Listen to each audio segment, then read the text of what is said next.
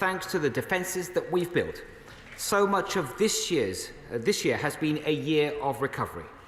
We've enjoyed greater freedom than at any time during the pandemic so far. Thanks to the rapid progress of our vaccination programme, our investment in treatments, and our decision to open up during the warmer summer months, we're in a far stronger position than we were last winter.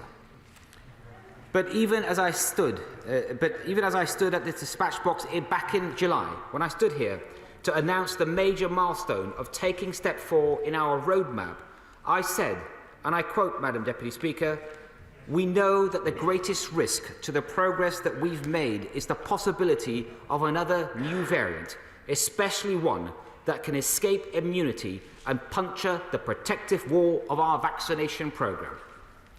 We've always known that variants have had the potential to knock us off our course, and we've built the capacity to identify and to respond to those that pose a threat. The vast majority of new variants present no risk whatsoever. Since the summer, there have been hundreds of new variants, but only one of them, Omicron, has been designated a variant of concern.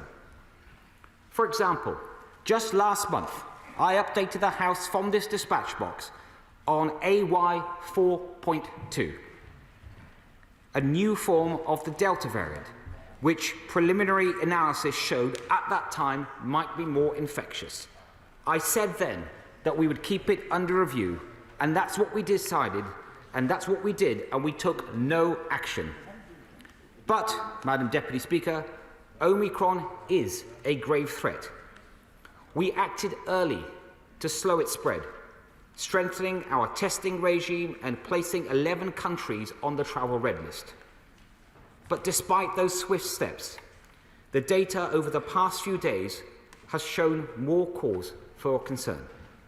And I'd like to reinforce with the House today, to all honourable members, why Omicron represents such a risk to the progress that we've all made so far together.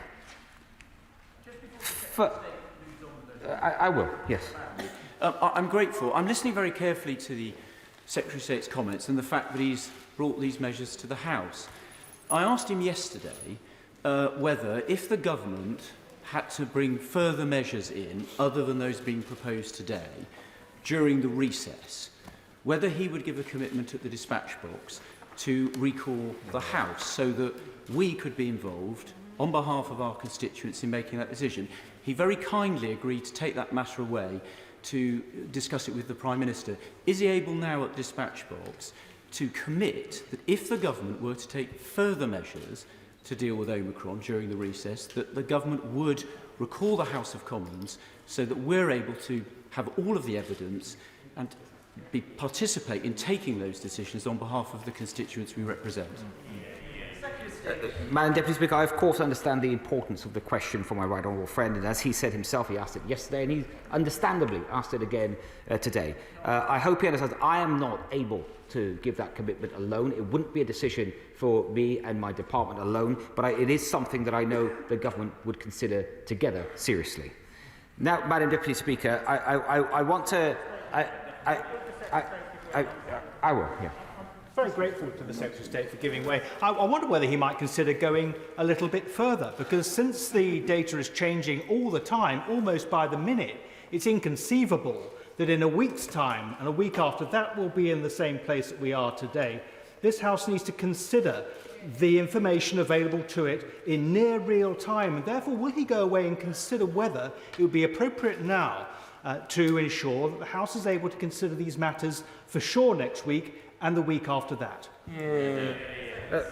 Madam Deputy Speaker, I will consider that, but it is important. Of course, this is, my honourable friend is right to point out this is a fast-moving situation, and it is right that the government continues to monitor that and respond to that when necessary.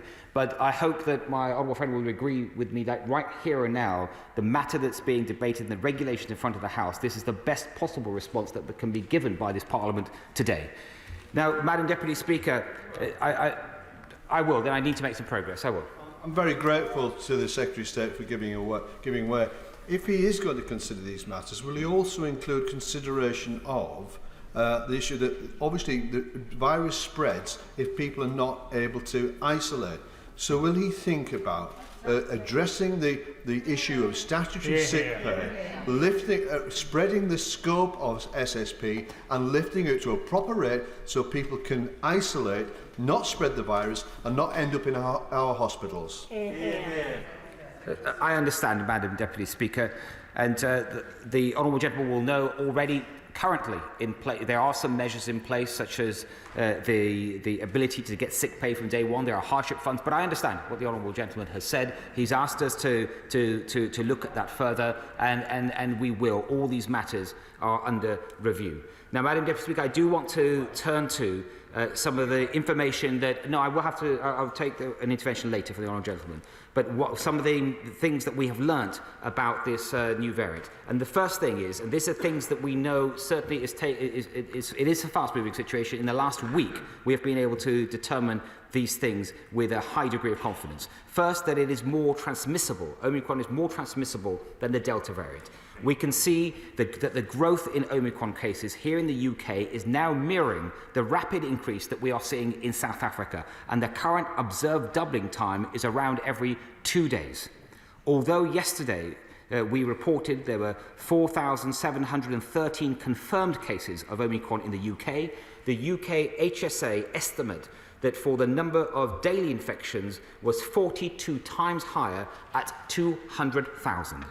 Scientists have never seen a COVID-19 variant that's capable of spreading so rapidly. So we have to look at what we can do to slow Omicron's advance. So I will, to the honourable lady there, then I will. Yeah.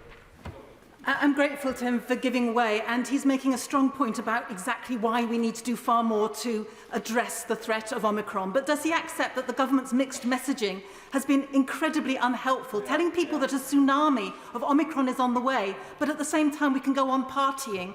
Absolutely undermines that message. Will he have the moral courage to say that we actually do need to reduce our social contacts, and will he make it possible for people to do that, both with the sick pay we've already talked about and with ensuring that businesses get the financial support they need if fewer people are going into those business premises? Madam Deputy Speaker, I think what we need to do are the measures that are in front of the House today, and I hope the House will support those. I think those are the most important measures that we can take right now. I will give word to my honourable friend.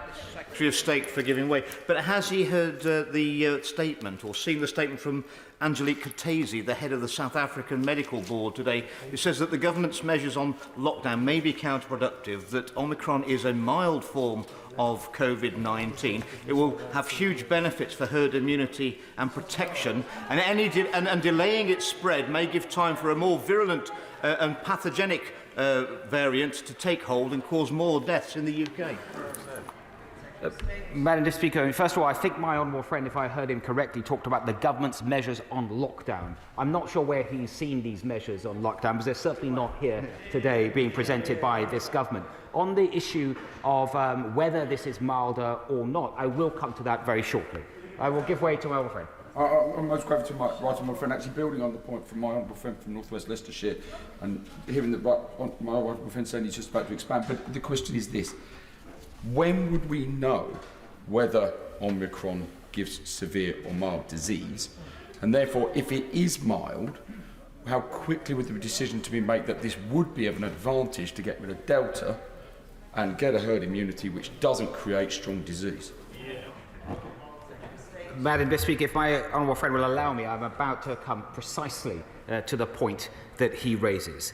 So the second thing about Omicron that I want to share is that although we don't yet have a complete picture of Omicron's severity, even if severity is significantly lower, then the much higher transmissibility of Omicron means it still has the potential to overwhelm the NHS. Take the current observed doubling time of 2 years. And let's say, just for argument's sake,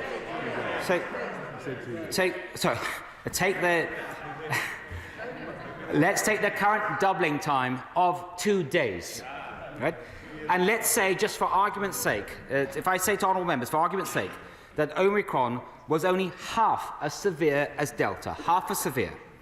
after the lag between cases and hospitalizations has taken effect, then this would mean it would only buy you 2 days. It would buy you 2 days before Omicron hospitalizations reach the same level as Delta.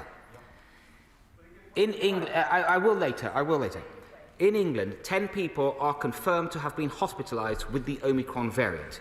Now, and I know that some honourable members, they have said that because confirmed hospitalizations from Omicron are low, then we don't need to act. But it's the fact that Omicron hospitalizations are low that means it is now the best time to act. And we've seen during previous waves, we've already seen this, the lag between infections and hospitalizations, it's about 2 weeks. When infections are rising so quickly, we're likely to see a substantial rise in hospitalizations before any measure is starting to have an impact. So there really is no time to lose. I will give way.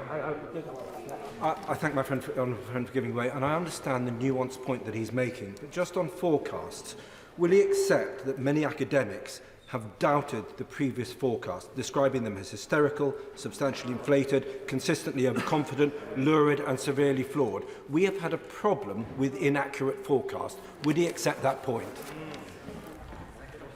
Yes, I absolutely accept that point.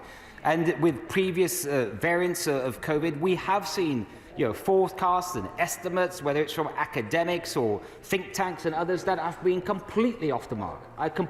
But all I would just say gently to my honourable friend and other honourable members, just because forecasts in the past have been wrong, it doesn't mean to say every estimate or forecast is always wrong. And I hope my honourable friend will note that. I will give way to my right honourable friend. I'm grateful to my right honourable friend for giving way. He talks about hospitalisations and the danger that they may cause to the NHS. But will he reflect on the fact that it's not just hospitalisations, but it's the length of stay in hospitals that determines how many beds are occupied? And evidence from South Africa suggests not only are there fewer hospitalisations, but people are in hospital for a much shorter time. Is that reflected in his calculations? Yes, sir. I can confirm that to my right honourable friend. First of all, he's absolutely right to make that point. Of course, it's not just about entering hospital, but it's about how many days that individual is likely to stay in hospital. And currently, with the Delta variant, I believe it's roughly about 9 days an individual on average stays in hospital. And if that was cut, for example, to 5 or 6 days, of course that would help with capacity. Now, first of all, we can't assume that, because what we are seeing in terms of the hospitalization, the impact in South Africa, or the hospitalizations there are rising rapidly. There are hundreds of people on ICU and ventilators, that it's hard to read across, given that the average age of the South African population, I believe, is about 27 years, for example. So it's hard to just completely read that across. But I hope he would agree with me, similar to the point I just made on severity, that even if the hospital stay is half of what it is at the moment, at the rate that this thing is growing, and if it continues to grow at that rate, that could be cancelled out, that benefit could be cancelled out in 2 days. I give way to the honourable gentleman. Here. I'm very grateful to the Secretary of State for giving way. He's facing a lot of criticism from behind him, but he should be assured that on these benches we absolutely recognise the dangers of the variant in front of him. But does he accept that, having come into his post, saying that the end of restrictions was irreversible, that he has created an expectation that he's going to constantly ignore the scientific advice, which is why he's facing so much disappointment behind him now? Now, I think the honourable gentleman may have heard earlier when I started my remarks, I talked about what I said at this dispatch box in July, specifically about the risk of a vaccine escape variant. Now, I do want to talk about the vaccines and this variant, Madam Deputy Speaker. I will give way one more time for now to my honourable friend, and then I will come back to other honourable friends. I'm very grateful, and I think my views on this are pretty well understood. Just given the case that he's setting out, I think one thing I'm puzzled by is why he's only going as far as he is. Can he just explain to us why, in his estimation, the measures he's taking are equal to the situation which he's describing? Madam Deputy Speaker, it's a very fair question, as always, from my honourable friend.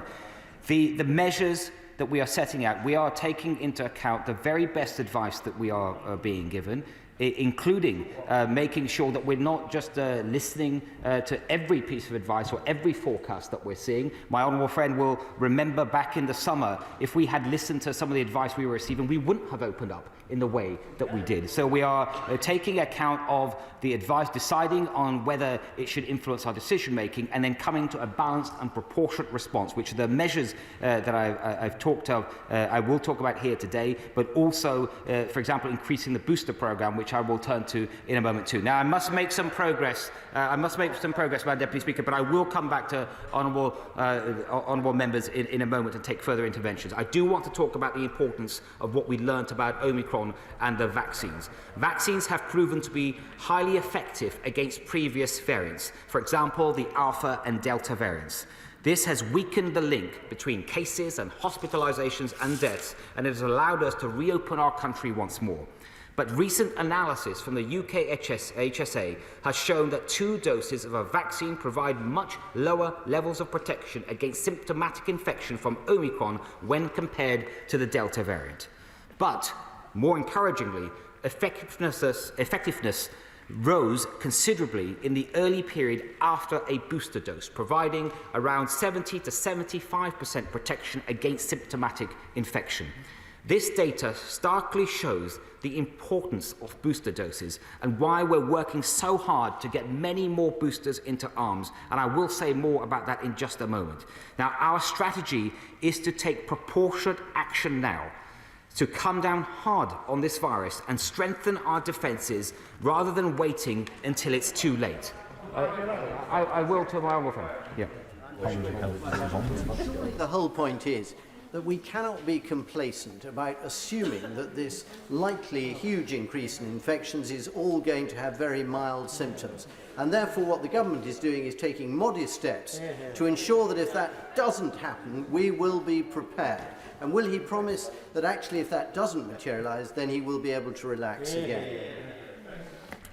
Madam Deputy, we all want to relax, and I wish I was more relaxed right now than I already am.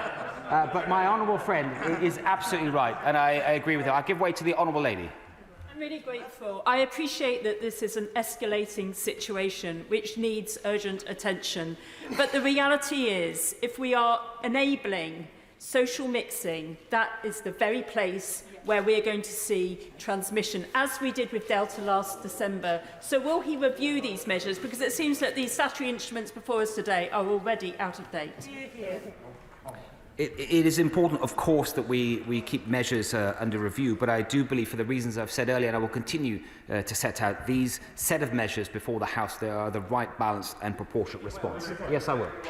I thank my honourable friend for giving way. You may be interested to learn that Dr Kirksey gave evidence to the Science and Technology Committee this morning, and rather contra to her piece in the Mail, she actually endorsed what the government is doing.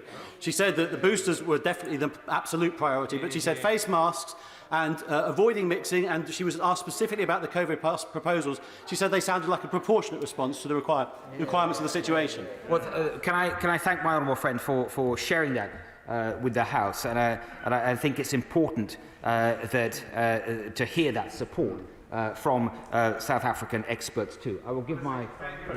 Friends for giving way. We are, of course, all concerned, I think, to hear that Plan C measures are being discussed already. I'd be grateful if you could lay that to rest. But could I take into the question of hospitalisations? There's a difference between people who've been hospitalised with Omicron and from Omicron. So could he tell us what he knows about those cases, how many came into hospital for other reasons, and how many have actually arrived in hospital because they are seriously ill with Omicron? Well, what I can tell my right honourable friend is that there are approximately, in English hospitals, about 6,000 people with COVID, as they're positive COVID cases. Of those, around, as I've shared this information with the House before, because I was determined to get this information when I first became Health Secretary, of those, approximately 80% are there because of the symptoms they have from COVID, and around the rest, about 1/5, are there because for other reasons, and they also, of course, have been tested for COVID, and they happen to have COVID. I hope that is helpful for my right honourable friend. I will give way one more time for now, and then I will... I thank the Secretary of State for giving way. I really must press him on this issue on behalf of workers in my constituency across the country, particularly low-paid workers. Why isn't the government bringing a vote today on whether to increase sick pay to real living wage levels? We can't have a situation where the government is making the case that this matter is so serious, which it is, yet forcing low-paid workers to choose between putting food on the table and self-isolating and protecting the rest of the community.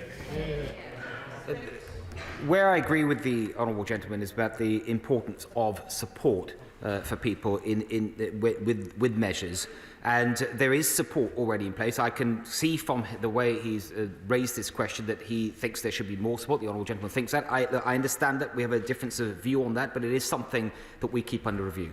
Now, when I set out our autumn and winter plan to this House in September, I outlined how we'd hold measures in reserve in case the NHS was likely to come under unsustainable pressure, and this would then stop it being able to provide treatment that we want all our constituents to receive. Yesterday, the NHS England announced that it will return to its highest level of emergency preparedness, level 4 national incident. And unfortunately, there is now a very real risk that the exponential rise of Omicron cases translates into a spike in hospital admissions and threatens to overwhelm the NHS. We've done so much already to boost the capacity of the NHS. We've increased the number of doctors by 5,000 over the past year and the number of nurses by almost 10,000. And we've also expanded the number of beds available. But we've also had to put in place measures for infection control which have limited this capacity. And there's already over 6,000 COVID-19 patients in hospital beds in England. Despite the progress that we've made, the NHS will never have unlimited numbers of beds, and nor unlimited numbers of people to look after anyone that is in those beds. So if we think that capacity risks being breached, then we simply have to step in. Because we know that what this would mean in practice for both COVID and for non-COVID care.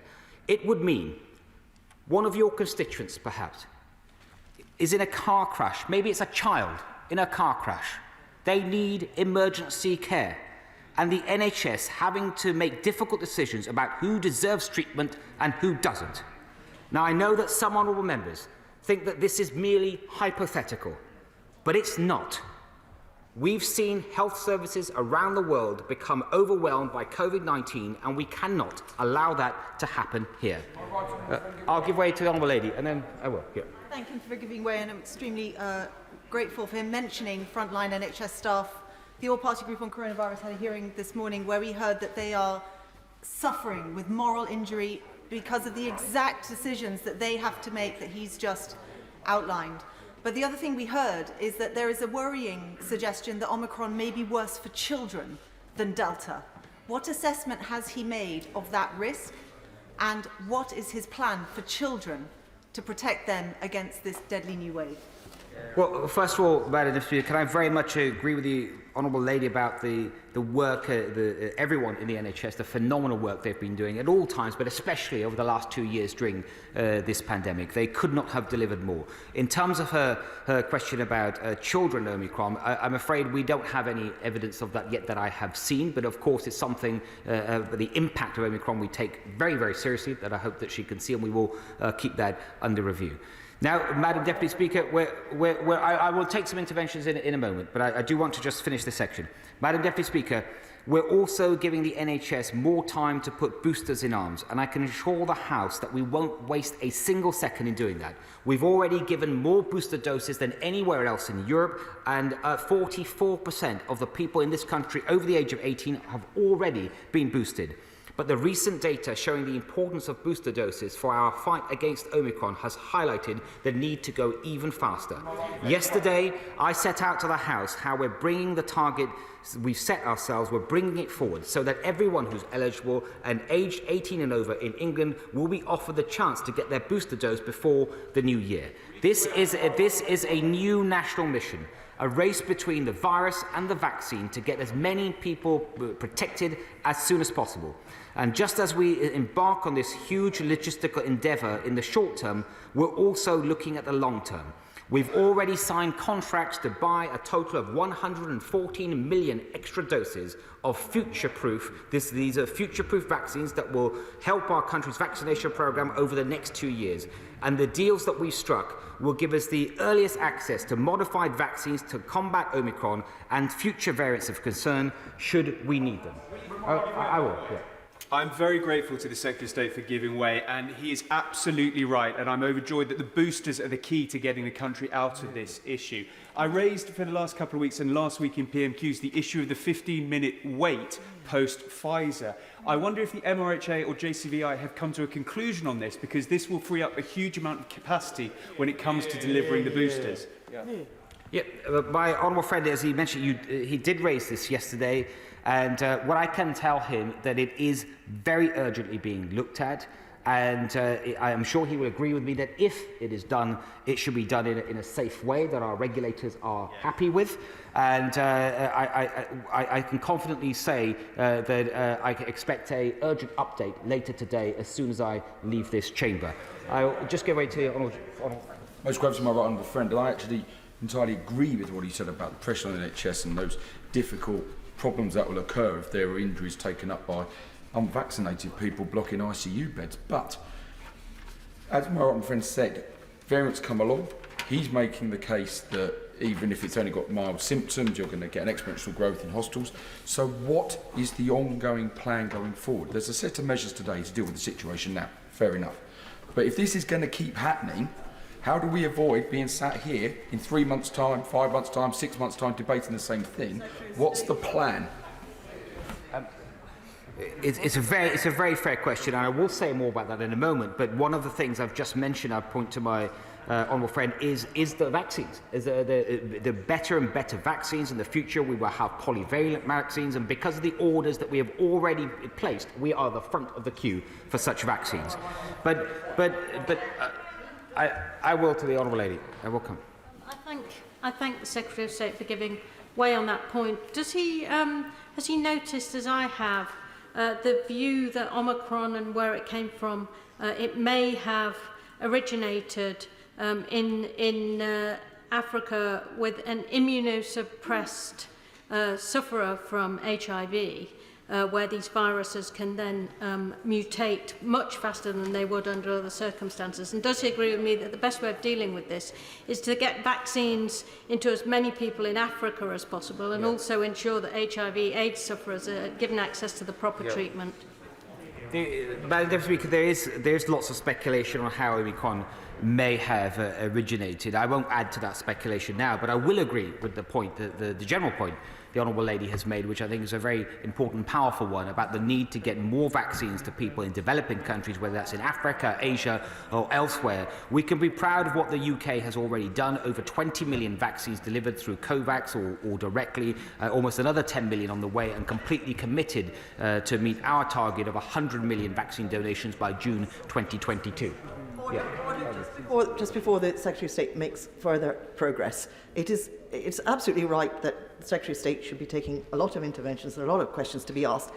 People who've already made one intervention shouldn't be making a second intervention or a third intervention, and certainly not if they also wish to be called to speak later in the day. I've got too many people who wish to speak. There isn't going to be enough time for everybody, and be sure, if you keep intervening, you don't get to speak. Let's have a little consideration for others. Secretary of State. I will indulge my honourable friend, the member for North West Leicestershire, but it's going to be really short. The Secretary of State knows I've been short all my life. The Secretary of State said earlier in his opening speech that the average age in South Africa was 27.5. I fear he may have misspoken or be badly advised. In fact, the median age in South Africa is 27.5, and the comparative median age in the UK is 40.5. Not radically different. Well, first of all, I think I'm pleased I allowed that intervention. I'm pleased I allowed it because I don't want people to think like my honourable friend has just been suggested, but I do have to disagree though. I think, first of all, there's a big difference between those two ages, and the last time I looked, the median can be described as an average. But I'm pleased they shared that because it highlights my point. Now, I do need to plough on that, but I will take some interventions a bit later. So, Madam Deputy Speaker, for the reasons I've set out, I do believe the responsible decision to take is because of all this, is to move to Plan B in England, drawing on the measures that we've held in contingency to give more time to get those boosters into arms. These are not steps that we would take lightly. I firmly believe in individual liberty and that the curbs should be placed on our freedoms only in the most gravest of circumstances. And not only that, I am of course mindful of the cost that restrictions can bring to the nation's health, to our education, to the economy. So it's vital that we act early and we act in a proportionate way, doing whatever we can to build our defences and to preserve greater freedom for the long term. I'm confident that these measures are balanced and they're proportionate measures, and that they still leave us with far fewer restrictions that are in place in most countries in Europe. And I can assure the House that we'll keep reviewing these measures that we've put in place, and we won't keep them in place for a day longer than we have to. I will give way. I thank the Secretary of State for giving way, specifically on the regulations. Given the regulation about refusal of entry, given the small number of venues and the large number of exemptions, and we know the lack of protection for doubly vaccinated people, why is there not the necessity for everybody to show a lateral flow test rather than showing double vaccination? If my honourable friend allows me, I will come to that point shortly. But, Madam Deputy Speaker, I just said a moment earlier that we won't keep measures in place for a moment longer than we need to. And for example, now that there is community transmission of Omicron in the UK, and Omicron has spread so widely across the world, the travel red list is now less effective in slowing the incursion of Omicron from abroad. So I can announce today that whilst we'll maintain our temporary testing measures for international travel, we will be removing all 11 countries from the travel red list effective from 4 a.m. tomorrow morning.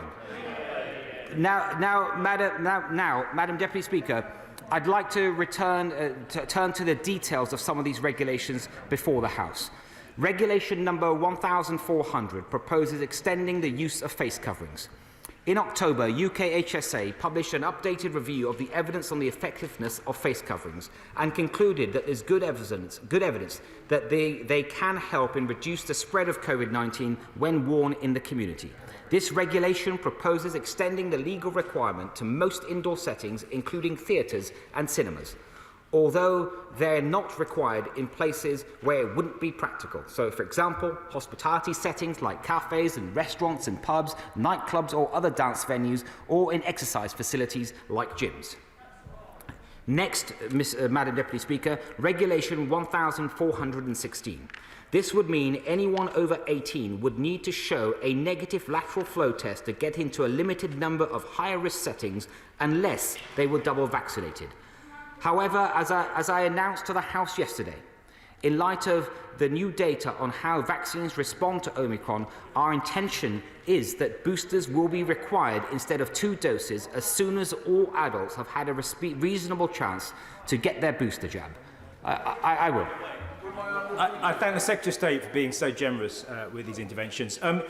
Would the Secretary of State agree that if we are to go on the front foot in tackling this pandemic, we have to acknowledge that this pandemic is like our house being on fire, and we're dealing with just one room in that house when the rest of the house is on fire? Surely the TRIPS waiver, giving those other countries across the developing world and beyond the ability to produce the vaccine themselves and increase supply at a cost-effective rate and stopping Big Pharma from excessively profiteering, is the way that we get onto our front foot in vaccinating the rest of the world to enable that new variants do not continue to flourish. Madam Deputy Speaker, as I said in response to a question from another honourable member earlier, we are, in terms of getting vaccines to developing world, donations through COVAX, bilateral, are really important. But I have to strongly disagree with the suggestion of the honourable member that waiving rights to intellectual property and patent are going to help. They are not going to help. It is going to undermine the world's ability to deal with this pandemic, because it will remove all the incentives from the pharmaceutical companies to actually develop these valuable drugs in the first place. I do have to respectfully disagree with the honourable gentleman. Now, I do need to make some progress. Madam Deputy Speaker, with this, however, I announced to the House yesterday, in light of this new data on how vaccines respond to Omicron, our intention is that boosters will be required instead of 2 doses, as soon as all adults have had a reasonable chance to get their booster jab. Now, Madam Deputy Speaker, I'd like to reinforce to honourable members that this proposal around getting a lateral flow test, a negative result from a lateral flow test, or not having to do so if you are double vaccinated, this is not a vaccine passport. It's really important to me, as a point of principle, that people have a range of different routes to show how they're eligible. And that is what it is before the House today. These options include showing proof of a negative test for the last 48 hours, proof of vaccination, a medical examination, or evidence of participation in a clinical trial. These regulations cover a small number of settings that present particular risk. I will give way to my honourable friend. I thank the honourable friend for giving way, and he knows that I'm completely against vaccine passports and mandatory vaccinations. Can he confirm with me, though, that lateral flow tests will always be used, and allay fears that people have in Rother Valley and myself, that we are not going to create a 2-tier system, we're not going to have mandatory passports, and lateral flow tests will always be used so everyone can have access to all parts of our society? I can give my honourable friend that confirmation. I'm very happy to make that really clear. I think it is absolutely vital. There's always an option for the lateral flow test, and I would not support a vaccine-only option. I will give way to my honourable friend. I thank my right honourable friend for giving way. In terms of providing proof of a negative lateral flow test, is that possible for someone who doesn't have access to the internet or phone? What's the evidentiary requirement? The lateral flow tests are available for everyone. The vast majority of people, I think, will have access to phones or in other ways.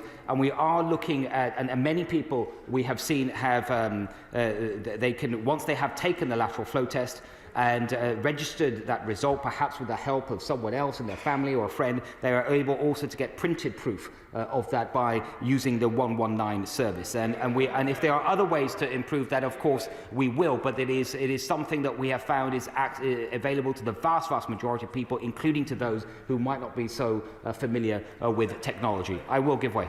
I'm grateful to the Secretary of State for giving way. Can I say to him that a vaccine passport with a lateral flow test alternative is still a vaccine passport? We have seen the use of vaccine passports in other parts of the country, in Scotland and in Wales. So can he tell the House what difference it has made to the transmission of Omicron in these parts of the country? Well, I'm coming to that more specifically in a moment. But again, I just have to...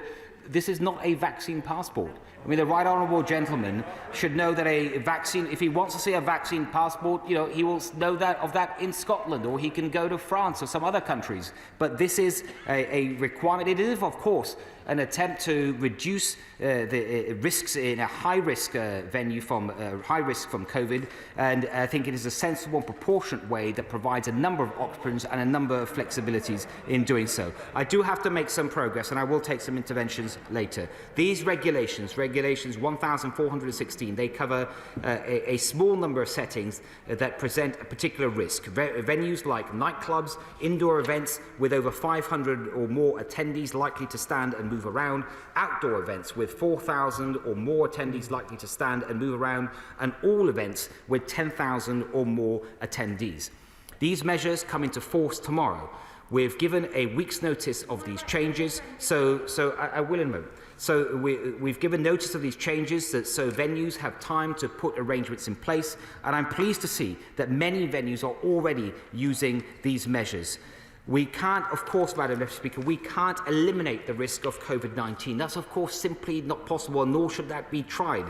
But we can reduce it, and these proposals offer a pragmatic way of doing this.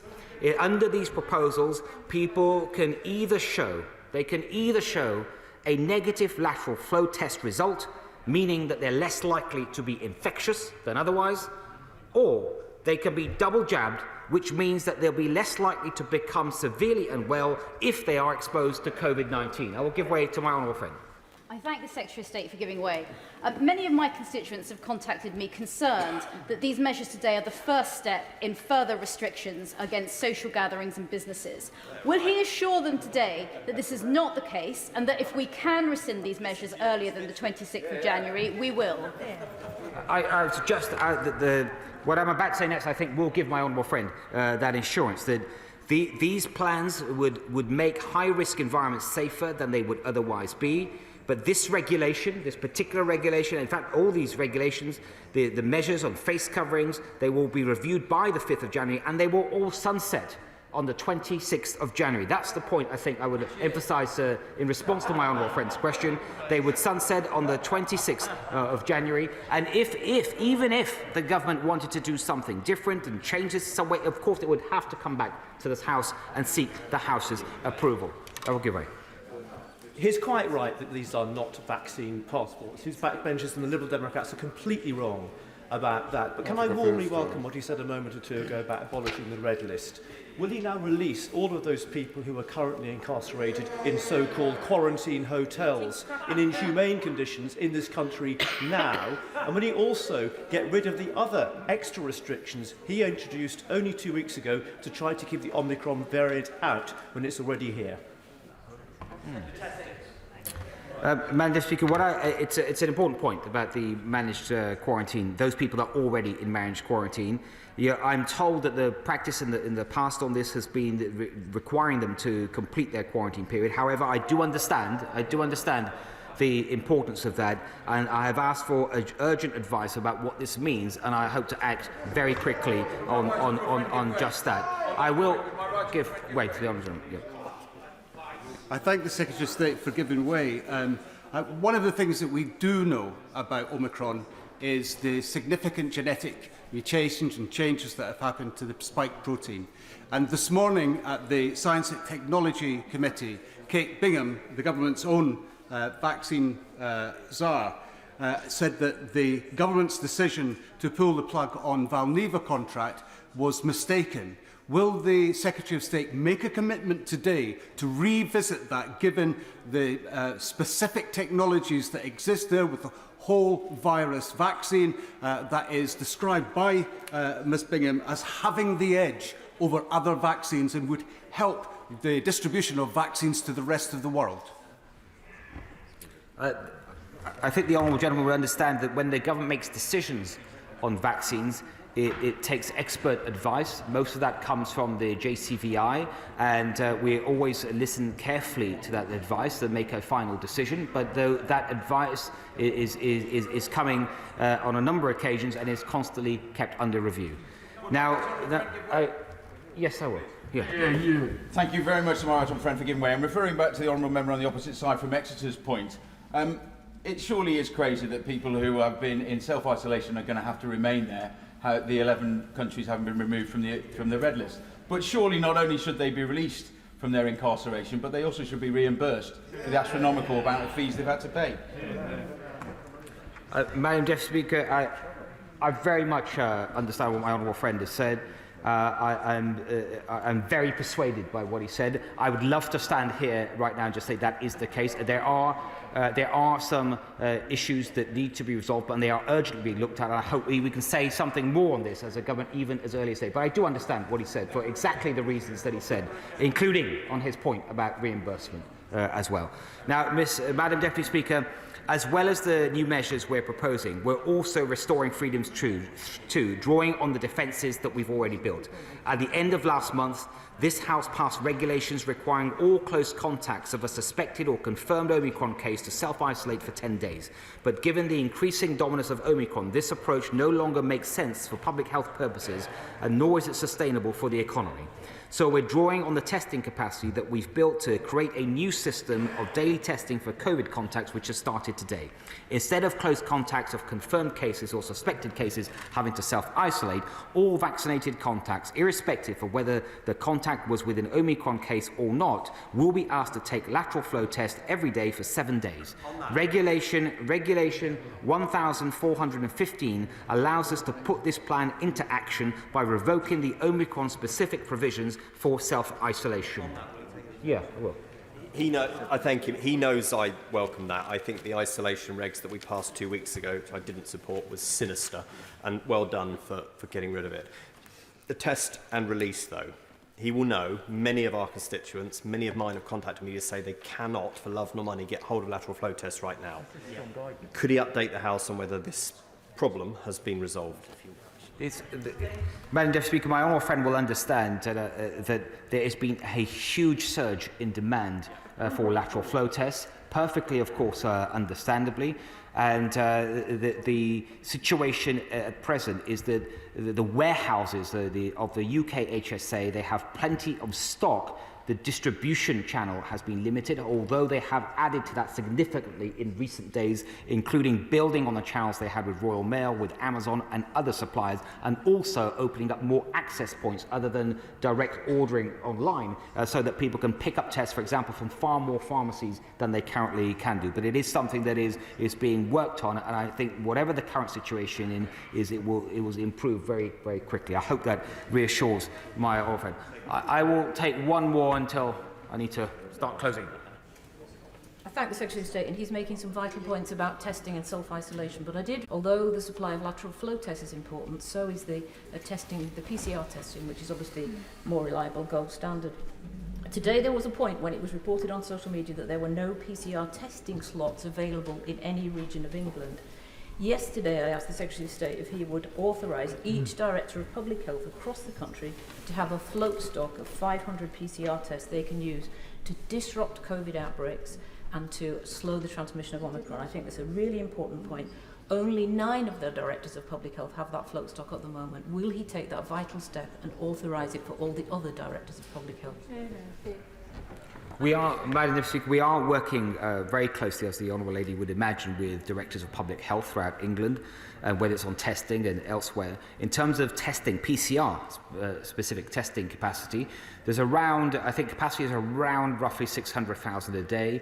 It's been expanded to, it normally is at that level, it's been expanded already to around 800,000 a day. It will be further expanded. I think it is important for honourable members to know that testing is released during the different times of the day. And so if someone checks the system and it's not available, it might be available in their local area in the next couple of hours. It's not just a day-by-day process. And also, as it is surged, they will become much more easily available. But it is important, I think, to remind people whenever one can that a PCR test should only be used if someone has symptoms. Otherwise, lateral flow tests are the tests that should be deployed. Now, finally, Madam Deputy Speaker, I'd like to turn to measures to help keep the health and care system safe for the long term by making vaccination a condition of deployment for more health and social care settings. Across the UK, the overwhelming majority of us have made the positive choice to accept the offer of a vaccination against COVID-19. And 91% of NHS staff already have 2 doses. But we need this figure to go even higher. Uptake rates vary between different health and care organisations and across the country. And despite the incredible effort to boost uptake across the country, there are still approximately 94,000 NHS staff who are unvaccinated. It's critical to patient safety that health and care staff get the jab, to protect some of the most vulnerable people who are in their care, and also keep the NHS workforce strong in the wake of Omicron. Now, we made vaccination against COVID-19 a condition of deployment in care homes from the 11th of November this year. And contrary to what some feared, we're not aware of any care home closures where vaccination as a condition of deployment has been the primary cause. Today, we're putting before the House regulations to extend this requirement to health and other social care settings. I will give way to the honourable gentleman. And then I thank the Minister for giving way. Earlier on in his speech, the Minister pointed out that the capacity of the health service is important and should not be breached. How does he expect, if there's 9% of the staff who have to this date decided not to be vaccinated and who presumably will stick with that decision, how does he expect that that will not reduce the capacity of the health service in the future? And is it not a fact that already there are many people who are staying in hospital because it can't be facilitated in care homes due to the lack of staff? It's a fair question, and I will be answering precisely that question in just a moment. I'll turn to my right on friend. With direct reference to what he's just been talking about, we know that the vaccines are only 33% effective at reducing infection of Omicron. We know that the reduction of infectiousness reduces dramatically to 0 after 12 weeks in the case of AstraZeneca. So what does he view as better in terms of protecting people from infection? Daily lateral flow tests or vaccination? I think I'd say to my honourable friend, I think that they both have a role to play. Of course, in the NHS and in social care, there is very frequent testing, both lateral flow testing, in the case of the NHS, often PCR testing. But I think vaccination has a role to play. At this point in time, many people still have 2 doses. That is rapidly changing. When they have 3 doses, get their booster doses, that gives them an even higher degree of protection. I will give way to my honourable friend.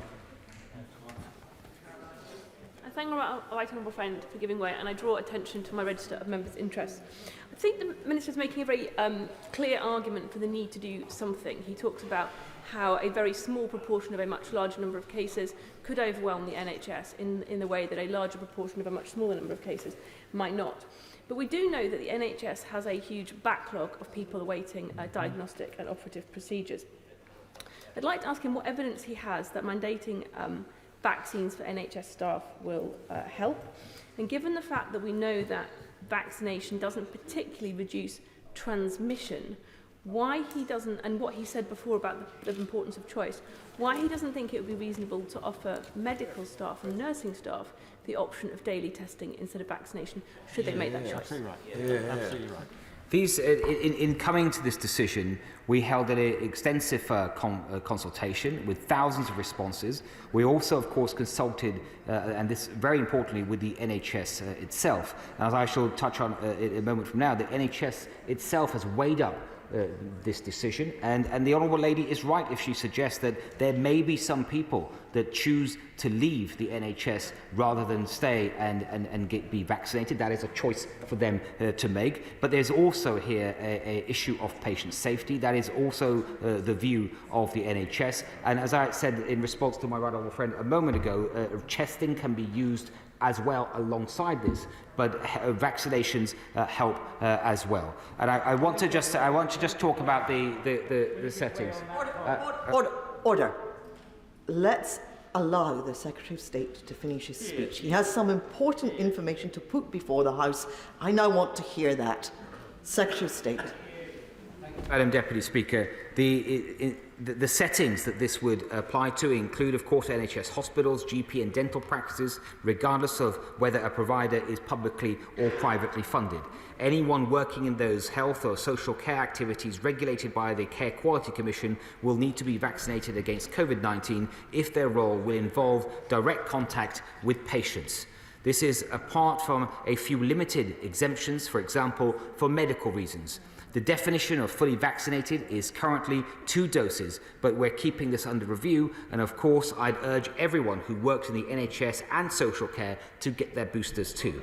I hear that concerns have been raised about the impact of the measures on the workforce. We've just heard that, Madam Deputy Speaker, especially during these winter months, although even before the pandemic, workplace policies were in place requiring the hepatitis B vaccine for those who've had to perform certain clinical procedures. We're already allowing a 12-week grace period to give people the chance to make the positive choice to get protected, and we're aiming to start enforcing these requirements from the 1st of April next year, subject, of course, to the will of this House. And today, I will give way, if it's on this point, I will give way. Very grateful to the Minister for giving way. If a member of the NHS decides they do not want to be vaccinated, will they be given a redundancy payment? And if not, why not? But if they are, and that is the policy, how much would it cost the NHS? And would that be a good use of taxpayers' money? I believe it wouldn't be classed as redundancy because it's not redundancy. You know, that job has not become redundant, and if that individual chooses not to get vaccinated, then that, of course, is a decision for them to make. But as I stress, that the way that this will be implemented by the NHS and the way that it should be implemented by the NHS, and I know that there will be, is that getting vaccinated should always be a positive choice. And the NHS has put in place a number of methods and ways to try and provide the information that people want to share, and also including one-to-one consultations, providing more information, especially for those that may have received misinformation. And the outcome of this with the care homes, when this was the similar measure was implemented earlier, was that many of them, when they were provided with the right positive information, chose to actually become vaccinated rather than choose to leave the jobs. Now, I must make progress. I'm sorry, Madam. Order. The Secretary of State is right. He must make progress. Other people need to speak now. Please, let us allow the Secretary of State to conclude his speech. Thank you, Madam Deputy Speaker. And just on this issue, to finish on this particular regulation, today the Chief Executive of NHS England has written to me reinforcing the importance of getting a jab in the interest of patient and staff safety, and I'll be placing a copy of this letter in the library of both houses today. And I'm pleased to say that despite the concerns that some people have raised, we've already seen a net increase of over 55,000 NHS staff vaccinated with the first dose since we consulted on the policy in September. Now, Madam Deputy Speaker, although I firmly believe that these measures are a proportionate way of protecting those at greatest risk, I know that honourable members have questions about whether we would extend these measures further. And I'd like to say very clearly to the House today and say this once and for all, that although we've seen plans for universal mandatory vaccination in some countries in Europe, I will never support them in this country. I firmly believe that getting vaccinated is something that should be a positive decision, and I can assure the House that the government has no intention of extending the condition of deployment to any other workforces or introducing mandatory vaccination more widely. Now, Madam Deputy Speaker, the regulations we're debating today are not measures that any of us would like to be putting in place, but they are measures that I think the situation demands. Because when the facts change, our response must change too. As we look ahead to a winter with Omicron in the midst, the measures before the House today will fortify our national defences and guard the gains that we've all made against this deadly virus. I commend these regulations to the House. Thank you. The question is, as on the order paper, and before I call the Shadow Secretary of State, it might be helpful for the House to know that there will be an immediate time limit of 5 minutes on backbench speeches that will reduce later in the afternoon, but initially 5 minutes.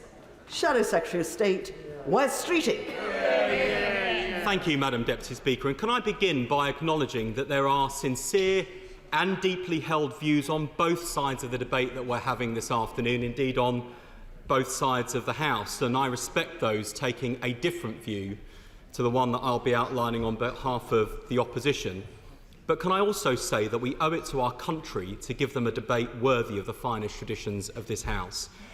And in light of comments made in recent days by at least one Conservative MP comparing these measures to the situation in Germany in the 1930s, I would just say it should not be for me, as the Shadow Secretary of State, to point out that we are not living in the 1930s and the Secretary of State and his team are not Nazis.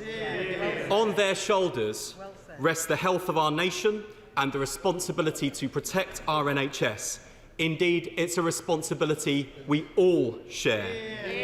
They need our support, and they are owed better treatment than they have received from some on their own side in recent days and even this afternoon. But no matter how dysfunctional the Conservative Party has become, the country can rely on Labour. We will act in the national interest, as we have done throughout the pandemic, putting public health before party politics by supporting the motions under consideration this afternoon. We do not do so lightly. Throughout the pandemic, we have asked the British people to make big sacrifices to support the national effort against coronavirus. Sacrifices which have impacted on lives, livelihoods and liberties. And whenever this House considers such measures, we owe it to the British people to explain why they are necessary. We believe these measures are necessary, a necessary response to the Omicron threat, necessary to protect ourselves, necessary to protect the ones we love, and necessary to protect our NHS. We can't yet be sure about the severity of the Omicron variant, but we can be certain that it is spreading, and spreading fast, faster than any other variant. And even if a smaller proportion of Omicron victims are hospitalised, the rapid advance of the virus through the population could see large numbers of people admitted to hospital during the months in which the NHS is under greatest pressure. And there should be no complacency about this. The winter months present the greatest pressures on the NHS in any normal year. And as we know, this is far from a normal year. The NHS is contending with winter pressures, a serious backlog, the Delta variant, and now the Omicron variant. And when people invoke the story of the boy who cried wolf, the warnings that came before but never materialised, people should remember that in the end there was a wolf. Many of these challenges facing the NHS are understandable given the unprecedented challenges of the COVID-19 pandemic. But we've got to be honest and acknowledge that confronting these challenges has been made much harder because we went into the pandemic with NHS waiting lists at a record 4.5 million, 100,000 staff vacancies and a shortage of 112,000 vacancies in social care. It wasn't just that they didn't fix the roof while the sun was shining, it's that they dismantled the roof and removed the floorboards. And now the NHS is locked in a race against time, a race against the fastest variant of COVID-19 we have seen to date, a race to get as many people boosted as possible before the end of this month. On this side of the House, we support them in that task.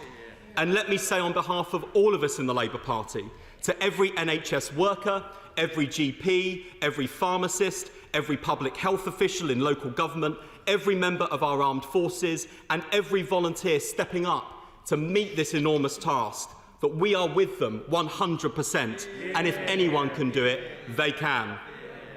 I'll certainly give way. Could you explain to me why the Labour Party supported not mandatory vaccinations for care workers, but now have changed their mind for NHS workers? I'll outline our position on that, but the honourable gentleman will have to be patient, so I'll come on to that later in my speech. But we need to buy them some time. The measures put forward for consideration today are an attempt to do just that by slowing the spread of the virus whilst trying to protect Christmas so that people can enjoy the festive season safely. By limiting our interactions in the workplace, by wearing face coverings in settings where the virus finds it easiest to spread, by testing before we attend large indoor gatherings, and by getting behind the booster rollout to ensure that everyone is protected. Will you give way? I certainly will. I'm very grateful to my honourable friend for giving way. And he's absolutely right that we're all very conscious of how important this time of year is to the hospitality sector. But would he agree with me the greatest threat to the hospitality sector isn't the kind of restrictions that are in front of us today, but it's the sense that this virus is out of control and widespread cancellations from the sector. So these restrictions in front of us today enable the hospitality sector to survive in this really difficult time, but also enable us to take proportionate steps to make sure the spike doesn't get out of control. I wholeheartedly agree with my honourable friend. Indeed, one of the primary reasons for supporting measures for consideration today is because we on these benches support business and we want to support them through a particularly difficult time when normally trading would be at its busiest. The goal in the end must, of course, be to learn to live with the virus. That means effective vaccination, antiviral treatments and public health measures that have minimal impact on our lives, our jobs and our businesses. So let me now take each of these measures in turn and explain why Labour supports them, and no doubt take interventions as we come to each one. Firstly, on mask wearing. Madam Deputy Speaker, no one enjoys wearing a mask. I certainly don't. But it is nothing compared with the cost that more draconian restrictions have on our lives, livelihoods and liberties. Masks are simply a price worth paying for our freedom to go out and live our lives during this pandemic. They are proven to be effective, and not only that, but in times of rising infections, when people are feeling increasingly cautious, it is vital to our economy that people feel safe boarding a busy bus or entering a crowded theatre. And in our view, the government should never have got rid of the requirement to wear masks in these settings. But we know why they did. And we've counted in recent weeks honourable members opposite not wearing masks. I'm glad to see that compliance has risen somewhat considerably. We know the Prime Minister no longer has the authority to lead his own party, but I'm grateful that members opposite have at least listened to their Health Secretary. Turning to the vaccine pass, onto testing to enter nightclubs and large events, I welcome that the government has listened to representations from Labour and responded. The Labour Party has argued consistently against vaccine passports and insisted on people having the option of showing a negative test. Further, we argue these passes should not be required for access to essential services. On both counts, the government has listened, amended the proposals, and we can support the measure in front of us today. It is not a vaccine passport. It is, in effect, a default requirement to show a negative test to enter venues where the virus is most likely to spread, with an opt-out available to those with an NHS COVID pass. I certainly will give way.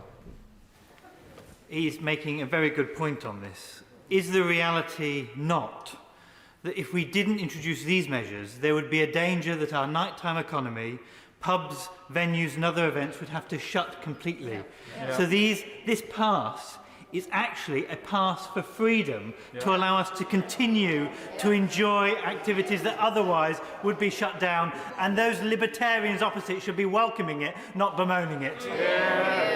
I wholeheartedly agree with my honourable friend, and let me be clear, we in the Labour Party support this approach because we support British business. This is about giving people the confidence to go out and about despite the presence of Omicron. I certainly will give way. I thank the Shadow Secretary of State for giving way. And I wonder if he shares my concern that reports over the past couple of days that there has been an absence or a lack of lateral flow devices to be sent out for testing. And also, what is also alarming is the lack of support for the domestic diagnostics market and the manufacture of lateral flow devices in this country that are much more accurate, reliable and superior to the current government lateral flow devices. And if these devices are to make a difference, then we must have the best quality devices in place. Very good. I do agree with the honourable gentleman, and of course, in order for this measure to work as effectively as we would wish, there has to be an adequate supply of lateral flow tests. And I heard what the Secretary of State said yesterday about the availability of testing, but it's no good if the tests are in the warehouse. They need to be available to people where they need them, when they need them. We've had supply issues, and these really do need to be resolved, not least in light of other measures which I'll come on to shortly as well. I'll give way another time. Shadow Minister for giving way.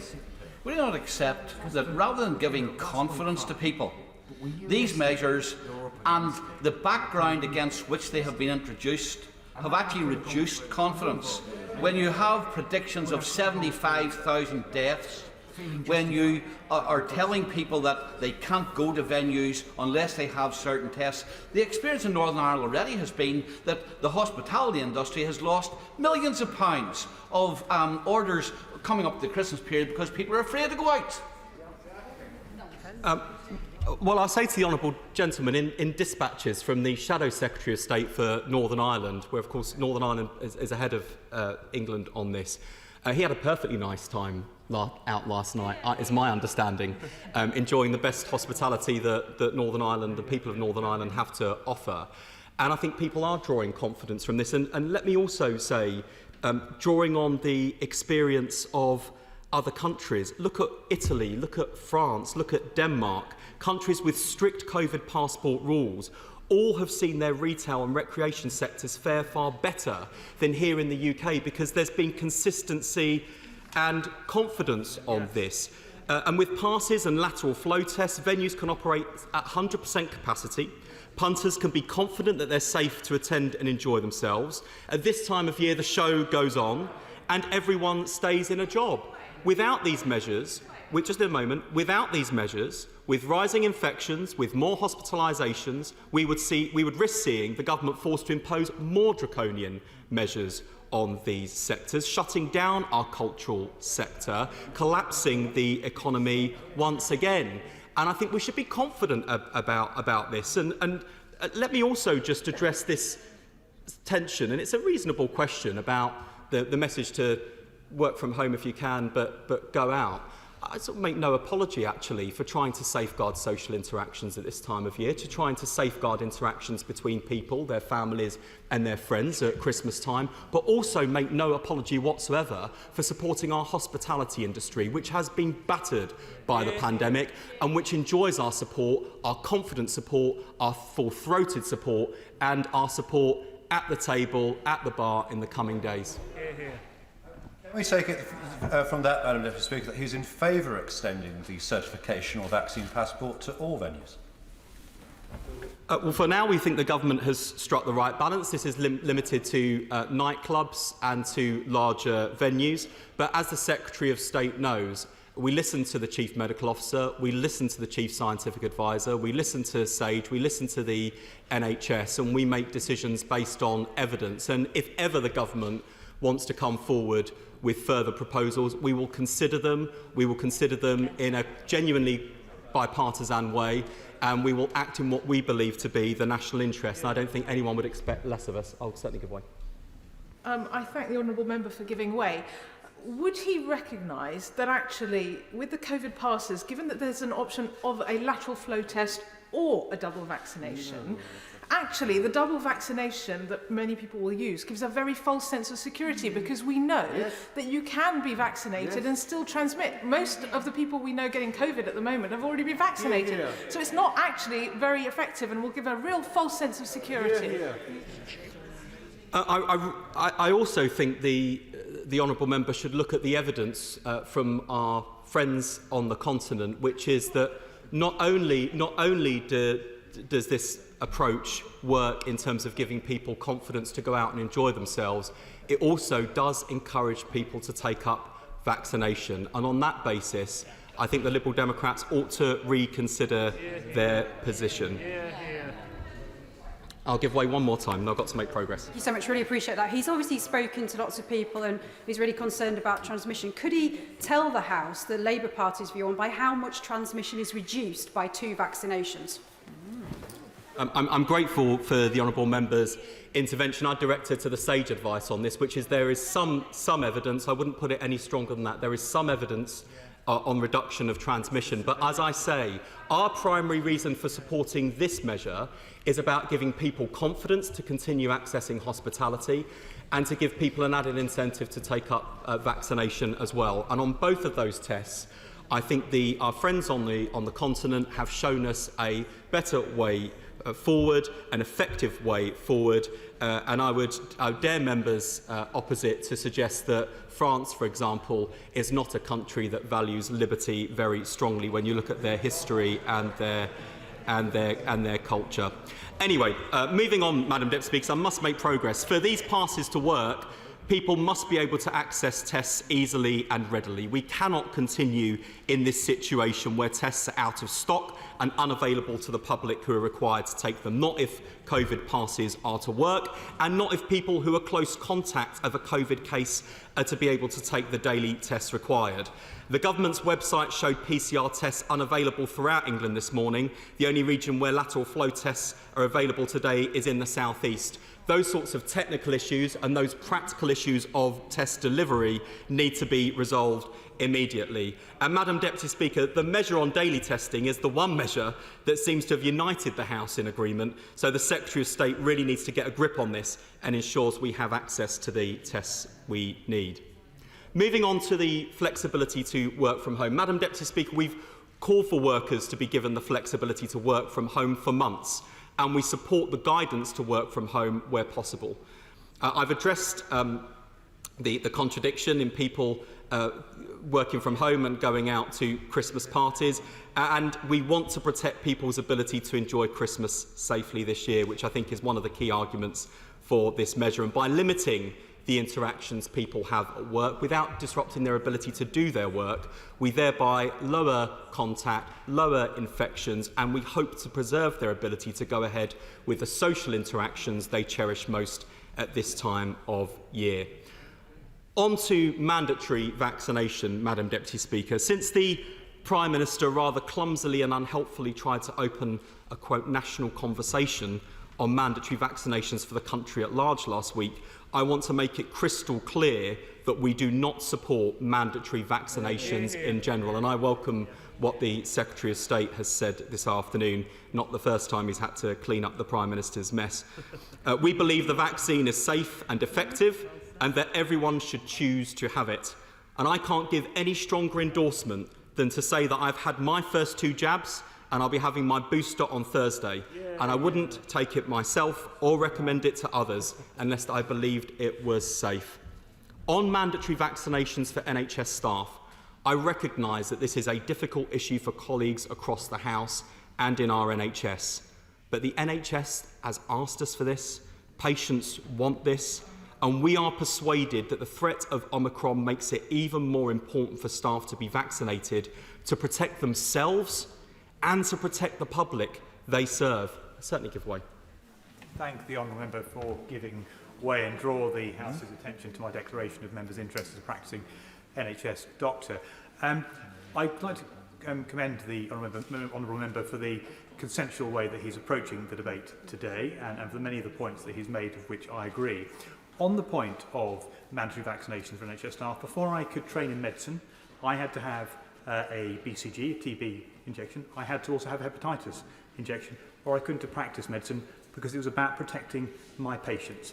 And I believe it's the duty of all healthcare professionals to put their patients first, and that's why it's absolutely right that healthcare professionals should have mandatory COVID vaccinations. Would he not agree with that point?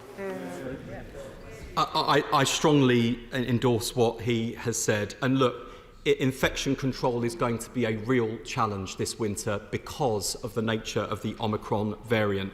Ensuring that the NHS workforce is fully vaccinated protects patients and it protects staff who put themselves in harm's way enough already. And as the honourable gentleman who speaks with real knowledge and expertise, this is not a new precedent. NHS staff are already required to inoculate themselves against other diseases. It is indeed a professional duty. And the NHS clearly believes that the April deadline does give sufficient time to persuade the workforce to protect themselves, their patients and their loved ones without seeing an exodus of staff. Certainly give way. I'm very grateful to the Shadow Secretary of State for giving way, and indeed I supported the requirement for people working with vulnerable people in care homes to be vaccinated, or if they wouldn't be vaccinated, to be removed from direct contact with vulnerable people. Can he tell me if he's aware, because I didn't get a chance to ask the Secretary of State, this proposal for those members of the NHS who have not got vaccinated, is it only affecting frontline staff who interact with the vulnerable, or is it people throughout the NHS who might have no contact with the vulnerable, because that will affect the way I cast my vote today? Well, I hope I can reassure him in that people, it's not just a case of if you don't take up the jab, that's it, you're out. There is also the opportunity for redeployment to other roles where vaccination would not be mandatory. So I hope that gives him the reassurance that he needs. I'll certainly give way. I thank my honourable friend give way, and I think he's handling this speech in just the right way. There's a balance of rights here. Patients have a right to be treated by staff who are fully vaccinated to protect them. I had a constituent who was clinically extremely vulnerable who contacted me. She was not willing to go to her needed hospital appointments once she realised that the hospital staff were not fully vaccinated. We have to think of those pretty large number of clinically extremely vulnerable people in this country. Does he agree?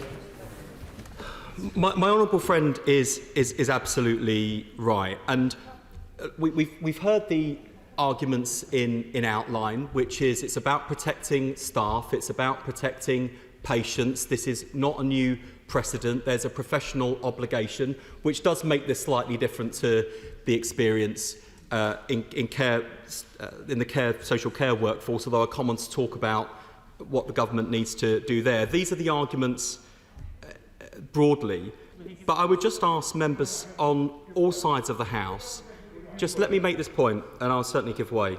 I would just ask members on all sides of the House to think about those NHS staff who go to work every day feeling unsafe because their colleagues are not vaccinated. And if that's not persuasive enough, I would ask them to think about how they would feel if a loved one were treated in a clinical setting or care home by an unvaccinated member of staff through whom they contracted COVID and with it serious illness or worse. If I lost a loved one to serious illness in those circumstances, I'm not sure I would be very forgiving about the decisions made by members of this House.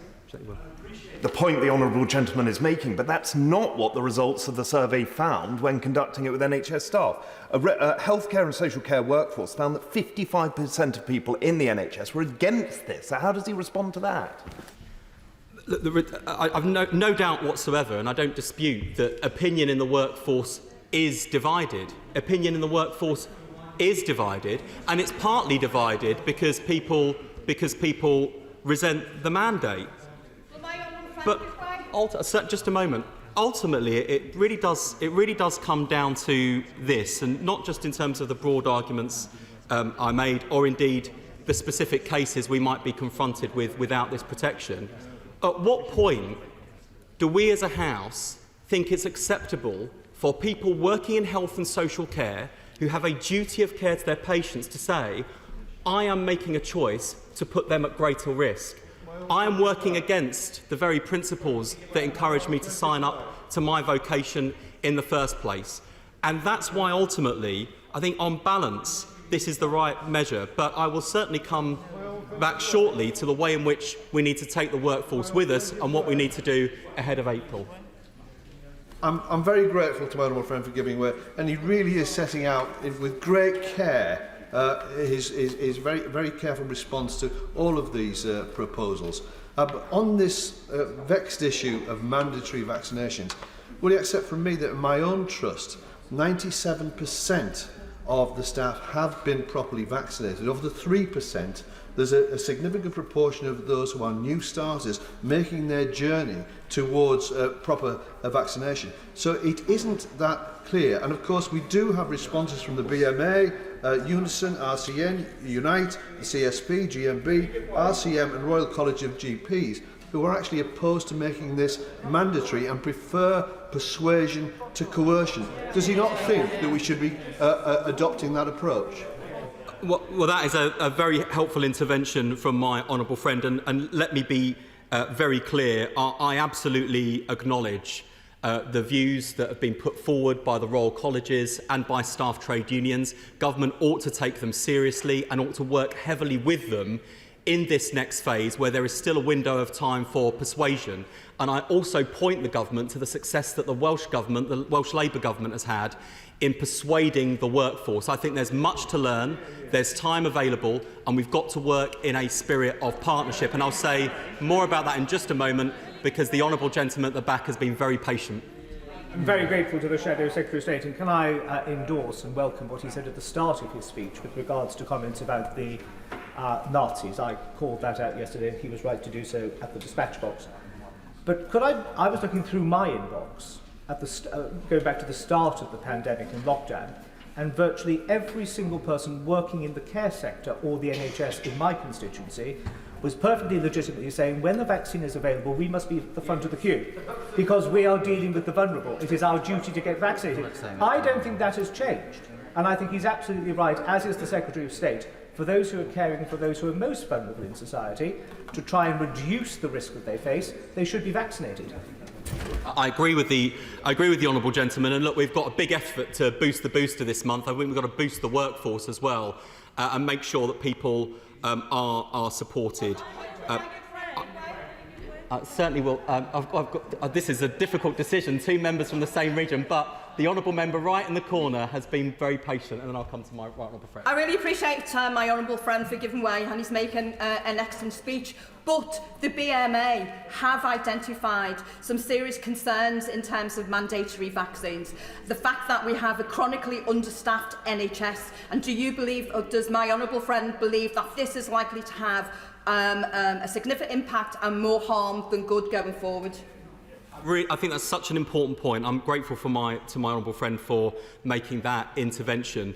I think there's a reassurance I'd like to offer her, and then there's a call to action I would like to issue to the government. The reassurance is there were concerns about what would happen to the social care workforce, and that very much influenced Labour's position on that statutory instrument at the time, but we did not see a collapse in the social care workforce numbers that were warned, and there was lots of evidence that it had a positive impact on take-up. Let me just finish this. Let me just finish this point.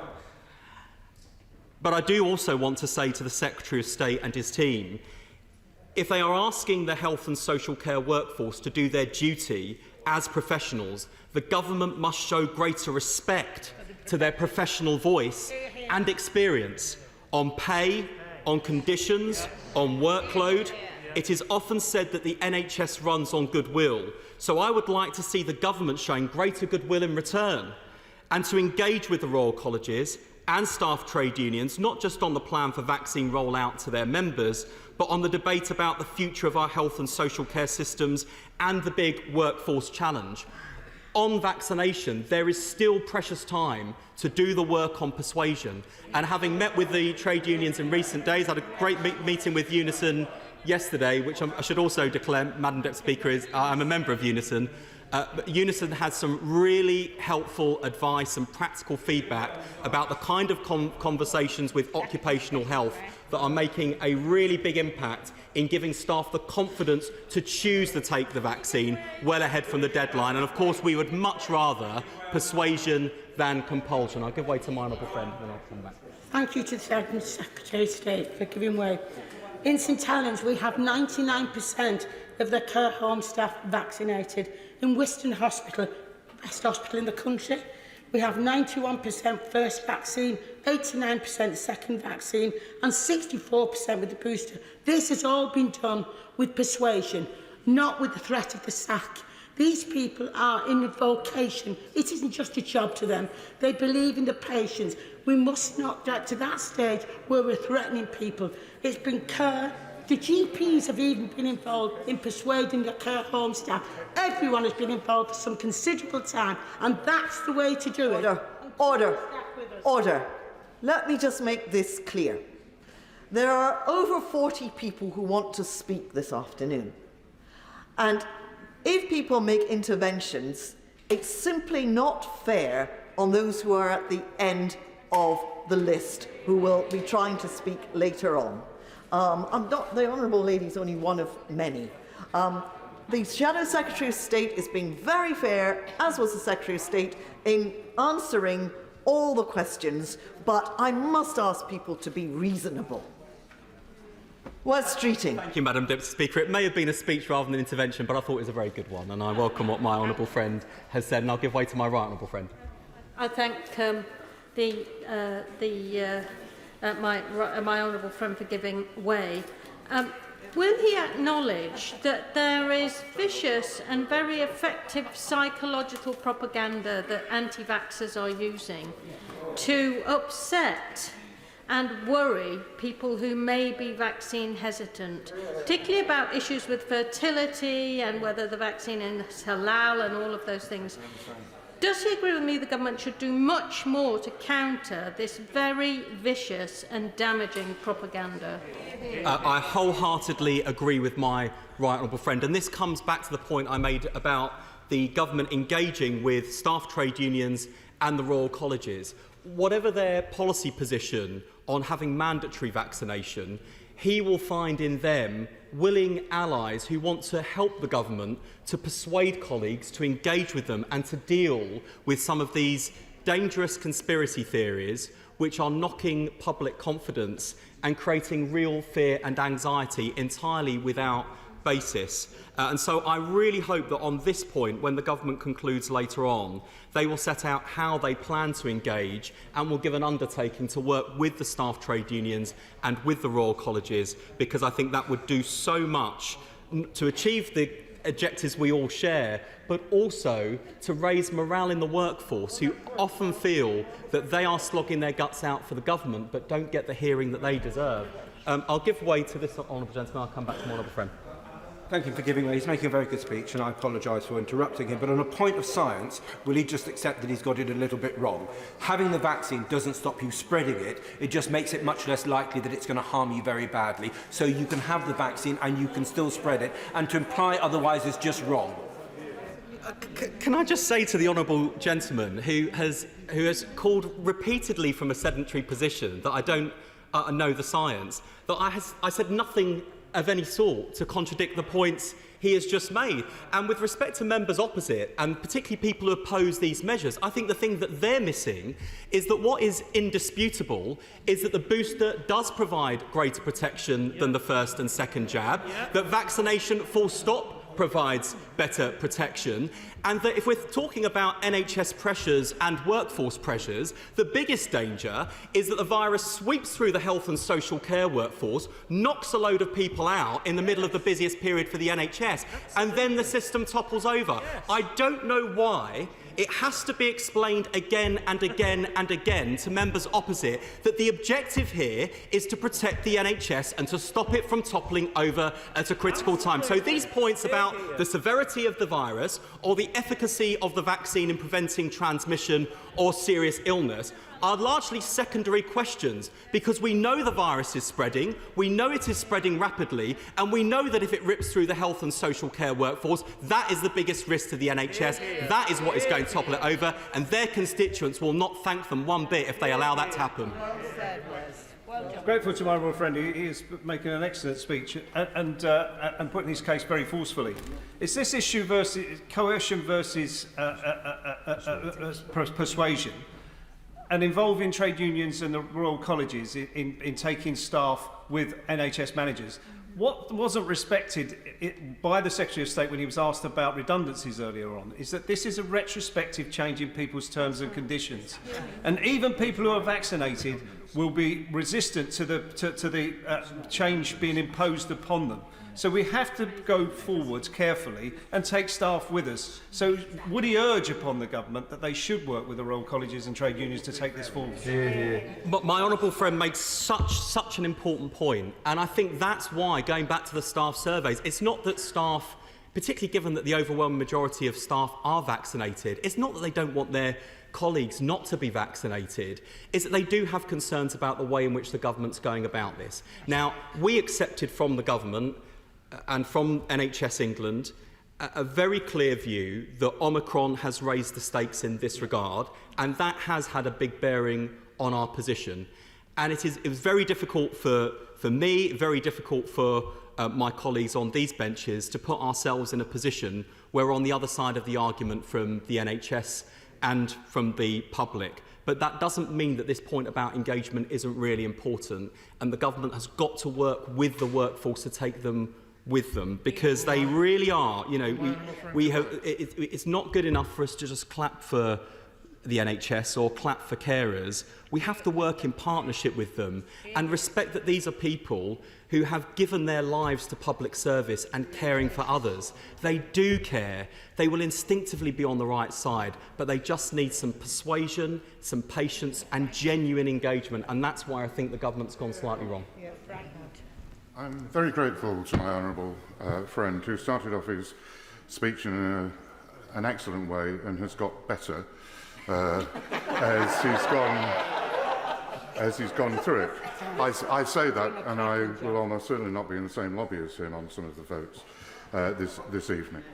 But there is a general point to the specific point he is making on vaccines.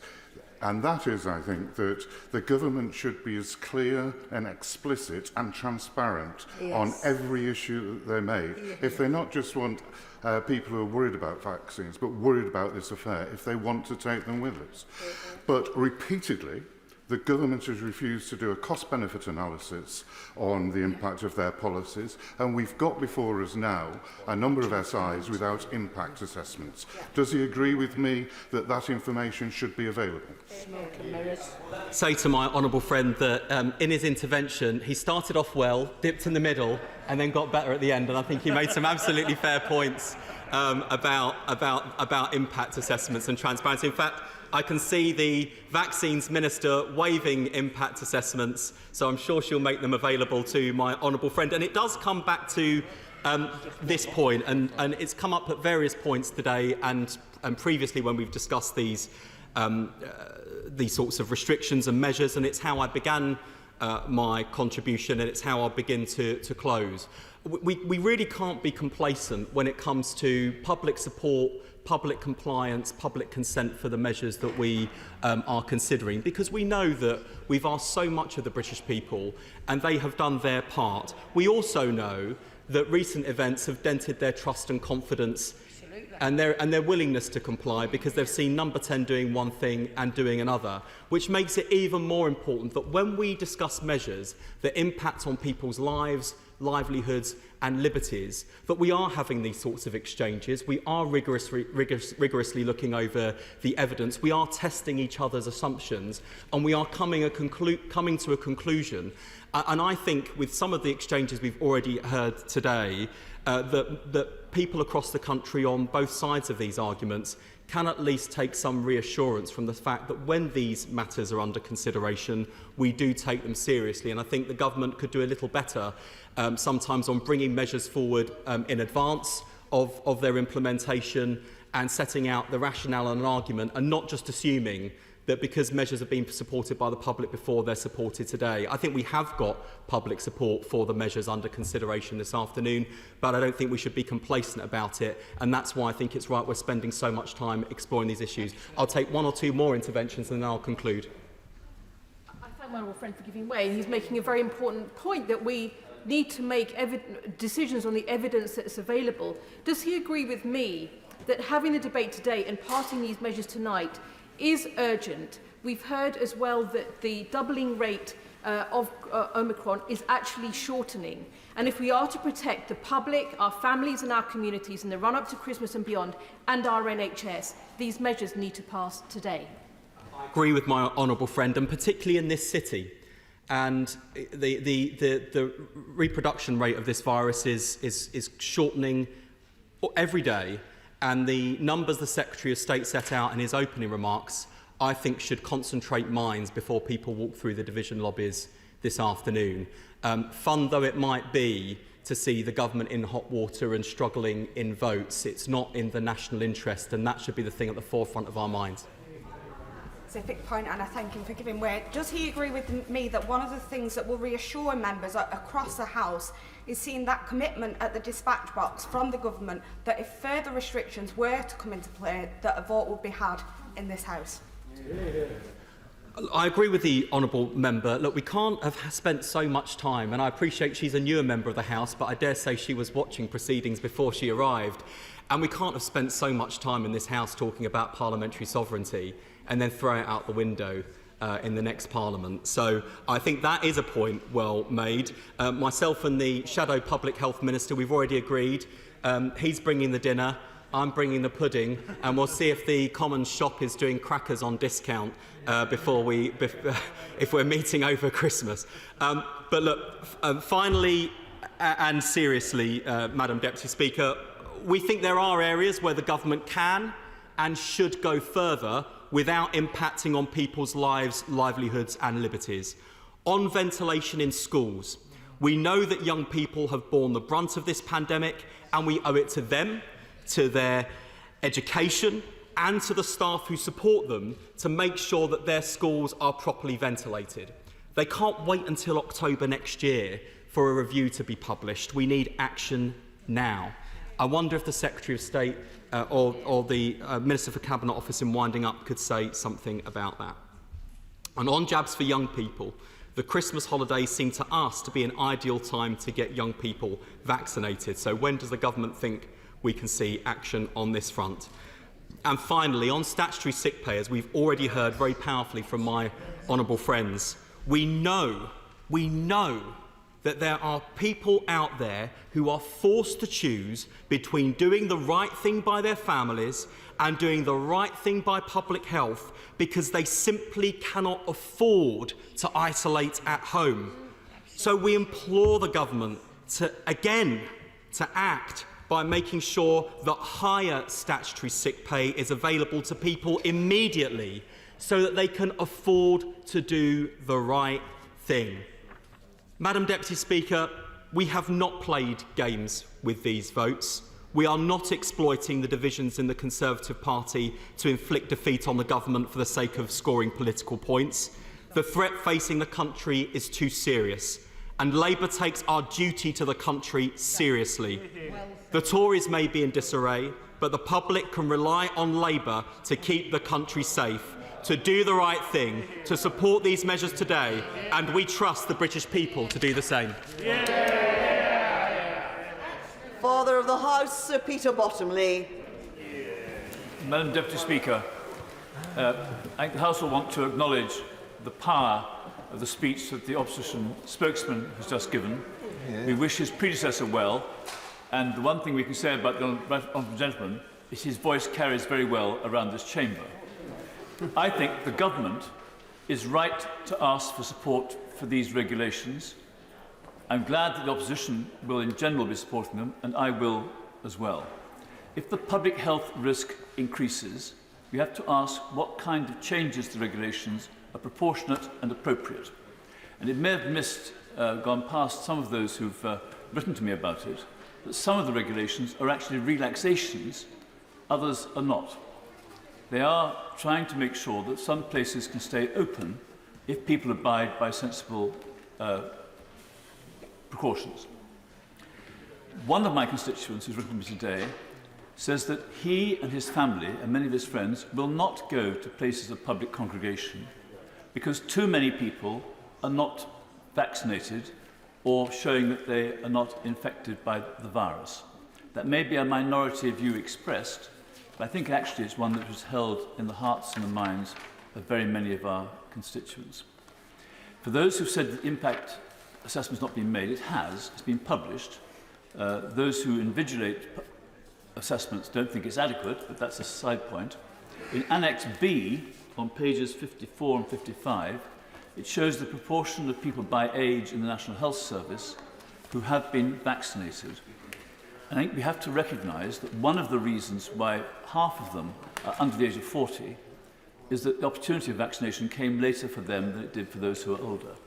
But I would say to them, if they don't think it matters to them, it does, for the reasons that our honourable friend, the practising doctor, gave, that if you are caring for people who are vulnerable, and obviously people in needing medical care are vulnerable, in the same way in social care they are, the most that we can do to protect ourselves is also having the impact of protecting them.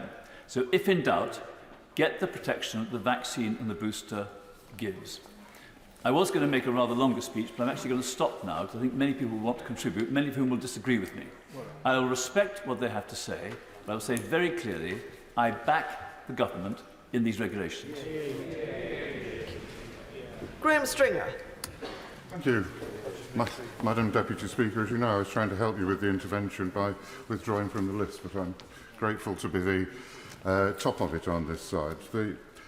I agree with my right honourable friend, the Leader of the Opposition, when he says that the Prime Minister is a threat to public health. Absolutely. I think that's absolutely right.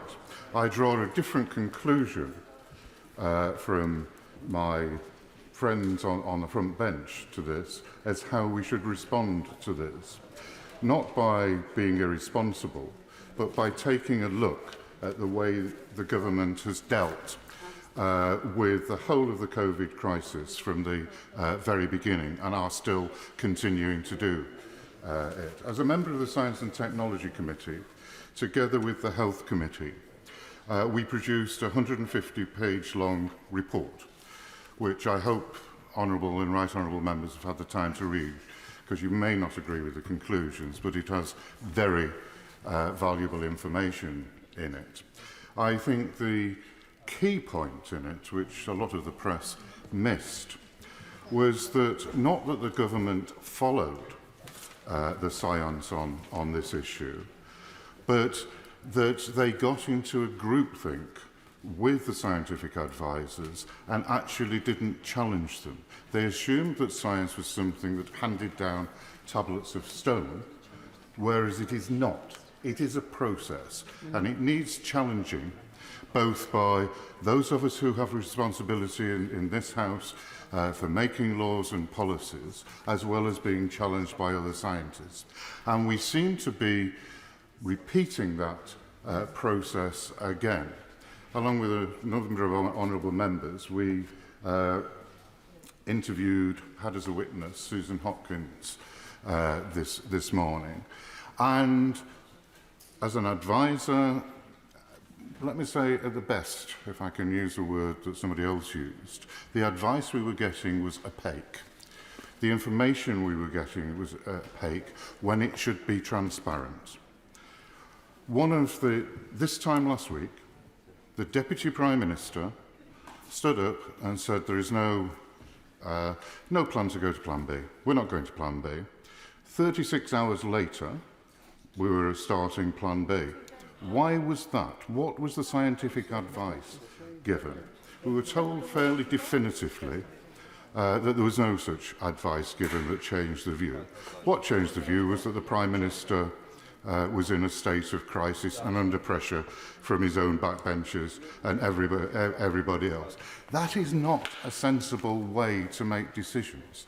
It is not a sensible way to make decisions to put forward statutory instruments that say on them, and the Minister was waving a sheet about, which may or may not be the impact assessment, but the statutory instruments themselves say there is no impact assessment that has been done.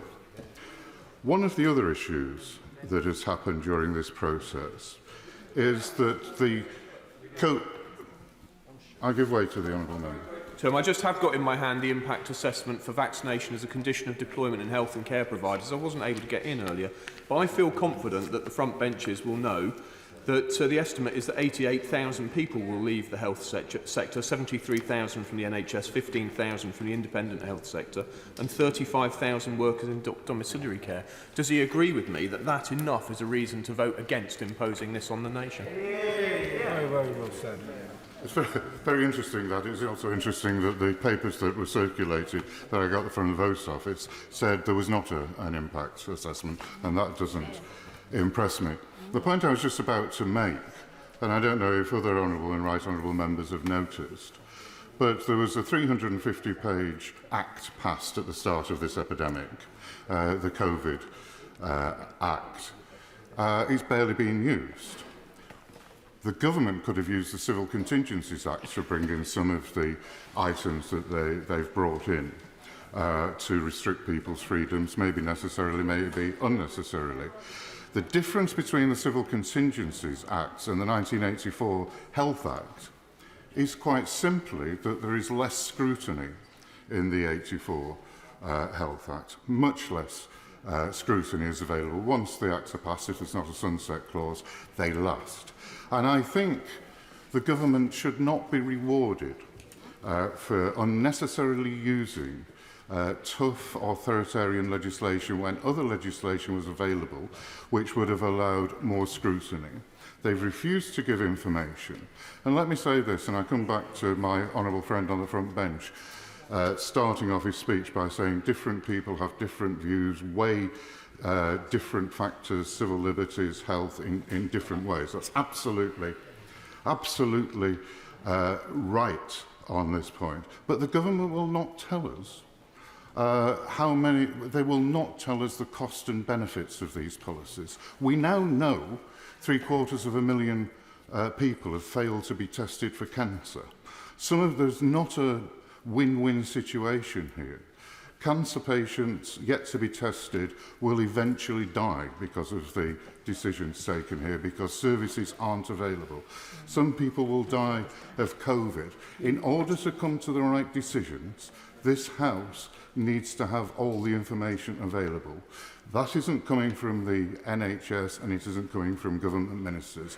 That is why I will not give the Prime Minister the benefit of my support for the way he has arranged to respond to this COVID crisis. Sir Desmond Swain. Mr. Speaker, in a typical winter's day, between 200 people and 350 people will die of flu. Do we hide behind our masks? Do we lurk at home, working from home? Do we demand that people provide their bona fides before going to a venue? Do we require people to be vaccinated as a condition of keeping their jobs?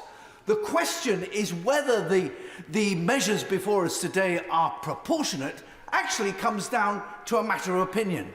Do you take seriously some of the extraordinary extrapolations that we've been given, particularly given the record of before?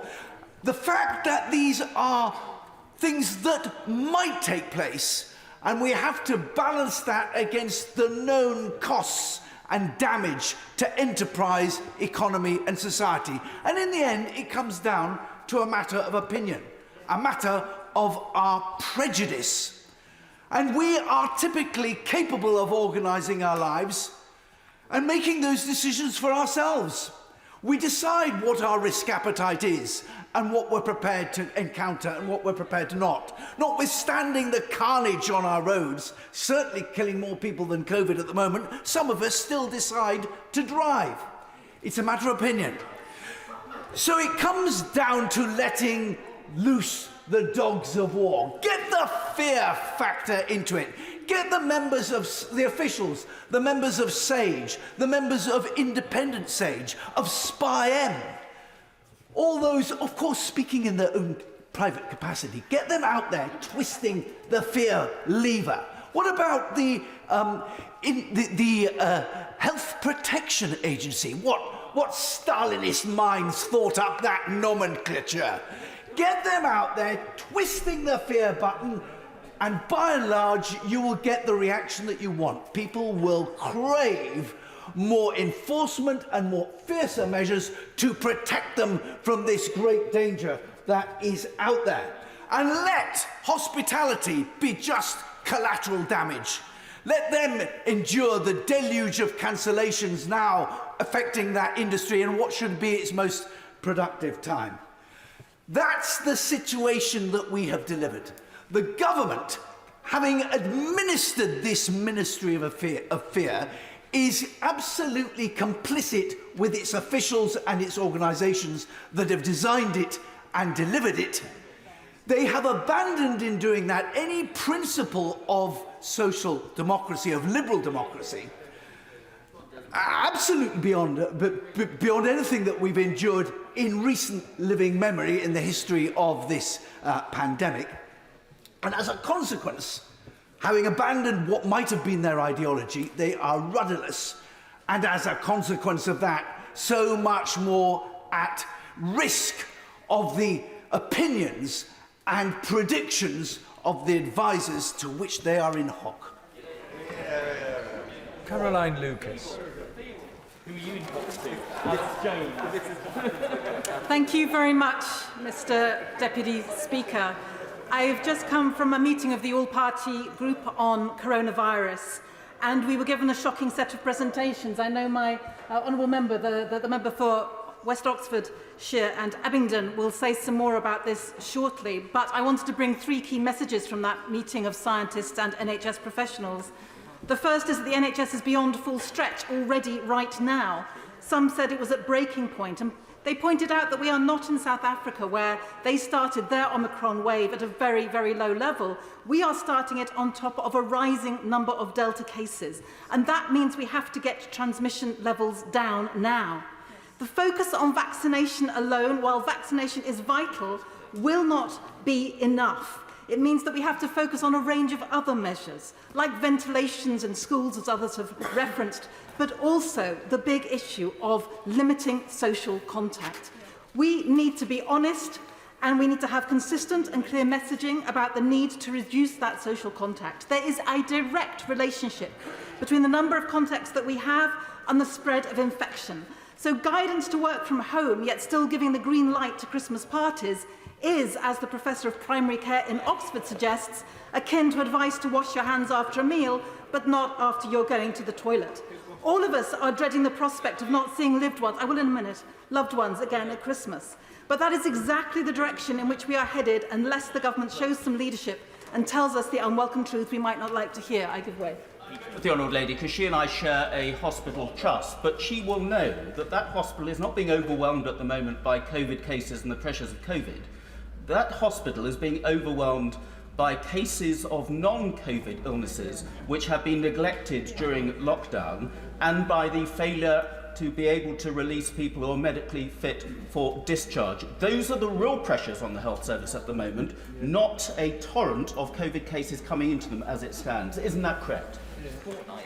That may well be the case right now, but I don't see why that is an argument about saying that we need to get coronavirus cases down. If transmission rates go on the trajectory that we are being told that they will, then we can be absolutely sure that the pressure on our hospitals and on our NHS Trust is going to be massive. So I don't disagree with the point that he's made, but I don't see that it's a criticism of the argument that I'm advancing. It is precisely because of the multiple pressures on our hospital system that we need to get the transmission rates of Omicron down, and indeed Delta down. That is why I want to see the government get rid of the disincentives that are currently built into the system that stop people from being able to self-isolate when they need to. Why do we still not have that better sick pay for self-isolation? Why do we not have the better support for our businesses? Because we know that if there's going to be reduced social contact, as there needs to be, that has an impact particularly on the hospitality sector. So what we need to see is, for example, the VAT reductions being extended beyond April, where it's due to end. We need businesses to be offered grants to help them through these next difficult weeks, as well as the flexibility on paying back COVID loans. My constituency in Brighton Pavilion is already feeling the impacts of Omicron, and the hospitality sector there is extremely worried. So why can't we not tell them, for example, that there will be extended and expanded business relief, with the government ensuring that local councils don't lose even more funding, indeed, as well as a proper scheme of support for the self-employed, who, as we know, play such a key part in our economy and yet have been utterly left out from previous support mechanisms. Now, turning to the statutory instruments before us today, I very much regret that the government has given MPs less than 24 hours to analyse these SIs, and frankly, they have not advanced the scientific case. A Public Administration Committee inquiry earlier in the year concluded that the government hasn't made a robust case for vaccine passports, and I haven't heard anything today that has persuaded me otherwise. And whilst I recognise the civil liberty arguments on these measures, and I have sympathy for them, my bigger concern is through the strong body of evidence about the impact of vaccination passports on vaccination rates. Because this makes clear that whilst amongst those inclined towards vaccination, vaccine passes can accelerate the take-up rates, they also entrench opposition amongst those who are hesitant. As Professor Stephen Reicher has said, people not getting vaccinated isn't some kind of cognitive problem. It isn't that they don't understand the issues. It's a social problem. People aren't getting vaccinated because of a lack of trust. And trying to force them into it, either with vaccine passports or mandatory vaccination in some settings, compounds that mistrust, as does berating them or othering them. If we want more people to be vaccinated, and believe me, I absolutely want more people to be vaccinated, that is the bottom line, of course we do. But we have to build the sense that vaccination is being done for the community, not done to it. It is for the common good.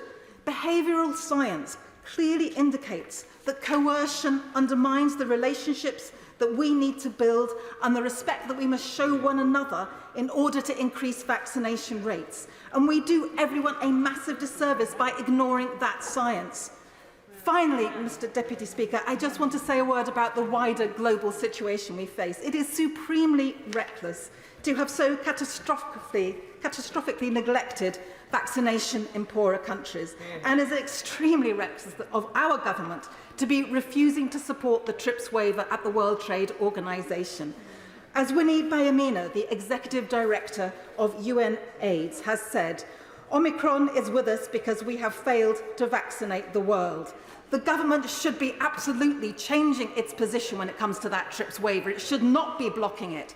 This virus is one that will be with us for years and years to come, and it will mutate into other viruses and variants unless we treat this as a global crisis, not just a crisis here at home. So I beg them to look at the evidence, look at what works, and move forward on that basis. Dr. Liam Fox. Thank you, Mr. Deputy Speaker. May I begin just by saying a word about the vaccine programme and make a plea to ministers.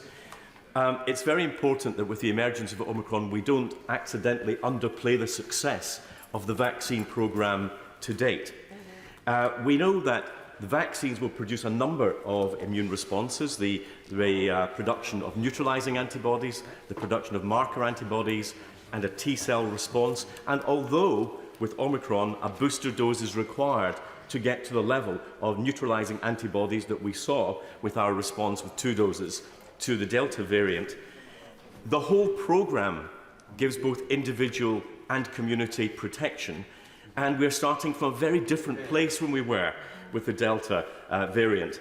And can I say that it's very important we encourage people, especially young people, to get their second dose. So can I make a plea that we stop hearing from ministers this phrase, 2 doses don't work, 3 doses do.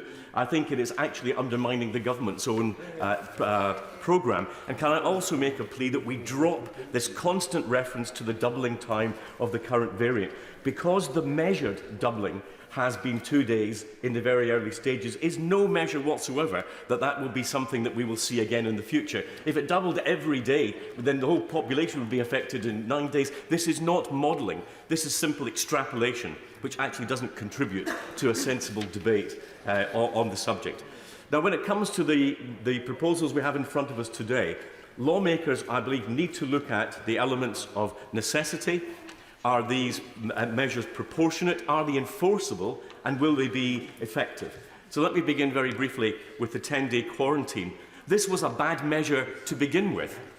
It was disproportionate, and it was likely to see a recurrence of the pandemic all over again. So I'm glad that it's being dropped.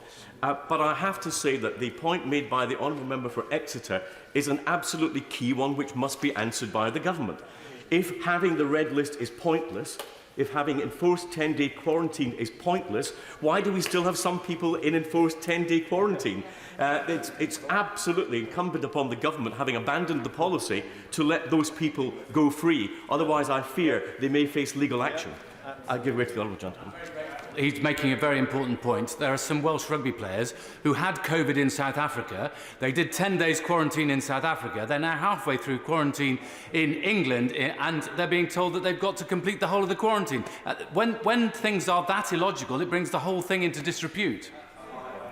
I agree with the Honourable Gentleman, and what we do not require is more advice for ministers on this subject. We require decisions from ministers on this subject.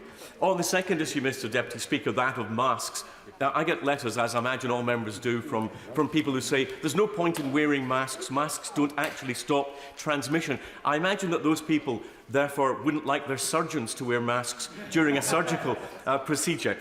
This is a nonsense. It's a common sense thing for us to do. If it reduces transmission to some level, it's a minor inconvenience to the vast majority of people, and it's a sensible measure for the government to bring forward, and therefore I support it. I cannot say the same for the government's COVID passports. I don't believe it passes the necessity test. I think the good working of the insurance industry and the ability of civil remedy in the courts is enough to drive behaviour of venues towards sensible public health policy. I think that we, as a government, should not be creating criminal offences unnecessarily. I worry about enforcement. I worry about penalties on a system that's already overloaded. There's no evidence from Scotland or elsewhere that the COVID passports actually work. France was mentioned earlier. There are more than twice as many people in France in hospital with COVID than there are in the United Kingdom. I've given away once. I'm very conscious that colleagues want to speak, so I won't give away again. And I come back to this point of lateral flow tests. I presume that you can't do your own test, and it has to be externally validated, which will add a cost to anybody who wants to go to any of these venues, and which I suggest, therefore, is not the help to the hospitality industry that has been suggested by either the government front bench or the opposition front bench today. And then I briefly will touch on the issue of compulsory vaccines. Many people in this House took the view that when we had the introduction for care workers, it was the thin end of the wedge. But we were assured it will be care workers and no one else. Now it's all NHS workers with a few exemptions. And the grounds for the compulsory vaccine is that they will be dealing with vulnerable members of the public. Well, so will the police. So will elements of retail. So will post offices. Where does it stop once you begin this? The point was made by the honourable gentleman, I think very, very validly, that this is a retrospective change in the terms and conditions of people who already work in the NHS, and it is likely that we will lose staff as a consequence, completely, in my view, unnecessarily, when we've seen that over 91% of NHS staff have volunteered already to have the vaccine. I think it's disproportionate, and I don't believe it will be effective for those reasons. I also believe it's illogical, because if the logic of the government's position on the COVID passports is that you must be given a choice between being vaccinated and getting a daily lateral flow test, why does that not operate in the health service as well, for those who actually want to have a choice between vaccination and having a lateral flow test? It's the lack of logic in many of these which I think is actually diminishing support for the government's case. And can I just finally end on a positive note? Many of these measures are relatively small beer compared to what we can achieve from the booster campaign. And I think that it's essential that the one message that we leave this House with tonight is that every one of us has a duty to say to every one of our constituents, go out, get immunised, get a booster, because it's the best way that you can help you, your family, your communities and the wider public health. If there is to be unanimity at this time of year, Mr Deputy Speaker, in this House, that is surely the message that must resonate. Justin Madders. Thank you, Mr Deputy Speaker. Having had the dubious pleasure of spending an inordinate amount of time in various committee rooms during the past 18 months scrutinising regulations put forward by the government as part of their response to the pandemic, I must confess I've had withdrawal symptoms following the reshuffle, so I'm pleased to have the opportunity to speak on the regulations today. I'm sorry to say, on too many of those previous occasions, regulations have been debated well after they've come into force. So it's a positive we do seem to be getting into the habit of at last allowing debates and votes before regulations become law. Though I wouldn't want that to be seen as a ringing endorsement of the government's approach to parliamentary scrutiny, because two of the regulations before us today were only published at 3 p.m. yesterday afternoon, less than 24 hours before this debate began. And I know things move on quickly, but some of these regulations have been the subject of consultations for many months. There is no excuse for them to have been dropped in at the last minute like that. And I have to say the decision to reveal the precise detail of these regulations at the very last minute has probably generated more opposition to some of the regulations than is actually warranted. I've had many representations from constituents about the entry to venue regulations on the basis that they represent a compulsory vaccine passport. Let's be clear, they do not. A negative test taken in the 48 hours before entry can be used as an alternative, and that deals with a lot of the concerns that have been raised with me. Legitimate concerns, I hasten to add, about civil liberties and discrimination. So I'm pleased that my party's persistence in pushing for a negative test as an alternative has been accepted, because that does give me enough comfort to support these regulations today. I will. I thank my honourable friend for giving way, and I'm sure across the House that is what so many of us have been calling for, is greater transparency from the government. The more we hear from the Chief Medical Officer, the more concerning it is. If they had been more transparent up front, I'm sure there would be greater support from across the House. Thank my honourable friend for his intervention. Indeed, if we look at what's happened in Wales. We've had a similar system for some time, which seems to be working reasonably well. People have been required to produce tests when travelling abroad. And a number of venues in England have actually been doing this on a voluntary basis. So this is not the slide into dystopia that some people fear, but I think it's not been aided by the fact the government have not been as upfront as they should have been about what these regulations actually mean. And I know a lot of people are already taking lateral flow tests routinely before they go out. There are, however, some outstanding questions and concerns raised, and there's no doubt that some constituents still feel this is the start of a slippery slope, and we will soon have to show vaccination papers to get in anywhere. I'll be clear, I don't support such a move, and given the government can't even bring itself to mandate the wearing of face coverings in pubs, I'd be surprised if they would move in that direction. But I do want confirmation when the Minister winds up that they aren't planning on any extensions to where this regulation will operate. And I do think we also need a clearer explanation as to where the line is drawn as to which venues apply, and whether actually places such as this, which falls into the definition of a public hall indoors with 500 or more people who stand up and move about, actually falls within the ambit of the regulations as well, because my reading of it suggests that it does. And if we're going to be gaining the confidence of the public, we've got to show that the rules apply to us equally as well. And another concern that I think has rightly been raised is about whether there will be some charge introduced to obtain lateral flow tests at some point in the future, which would obviously undermine that as an alternative to showing a vaccine status. And I have no doubt charging people to obtain tests would be an absolute disaster from a public health perspective, and that goes way beyond the remit of these regulations. But I do hope we can get confirmation from the Minister that there are no plans to charge for tests either. And we do need the government to be doing rather better than it has been in setting out what it considers the cost to be to businesses of these regulations. Again, I note there's been no impact assessment for the entry regulations. Who is going to be picking up the cost of enforcing them? There's nothing I can see about supporting businesses to check people, let alone providing resources to local authorities who are meant to be enforcing all of this. And can the Minister set out what the position will be if there is a national shortage of tests? We're told there are tens of millions of them, but as we know, there are challenges getting them out to the places and people who need them. In those circumstances, will the regulations be suspended, or will be people pushed down the vaccination route? That said, the evidential burden for a negative test does seem to be particularly broad. I think that will assist in reducing the burden on businesses, but I do think it also means there is an increased risk of fraudulent tests doing the rounds, which I think would undermine the whole point of the regulations. We do not want the worst of all worlds, an expensive bureaucratic system that doesn't actually help reduce transmission because it isn't enforced properly. I'll talk briefly now about vaccination of NHS staff, because there is plenty of evidence to suggest that a small but significant proportion of COVID admissions are as a result of people acquiring the infection in hospital. So I've seen figures suggesting that it's been as high as 15 to 20% of all COVID admissions, although once the staff started to receive the vaccination, that did drop dramatically. So I think there is evidence to suggest that this will have an impact on COVID admissions and the wider pressure on the NHS. And I know it's difficult, but I think on balance it does need to be supported. But it shouldn't be the end of the story. We've had a workforce crisis for years. COVID has accelerated cases of burnout. And only a few weeks ago, the government passed up the opportunity to grasp the nettle by refusing to implement a long-term workforce strategy. That is why we need an awful lot more work on the regulations. But in conclusion, I think the government have got a real uphill struggle to earn people's trust, to explain why they consider these proposals necessary, to convince the public that what is before us will be the limit of the restrictions, and that we won't be talking about extensions or changes at some point in the future. Because judging by the comments of many members opposite, it seems the government have failed to persuade a number of their own backbenchers in this regard. So it's little wonder we're all being bombarded with emails from our constituents expressing concern. But that exposes a wider truth. The government have vacated the space where leadership should be, compromised by their own failure to follow the rules, riddled with internal disagreements about the route ahead, and unable to provide the authority needed to persuade a sceptical public that these measures are needed. Steve Bryan.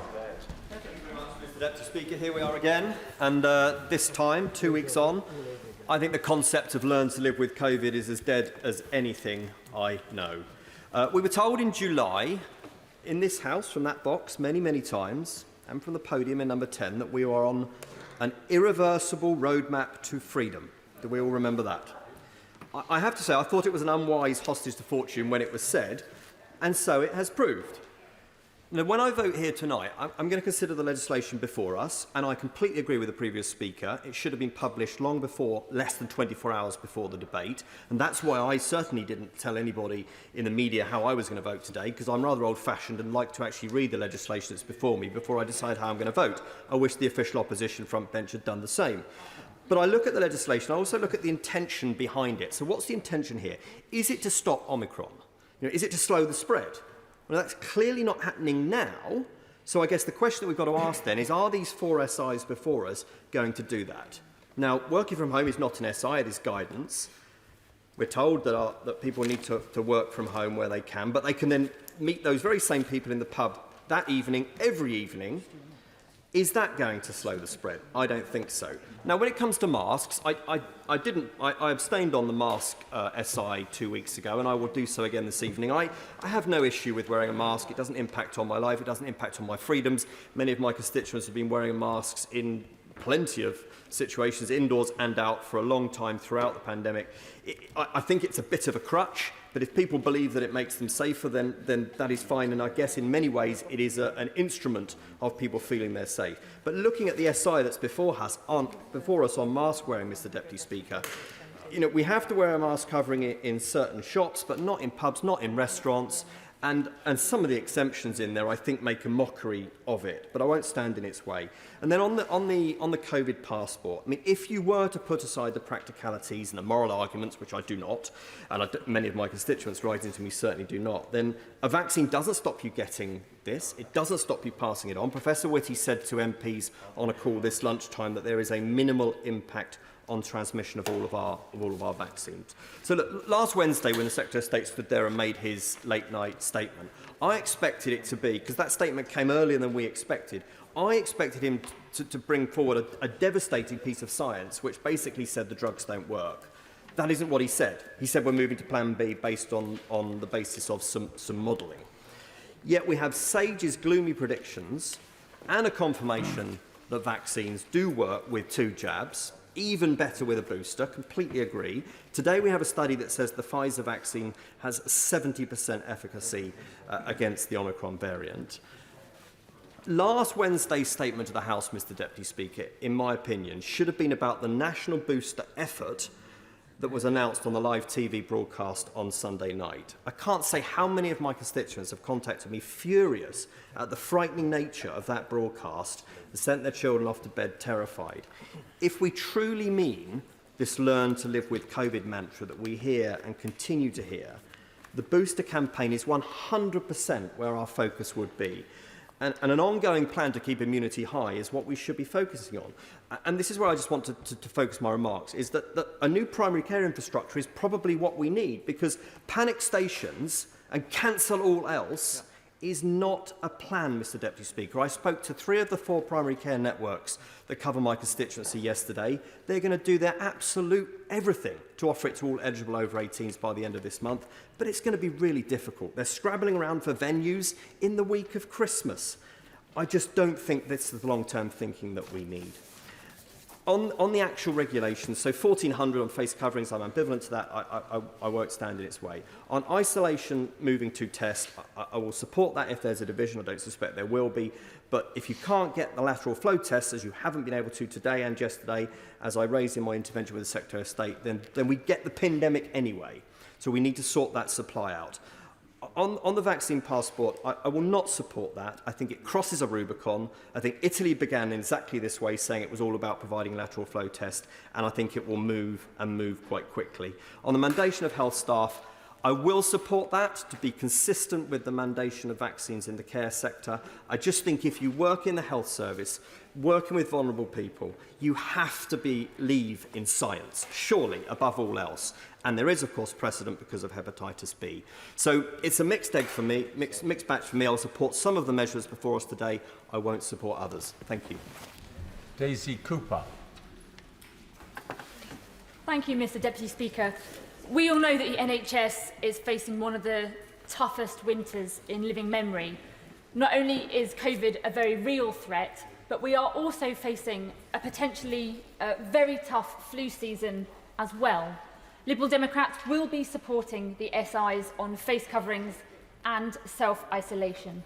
But let's be clear, when it comes to masks, the government should never have scrapped the use of masks on the 19th of July earlier this year. The government's obsession for removing all precautions in one go had far more to do with party management than it did with public health. We have all made tough sacrifices throughout this pandemic, and asking people to wear masks on public transport would have been a very small ask with a very large payoff. We also support the working from home guidance and have been calling for that for some time. Now, today we are discussing the Plan B protections to reduce the spread of this disease. But there have been rumours overnight that the government is also working on a possible Plan C. It's also been reported that the UK Health and Security Agency has privately advised the government that, and I quote, stringent national measures will need to be imposed by the 18th of December. That's in just 4 days' time. This drip of information is causing huge uncertainty and anxiety. We need clarity, and we need it now. The British public are haunted by Christmas past. We know that that last-minute U-turn meant that many people ended up spending Christmas on their own. And with just days to go, we need the government to come clean and tell us what Omicron means for Christmas this year. We, in the Liberal Democrats, welcome the ambition of 1 million jabs per day. And we sincerely hope that it makes up for the complacency around the booster scheme over the last few months. But the way in which that target was announced, no scrutiny, no details, it was a real insult to all those who were left to scramble on Monday morning to pull a plan together. The idea that NHS staff, GPs and their staff, local authorities, the military, the idea that none of them had been given any prior warning of that announcement is extraordinary. It highlights the government's complete lack of planning. And those people who we are now asking to vaccinate millions, the idea that they were an afterthought is shocking. But here we are. And as always, our NHS, the GPs, their staff, local authorities, military and volunteers are stepping up. And as a country, we are grateful. Now, the government still hasn't made a commitment this afternoon that if it brings in more protections of any kind, that this House will have the opportunity to scrutinise those. So there's a few points I want to get on the record right now. If the government is considering any further protections, we must support small businesses and our high streets. Hospitality businesses are experiencing unprecedented rates of cancellation for this festive period. And they were experiencing that even before the latest protections were announced. Hospitality is technically allowed to stay open, but all of the mood music is telling people not to go. And that is causing a huge problem. And that is why we have called on the government several times to call and convene an urgent hospitality summit to see what support businesses need right now. If there are further restrictions, we must also look after people's mental health. We need supported isolation, not lone self-isolation.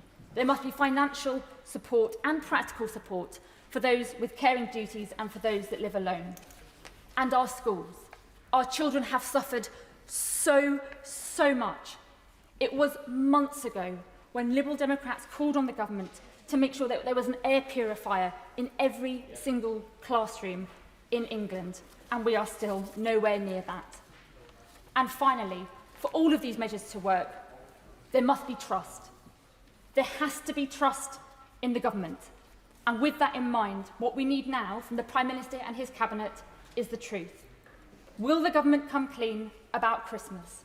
Or will we see another last-minute U-turn that ruins the Christmas holiday and which is too late to alleviate pressure on the NHS? I sincerely hope that it's the first. Thank you, Mr Deputy Speaker. Over the last year, I've supported some COVID measures and voted against some as well. It's with that in mind that my constituents may be struggling with the logic of my voting record, but I believe it is indeed straightforward, and I hope to exemplify why that's the case. Where these measures have felt disproportionate to the wider harm, I voted against their introduction in the last year. An example of this was putting the constituency in differing tiers when hospital admissions were low. Where the hospitals could not cope, I did support lockdowns as proportionate in those dramatic circumstances. Where the wording of measures felt contrary to the aims they sought to deliver, I voted against their introduction. The 10 p.m. curfew was a good example of this. Everyone piled out of the pub and onto public transport, and the government eventually conceded and reversed. And that was the same concept that led me to vote against the self-isolation regulations of last week.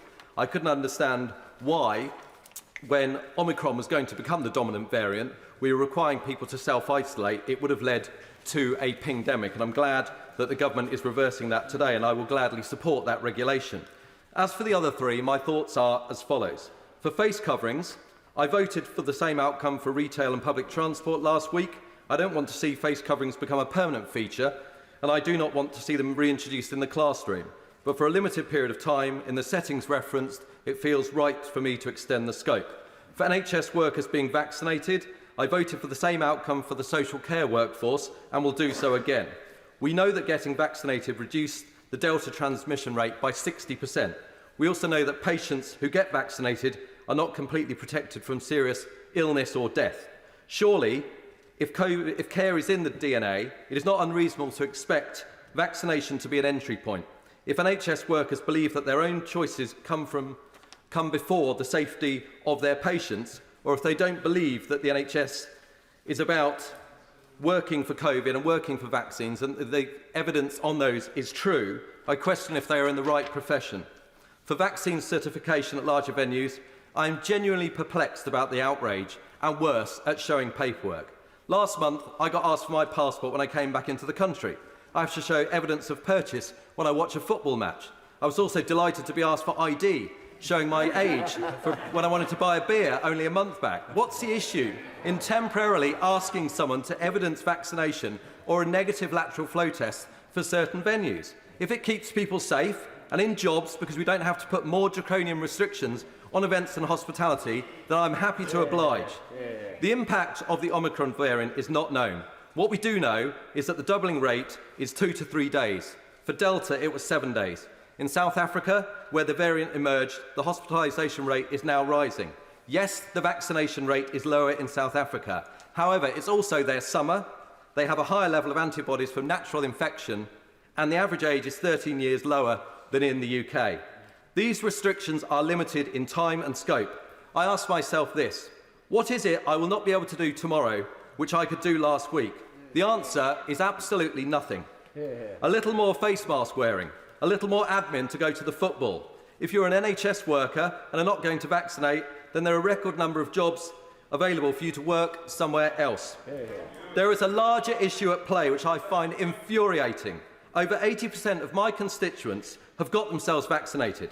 They are keeping themselves safe and their community safe. They are minimising their own impact on the NHS.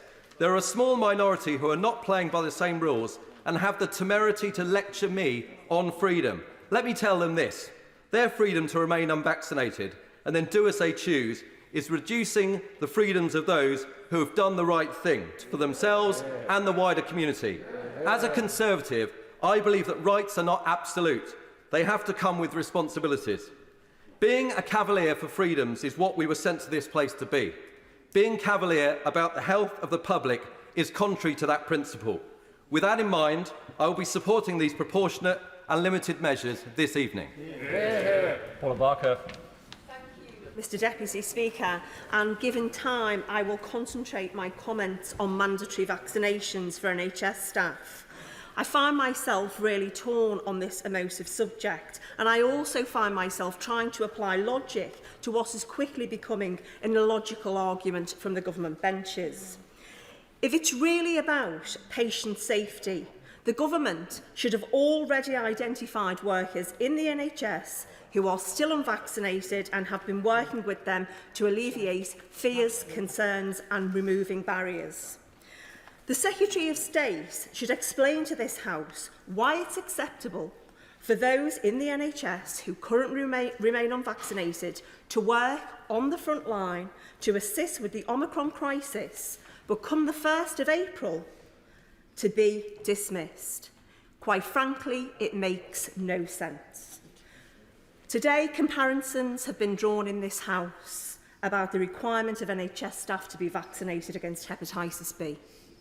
The reality is that Chapter 12 of the Public Health England Green Book that provides the latest information on vaccines and vaccinations states hepatitis B is recommended for healthcare workers who may have a direct contact with patients' blood or blood-stained body fluids. It is not law. The government proposal will see these workers who work around the clock during the next few weeks and months only to be dismissed on the 1st of April if they don't succumb to mandatory vaccinations. I will give way. I'm very grateful to my honourable friend for giving way. Does she agree with me that if it is the case that these measures will come into force at the beginning of April, there is an ideal opportunity if the parties concerned are to participate in a framework agreement for the rollout of these provisions to work through how they may be implemented, and by rushing those today, we've been robbed of that opportunity despite those noises from the BMA and from the unions and from the Royal Colleges. I thank my honourable friend for the excellent points he makes, which I agree with wholeheartedly. The workers that I am talking about are the workers who at the start of the pandemic worked around the clock despite inadequate PPE because they were putting the nation first. These are the workers who will continue to work around the clock over the Christmas and New Year period. And in an institution that is built upon consent between patient and clinician, the government are ripping up that rule book to suit its own ends, whilst at the same time we are seeing the 17th reorganisation of the NHS since 1993. We clap for our care workers and NH staff on a Thursday. They will now get us through the latest crisis over Christmas and the New Year. But then a government who ripped up the rule book last Christmas, whilst the rest of us obeyed the rules, sacrificing loved ones, some in their final moments, are now going to dismiss workers in April. And all this while Number 10 and the DFE had Christmas parties. Not only did they have Christmas parties, but they told this House and the nation that they didn't. This message is inconsistent and makes no sense. Mr Deputy Speaker, we are told to trust the government. But what is increasingly concerning is we are seeing this from a government who is currently reviewing the Human Rights Act and wants to replace it. And I think we should be very afraid, because this could be a sign of things to come from a government and Prime Minister who believe they are above the law. And even worse, if they don't like the law and it doesn't serve their purpose anymore, they will rip it up and start again until they get the policy they want or the outcome they want, irrespective of civil liberties or economic damage. The right to choose, particularly when it comes to our own bodies, is something we should all take very seriously. I personally implore everyone to get vaccinated and boosted to protect themselves and others. But we have seen a precedent set by this government which should worry every citizen. For the first time ever, we have seen the profession of care workers singled out and have conditions attached to their employment status which was never there to begin with.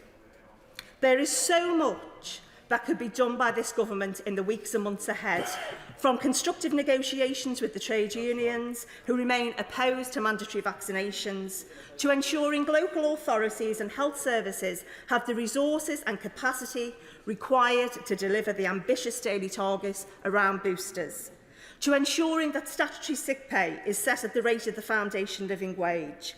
And most importantly, the government could also follow the rules themselves to give the public confidence that any measures introduced are proportionate and necessary.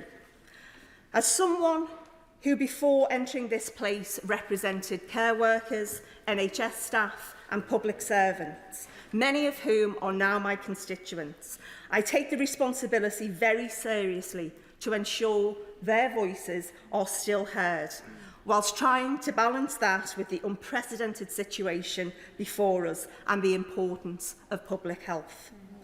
I personally think we can do just that by consensus rather than compulsion. And today, I implore the government to pause on the issue of mandatory vaccinations, to remove that particular statutory instrument and work with the trade unions and the Labour Party and all the cross-party support in this House on that very issue. The Secretary of State has said himself, we have seen an increase in vaccination rates since the start of the consultation. Please, remove this SI, let's work together, let's get the country vaccinated. Thank you. Dr. Andrew Morrison. Deputy Speaker, and I draw your attention to my interest in the register. I'm a doctor and vaccinator. SIs 1400, 1415 and 1416 are without question relatively modest, certainly by comparison with the restrictions that currently apply in other similar jurisdictions, and they fall on the 26th of January, which is a very good thing. But I would like to urge ministers to think about the rapidity at which the evidence is changing. At the moment, the evidence from South Africa is relatively positive. I'm particularly impressed by the fact that mean hospitalisation with this particular wave is 2.8 days. It was previously 8 days, and of course that was with the predominant beta variant in South Africa when we have had Delta here, which is worse.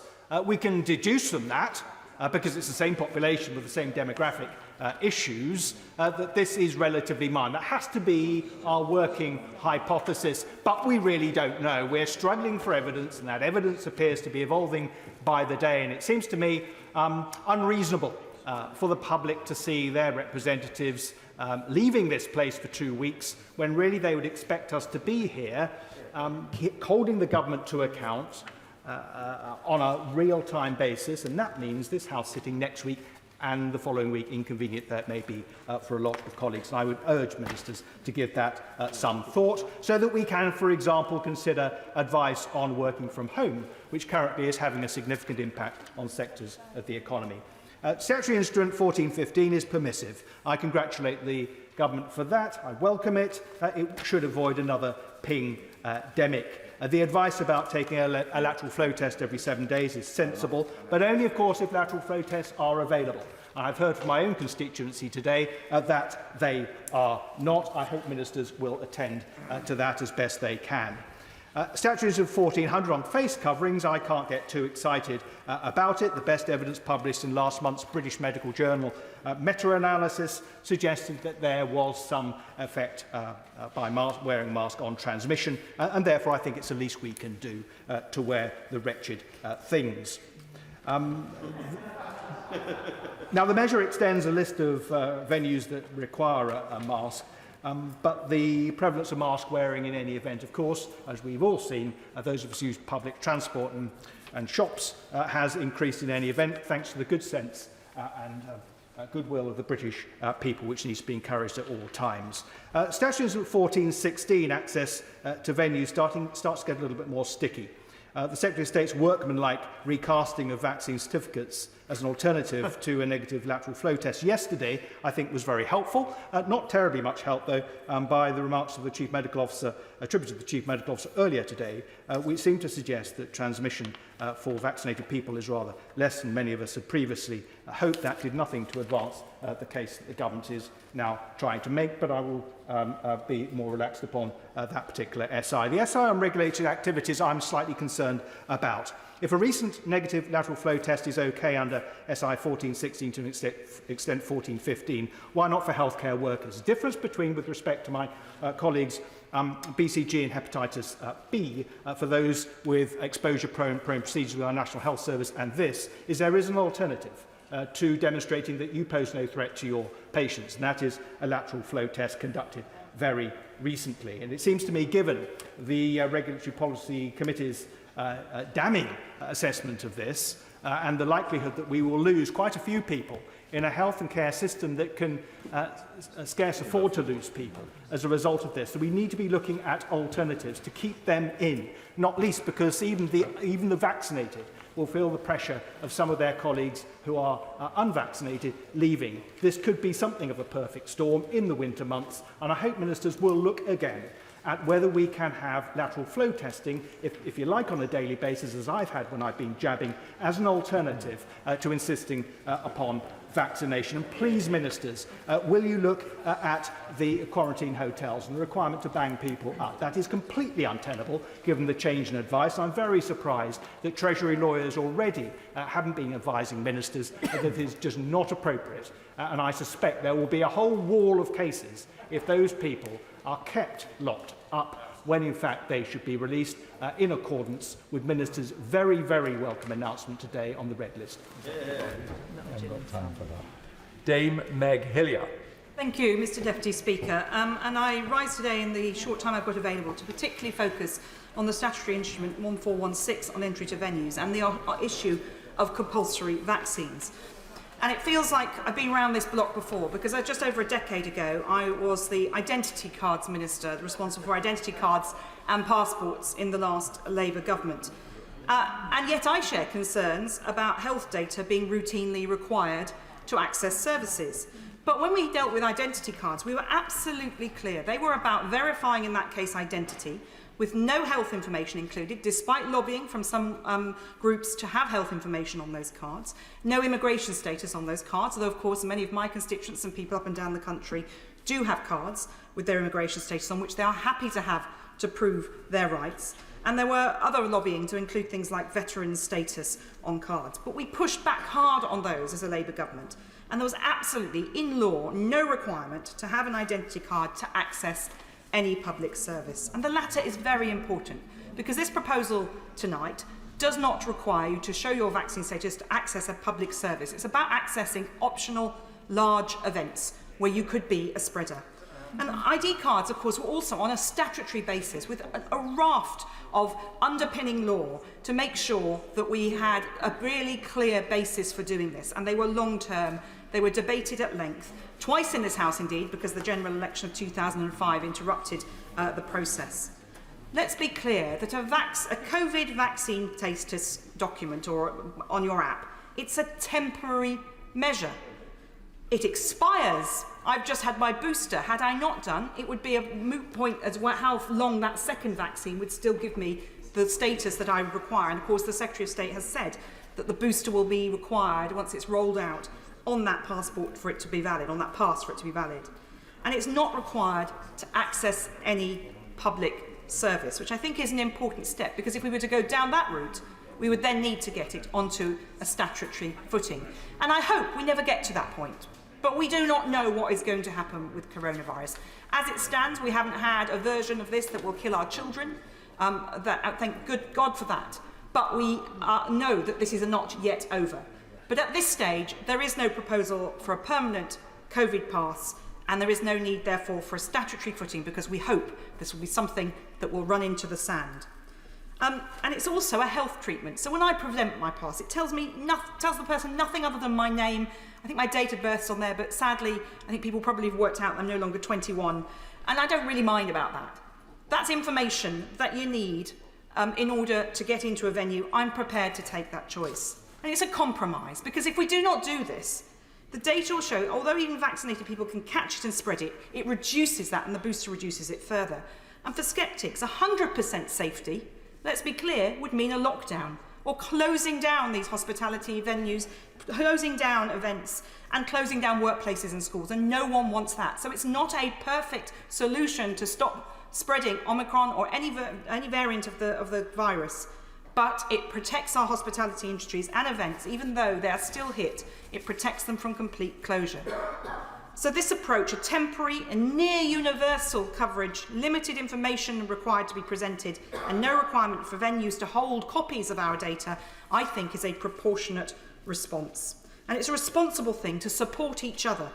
Individual freedom, as outlined by the Honourable Member for Bexhill and Battle, and cannot be at the expense of wider freedoms. We do have that responsibility with that freedom.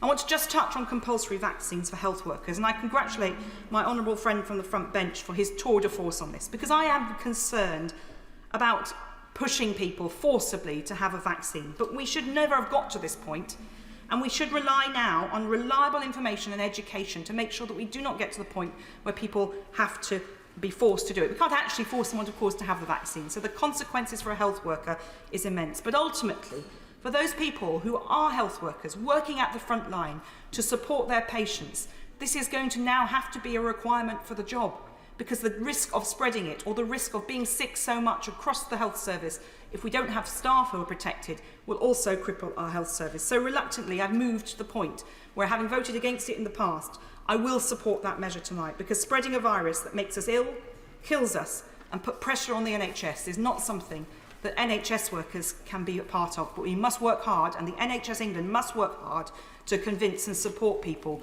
and get rid of this disinformation about the dangerousness of vaccines. Mark Harper. Mr Deputy Speaker, let me just start with a few words about what I think the big picture is here, and I think my honourable friend, the member for Winchester, put it very well. We know COVID is going to be with us forever, and we know we're going to have variants forever. The Chief Scientific Advisor has told us that, and I agree with him. So there are many people who think that somehow we just have to wait a bit and then it'll all be over. That's not happening. So we've just got to be realistic about what we face. Now, we face in this country, we face this challenge in a situation where we're probably, according to Jeremy Farrar, probably the best protected country in the world from vaccination.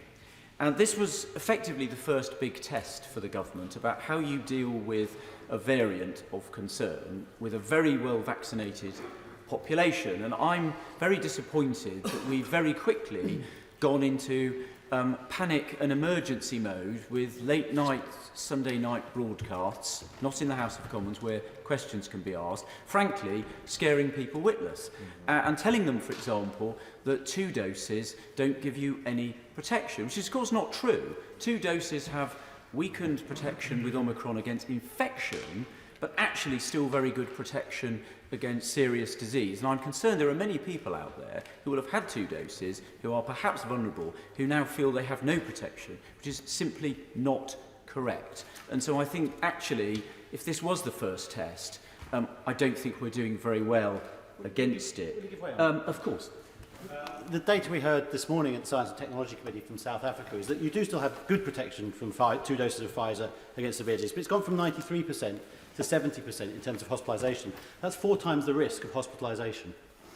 Yes, I've seen that, and I look forward to the information from the UK. And one of the points I've been making, and my constant repetitions, which my honourable friend from South West Wiltshire repeated, about the House sitting next week and the week after or being recalled, is that we're learning new information every day. And when we get that information, we may need to make different decisions. And the House needs to be involved in those decisions, not just decisions taken by ministers by decree. And I repeat that point, and I don't understand why ministers won't give that assurance. It would build a lot of trust and goodwill with colleagues, and I don't understand why they won't give that commitment. These decisions have significant economic, social impacts, as well as impacts on the NHS delivering non-COVID treatments. My honourable friend already pointed out, the NHS now is going to scrap a whole load of elective surgeries and consultations with GPs in order to get boosters delivered. Now, that may be the right decision, and I don't think a proper balancing has taken place, and goodness knows how long it's going to take us to recover from that new creation of a backlog over the coming months. Now, if the government's fears that the Secretary of State set out are confirmed in any way, the question I have for ministers is, what is the exit strategy? What is the approach that they're going to take that means that we don't face on and off seasonal restrictions forever? A point made by other colleagues. It's a very serious question if we're going to have an economy that functions, people able to build lives that function, and an NHS that can function and deliver all of the other healthcare we require. Let me just turn briefly, Mr Deputy Speaker, to Plan B. Very happy to support the measures on self-isolation. I just note that 2 weeks ago, when we were asked to vote for restricting them, I voted against them, and 2 weeks later the government's basically agreed that I was right 2 weeks ago to vote against them, because it's effectively revoking them. And I just leave that thought with colleagues when they decide whether they wish to listen to the advice of ministers or others. On vaccine passports, the points I would make would be these. In the government's own Plan B, it's very clear ministers' preference is for vaccine-only passports. It's very clear to me that the only reason why tests have been incorporated is to buy or secure the support of the opposition. That's the only reason. Ministers' preference in writing is for vaccine-only certificates. And so we know what ministers would like to do if they could get away with it. The Secretary of State also made some commitments about not being in support of mandatory vaccination for the entire population.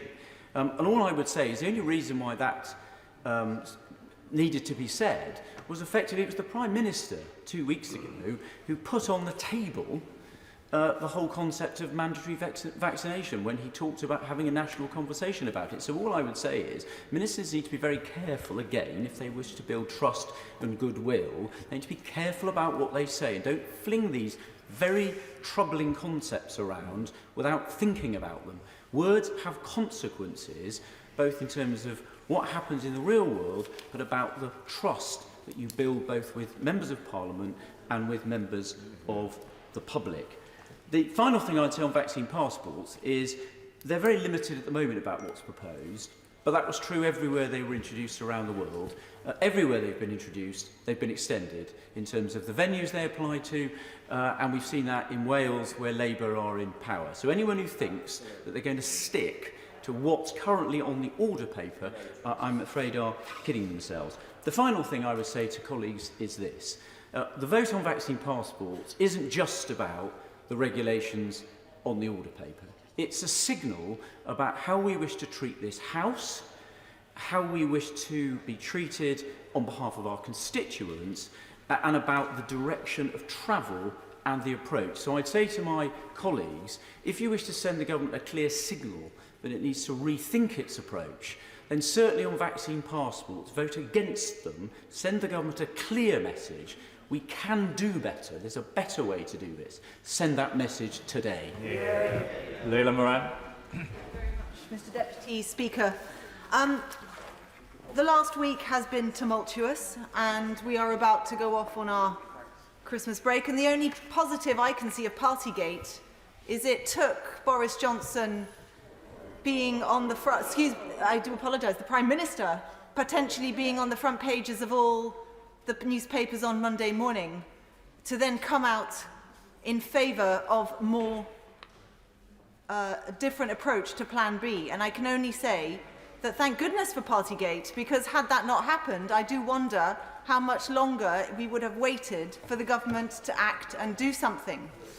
And the reason why this matters is because every single step of the way through this pandemic, we know that the longer we have waited, the worse it gets. The sooner we act, the less we have to act, and the better the benefits are. This morning, the All-Party Parliamentary Group heard from the same experts, many of whom advise the government, and also people who are representing frontline NHS workers. And we were wanting to answer a simple question. What's going on? Tell us about Omicron, but also, is it enough? On Omicron itself, it is startling. 2-day doubling is quite scary.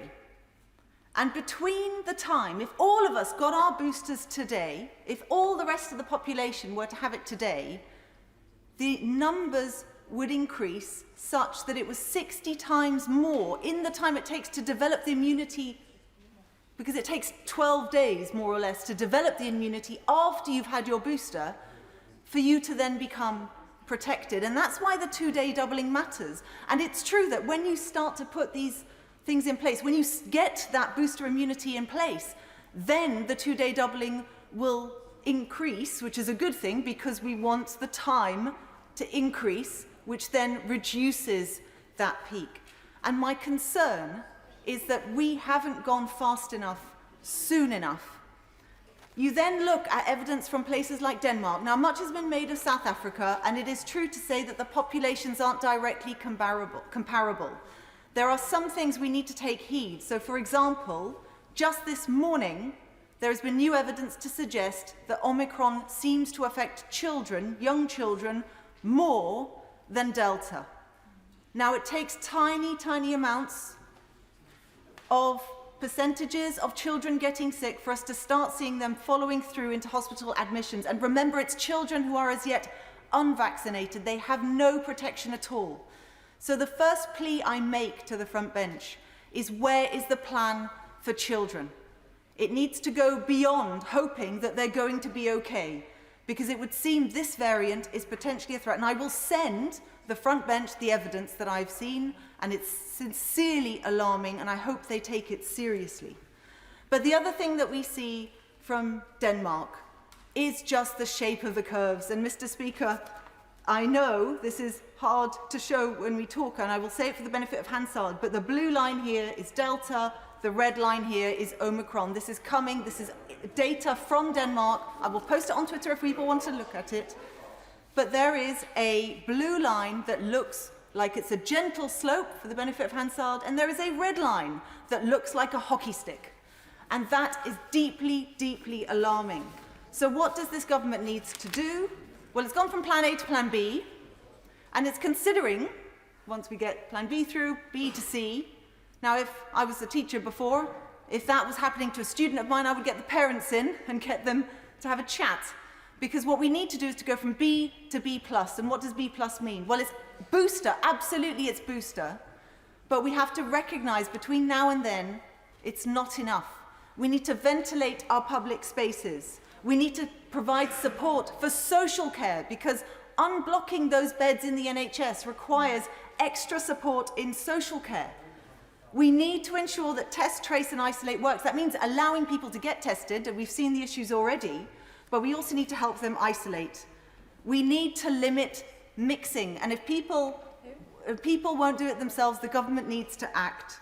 And we also need to bear in mind the effect of long COVID in all of this. If there are huge numbers of people that already have it, many, many more are going to.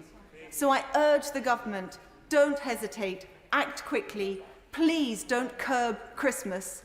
Go from B to B+ now, so we can enjoy the holiday ahead. Andrew Bridger. Thank you, Mr. Deputy Speaker. Whenever this House passes legislation, it is essential that it is effective, evidence-based, logical, and it needs to have broad public support. And what I see in front of us today in regard to Plan B delivers on virtually none of these items. Indeed, if I look around social media, look in my constituency email inbox, or just go in general conversation with others, it's clear that these measures before us today are being treated with strong suspicion of a wider agenda, partly because they simply will not deliver on their supposed intentions.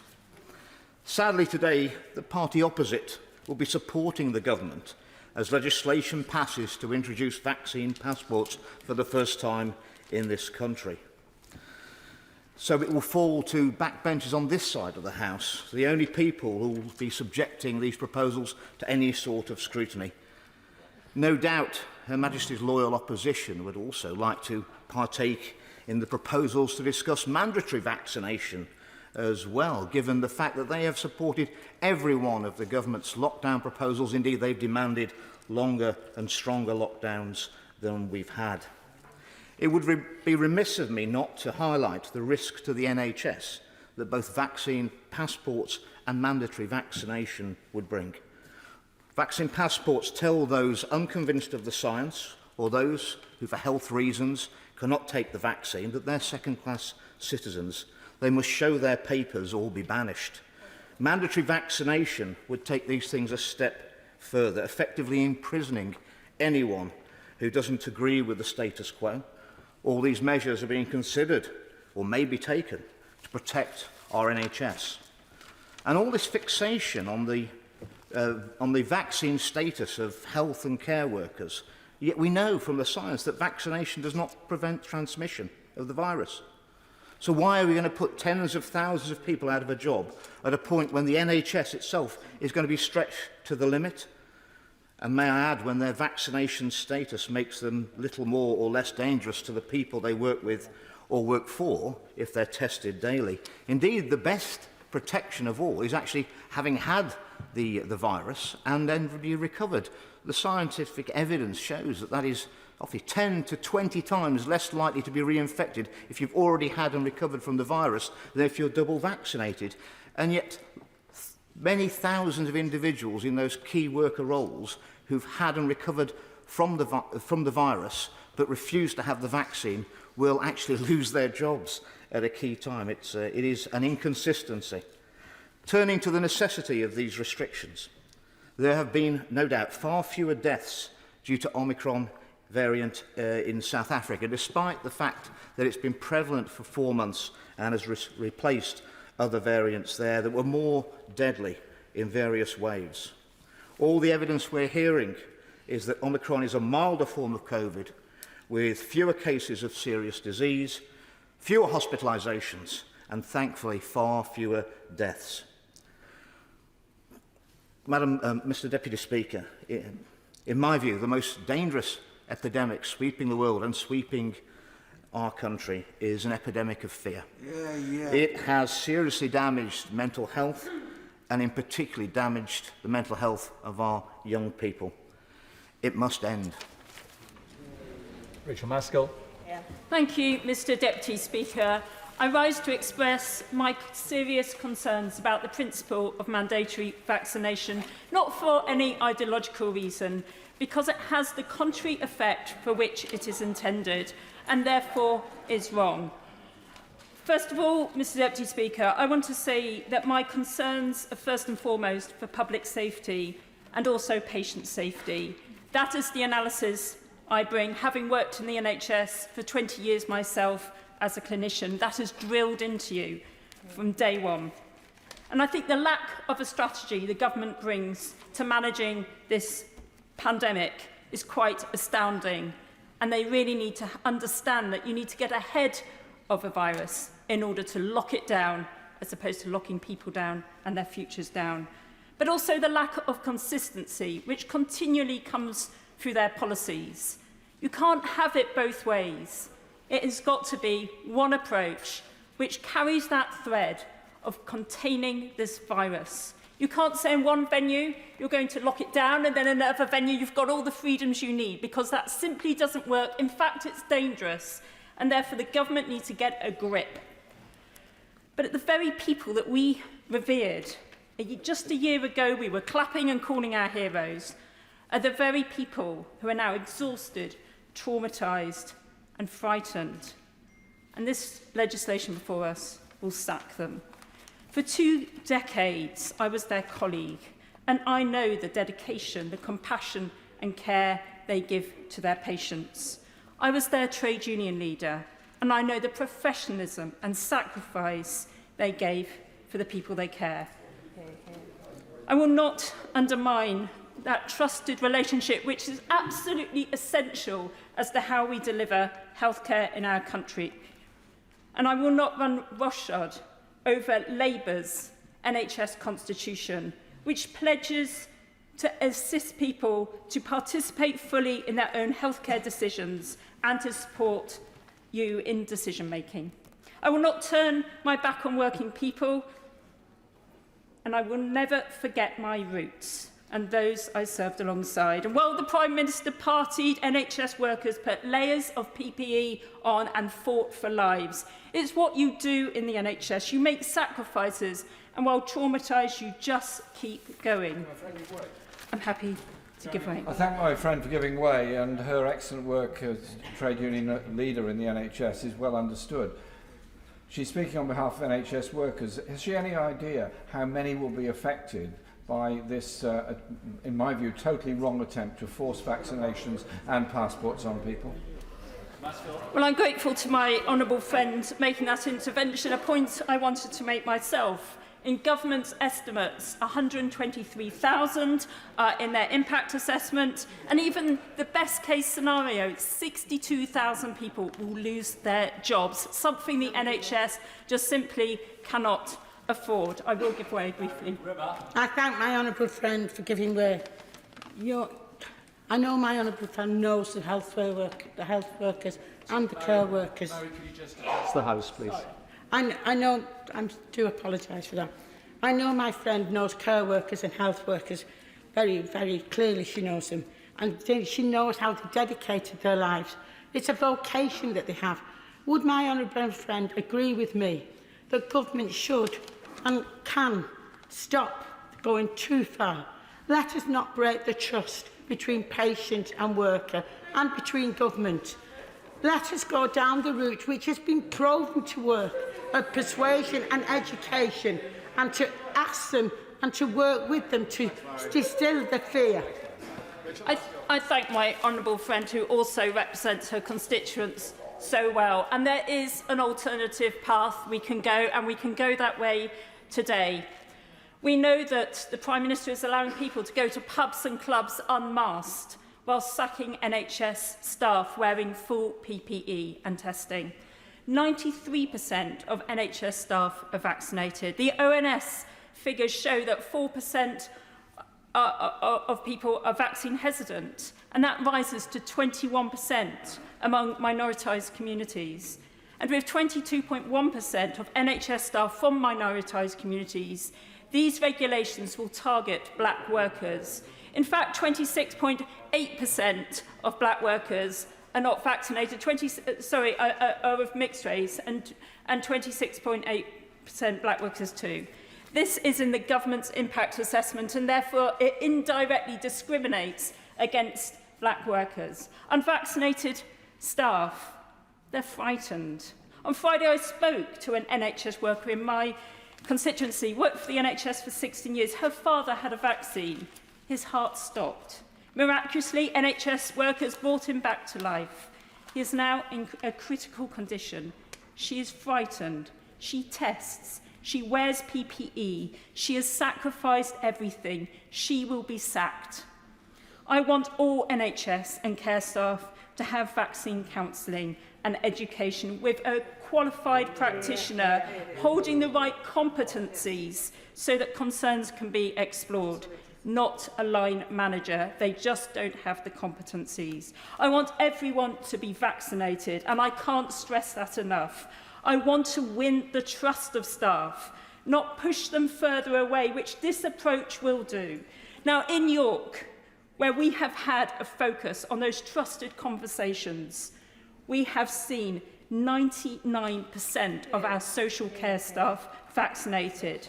It just shows what works, what makes the difference. We don't want to push people further away. We want to bring them in and win their trust, win their confidence, because we're going to have to ask more of our health and care staff as things get harder, and certainly if there's less people in the service to deliver that. So let's do what works. Enforcement never does, and therefore these regulations are illiterate, vaccine illiterate. So if around 123,000 lose their jobs, it will be catastrophic in the midst of a health and care crisis, not least as people are starting to hand in their notices now. Why go through another tough winter of trauma when you don't have to? And these regulations are making it worse. We know that 2 vaccines, or even 3, will reduce someone transmitting the virus. So get your jabs, but it won't stop transmission. So let's move to better PPE, FFP3 masks, daily testing, and better biosecurity. And I urge the government, rather than pushing these regulations today, go back, bring a plan forward to this House, and let's vote on that plan in January. That is good governance and the way forward. But as a trade unionist, I'm not prepared to be complicit with the sacking of NHS and care staff. Trade unionists fight for working people, never complicit in writing their P45. And as a trade unionist, I came to this place to fight for working people, and therefore I urge that we change course and put the staff first and the care that they have for their patients. Sarah Brickcliffe. It's a pleasure to follow on from the member for York Central, but what I have to disagree with is that actually we need to balance the economy with this. So when we look at bringing in mandatory masks in the hospitality sector, the damage that will cause for the small pubs in Hyndburn would be huge. So we have to try and mitigate that as well. First, I want to start by saying I am against mandatory vaccine passports, and the government would have had to present me with significant evidence to change my mind. So the fact that the Secretary of State has been very clear at the dispatch box to say that he is against this as well has eased my mind. And I want to also be clear, this vote was never about mandatory vaccine passports. It basically states that if you don't want to show that you've had the jab, just show proof of a negative test, which is a key caveat for me. And I think members should really be careful with how they word this, because it's irresponsible to push that to the public and make out that it's something that it isn't. I would like reassurance from the government that if anything above this was to be proposed, that there would be a vote in this House so that this House decides, because I think, again, what we're looking at is there's many people, many members across the House looking at this Plan C, etc., and they're saying, but where does this end? Well, actually, if we have a vote on any further restrictions, we're all looking at the measures that are in place today and voting on what is in front of us, and I think that's really important. I am in the position where we can't keep locking down. There has to be an exit strategy.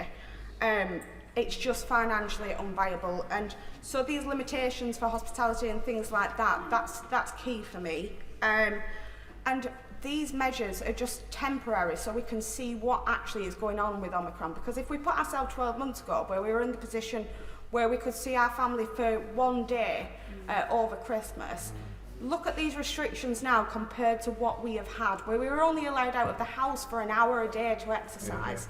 For me, just to see what is going to happen when we know it's really transmissible, putting certain measures in place that we're seeing today is not as draconian as what we've had. And I think we need to really make that clear to the public. But the key thing is, for me, if there are further restrictions, if there is this Plan C, bring it to the House, make sure that we all have the opportunity to have our say and have our vote on this. These measures are being put in place to make sure that we keep our freedoms, to make sure that we can keep going to the pubs, keep going to the clubs with our friends. And actually, it's just a little measure to make sure that we can spend Christmas with our family. And I think it's better to be safe than sorry. Claire Anderson, so you moved. Thank you, Mr. Deputy Speaker. And a thank you to everyone across the country who has had their booster. Everyone who's been lining up across centres throughout the country to take the time to make sure they've done the right thing and get their booster. And a thank you to all of those NHS staff who are enabling this to happen, who are putting on a mighty, mighty push to change all of their ways of working and to get the booster into as many people as possible. And a thank you to all those who've written to me about the issues under debate today. Those who have said we should have more measures. They will only feel safe to go and take up NHS appointments if they know, to go out into public spaces if they know there are more measures put in place. And to all those who've written to me about the concerns they've got, the concerns about more measures being put into place, more restrictions on our lives. And it's quite clear that Omicron is a clear threat, highly contagious, doubling every 2 days. Most cases in London are now Omicron cases, and they are increasing all the time. 2 vaccines don't now reduce the rate of transmission as much as they did for Delta, and it's clear that action must be taken. So we know it's more contagious, but we don't know yet the severity. But we cannot wait. The government waited too much last year at the beginning of coronavirus. They delayed for sometimes weeks, and we saw the effects of that. So we cannot wait. We have to act now. And these are a measured and proportionate set of actions. On masks, I don't think we should have dropped that from the first place. We should never have stopped wearing masks on public transport, for sure, and in shops to keep shop workers safe. So I welcome that.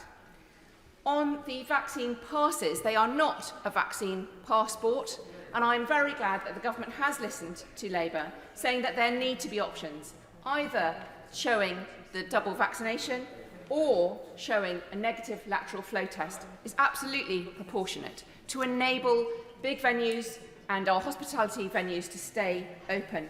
Really so important after last year and so much loss of income. They need to be able to stay open. And so this is a freedom to be able to go out, enjoy those events, enjoy being out with people, whilst also staying as safe as possible. We know that there will be a peak in a couple of weeks of the number of cases, and then it will only be a couple of weeks after that that there will be a peak or not in hospitalisations. in the new year when we return to this place. So it's absolutely right that we're taking these measures now to stop those hospitalisations later.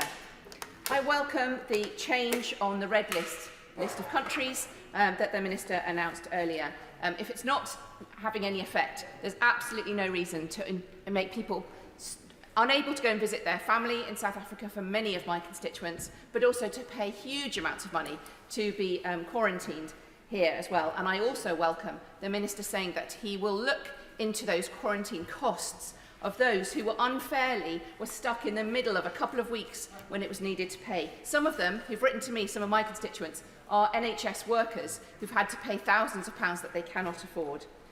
And for all those who are now so worried about civil liberties on the other side of the House, I welcome their also engagement with the elections bill, which certainly will be a papers please society when we're asked to show our ID to even vote. That is far more of an infringement on our civil liberties, such a fundamental thing as voting, than this is to go to clubs or to large events.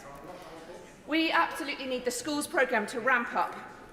Schools' transmission rates are very high in my constituency in primary schools, but also for all those those facing exams this year, they must continue them.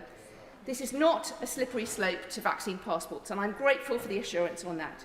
We do need to ramp up communication and engagement with health staff who face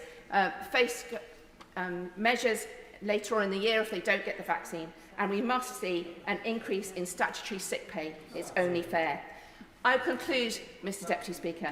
The Chief Medical Officer gave a chilling briefing to MPs earlier today, saying that when it comes to the Omicron variant, the brakes are off. We have to put the brakes on. Too many people have died, and we mourn every single one. Now is the time to take action, and I encourage everyone to get their booster jab. Thank you very much. Dr. Ben Spencer. Thank you, Mr Deputy Speaker. And I'm going to speak briefly to make sure that fellow colleagues can get in on this important debate. I'm going to go through the four measures and then come up with some big questions, I think, that we need to ask about what we're doing and how things go forwards. The first measure I want to talk about is the self-isolation SI. That makes quite a lot of sense, and I welcome the government for bringing in this change and bringing in the daily testing. Now, on the vaccination of health staff, I will declare an interest. I used to work as a doctor. My wife currently still works as a doctor.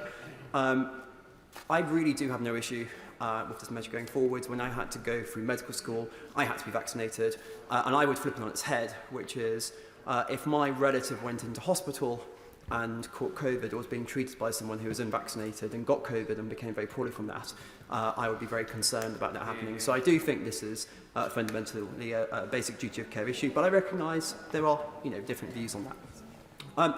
On face masks and the mandatory face mask provisions brought in, I do struggle with these measures a bit, because this, along with the working from home guidance, is going to cause harms. And given the Secretary of State's update today on the Omicron wave that's going forward, I do wonder what actual impact this is going to have and what the harm-benefit ratio accordingly looks like on this. But, there we are.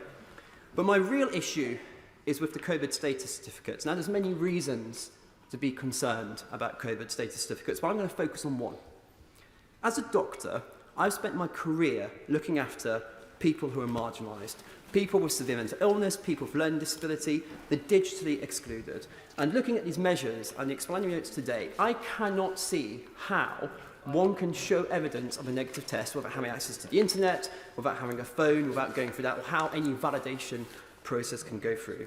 And it's very clear to me that this is going to exclude people, and I can't support excluding anyone, but especially those people who are marginalised, most marginalised in our society. Yep. But my big three questions are really what comes next. So I had a chat with the leaders of Ashford and St Peter's Hospital Trust, the trust of my constituency, in terms of what's happening and what their plans are for the next few weeks. And they're telling me that already, because of the pivoting towards vaccination by primary care, they're going to have to look at shoring up A&E because there's not going to be the GP capacity and people are going to go through to A&E, and that may have a knock-on effect in terms of them having to cancel elective care so that A&E can be shored up. Now, they don't want to cancel elective care. They're a great hospital trust, and they think they can get through and they can still do some elective measures. And one of the things asked me to ask ministers today is, can they have flexibility in terms of what they do around elective care and try and keep that going as much as possible? But there will be a cost to this in terms of missed GP appointments, in terms of missed screening. We've already seen what the cost was in this past year in terms of waiting lists, etc. And I'd like to hear from the Minister what the plan is to recover NHS as usual after we have got through this wave. Because trust me, a protected NHS is not an NHS where GPs are going off to abandoning routine care and focusing on vaccination. A protected NHS is where you can get your blood pressure screening, is where you can have that conversation about your mood, where health visitors see young families and can have those very important conversations about, does a woman feel safe with her husband at home? My second question is, what happens when the next vaccine escape variant comes? Because I think we all feel that that's inevitable after this wave. We'll get another one coming through. So what's going to be the plan to stop us having to repivot like this again? What is the long-term living with COVID strategy? And my third question, which is really more of a plea, is that the costs of this pandemic have largely fallen on the shoulders of our children. Yep. Please, please, please, can the Minister confirm that there are no plans for mandatory restrictions on schools and we will never close our schools again? So the last speaker at 5 minutes is Vera Hoppas, and then it goes to 4 minutes. Vera. Thank you, Mr. Deputy Speaker, and maybe I will even stick to the 4-minute limit. No doubt, we are at a pivotal point in the fight against COVID. And my constituents in Bath, like many across the country, are doing their best to keep COVID levels low in their communities, and I really thank everybody for their efforts. Getting vaccinated is the most important thing, and I'm glad for the consensus that we have in this place, that is the most important thing. What we are debating here is what is the most effective way of getting the most people vaccinated. And I hope that this debate is not distracting from the fact that we all believe that vaccine is the best way to beating COVID, and we will beat all these sort of conspiracy theories around vaccines and indeed going as far that COVID is an invention. It is important we are all getting vaccinated. There is a consensus, and I'm glad that consensus is here. And then, of course, mask wearing. We on this side of the House have always supported that. It is a way of reducing the risk, of course not entirely eliminating it, but wearing masks is very important, and indeed we have been deplored that that requirement, which isn't difficult, has been dropped, including in this House. It is not about just keeping ourselves safe, it is not just even about keeping our loved ones safe, it is about keeping everybody safe. Yes, we have and enjoy our civil liberties, we should protect them, but liberty doesn't mean the harm, the liberty to harm others. And that is a very important principle, and that is why we are protecting public safety measures. Now, many of my constituencies have been in touch with me to share their concerns about the logistical difficulties of following government advice. They want to do the right thing, but often they find it difficult. One of my constituents, who I met last week, had recently returned from Zambia, where his work is based. As a red list country, my constituent was required to quarantine in a hotel for 10 days. My constituent tried continually to book a quarantine hotel, but was not able to do so because it was fully booked. When he was finally able to book a hotel, he received an email from CTM saying that his booking had been cancelled due to an error on their part, but upon speaking to their call centres, the member of staff told him there was no problem. I know that the red list system has now been dropped, but the stress and cost to people who tried to do things has been considerable and needs to be addressed urgently. Is there going to be compensation for those who have actually faced considerable cost, and also, as has been asked before, those who are still in quarantine, will they be released immediately? Another of my constituents is housebound. Her son lives in Southampton and her multiple health conditions make it impossible for her to get a vaccination centre on her own, meaning she has not yet had a booster. Her story is all too common. The local CCG has said that they are in the process of contacting people who are housebound, but many are still waiting to be contacted, and obviously they are very worried, and I hope the Minister will be able to outline the steps that are being taken to ensure those who are housebound are able to receive their boosters as a priority. Lastly, another constituent was vaccinated abroad, yet is still unable to receive confirmation of his double vaccinated status because his vaccines are not recognised on the NHS app, a problem that has been recognised since the summer. To make matters worse, my constituent, and many others like him, is not able to get his booster because the system will not recognise him as having been doubly vaccinated. So the government must address these issues as a matter of urgency. It should not be this difficult for those who are trying to do the right thing to follow government's own guideline. My constituents and many across the country want to do the right thing, but the government must do its bit or people will lose further confidence on, already at this time, which is very highly volatile and where we need as many people as possible to have confidence in the system and the government. Thank you. Thank you very much. 4 minute limit. Jane Stevenson.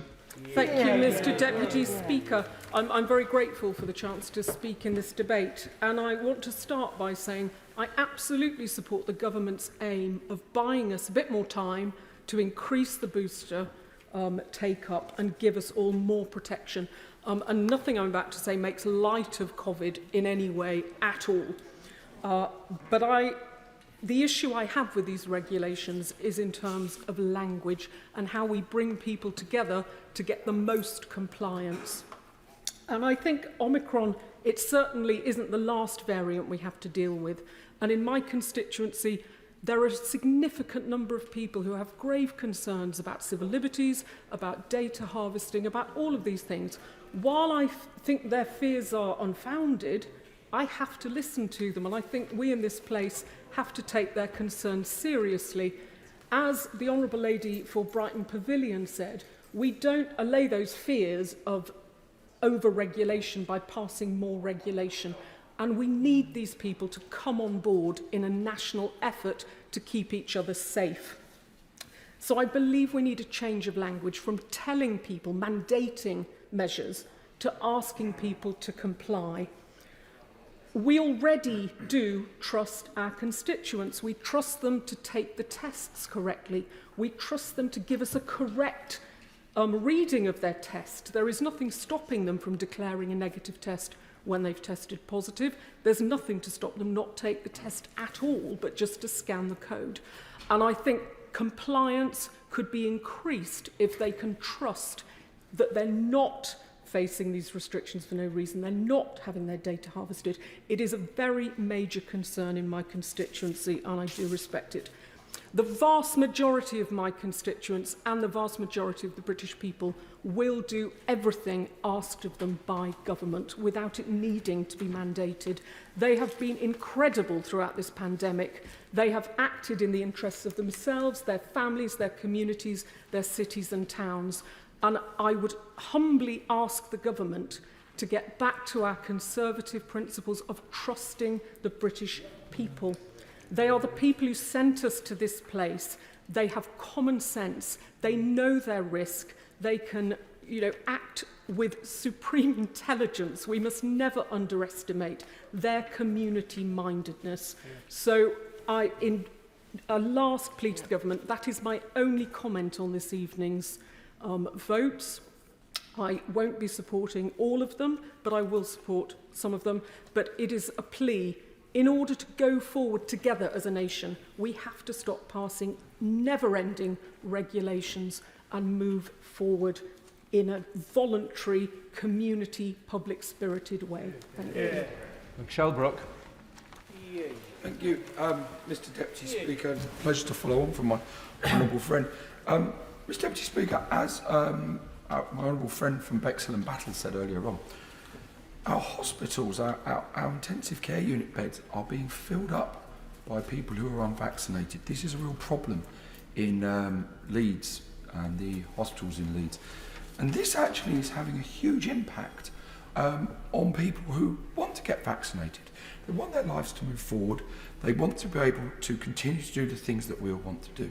And the reality is, as my right honourable friend, the Health Secretary, said at the time, is that there could come the point where there just may not be the ability to have that operation you may need. There may not be a bed available. I've spoken to surgeons who are in the theatre, a trained, highly skilled surgeon.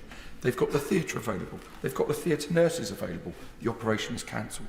They haven't got a bed to put them in, and they cannot do that operation. What we've got before us today is a set of really unfortunate measures. They don't sit comfortably with me. I don't like things we're doing, but they are balanced for this moment in time.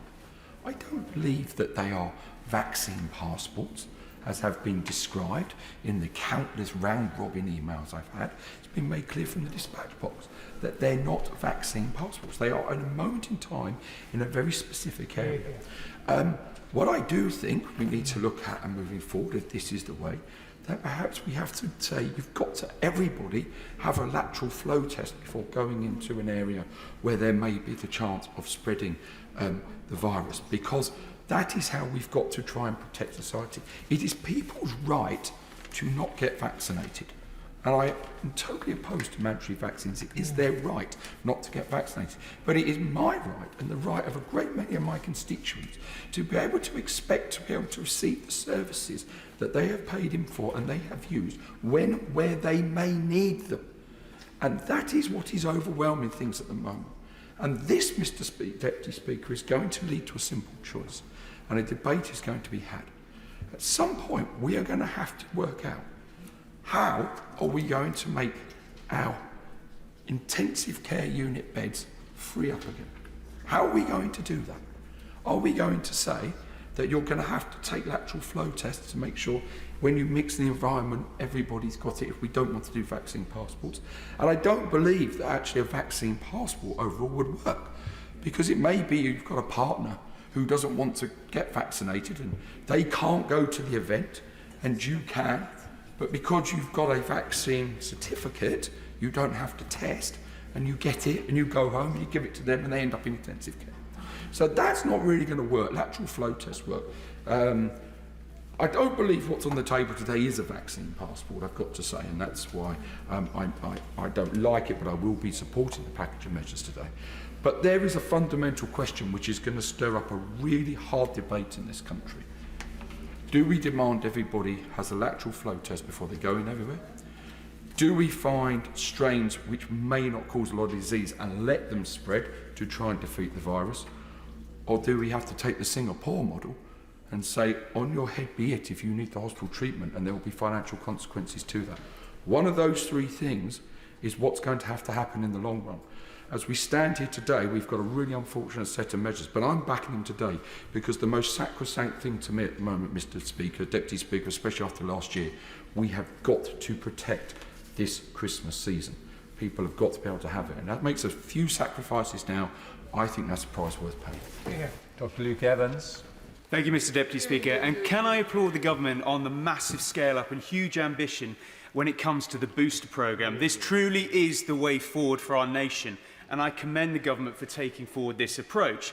Now, critics will argue the target set by the end of the month. Will it be reached? Will it not? Don't listen to them. Their myopic political point scoring will be forgotten in the light of the fact government is doing everything it can to get jabs into arms, because that's the way out. But I accept there need to be some measures, and I want to talk to them now. So mandating of face coverings and change in isolation. Mr. Speaker, the government will have my support on these measures. While masks are, of course, inconvenient, it's a relatively easy way to reduce the risk of COVID, but also other viruses such as flu. Let's not forget this causes a huge amount of pressure on the NHS with admissions, so a reduction in both, as evidenced, makes sense to me. Now, those who argue the nuance of settings for face masks often miss the point. I've heard a number of times, both in this chamber and in the public, well, how does the virus know if it's in a restaurant or if it's in a shop? Of course, it doesn't know that. But that's not the point. The point is, what is the easiest measures that, when applied to the population as a whole, will reduce the risk as best as possible? And the government has to balance this at mass levels. So what can be implemented to reduce the risk of COVID while mitigating the instant economic and non-COVID damage that could occur in vulnerable sectors like hospitality?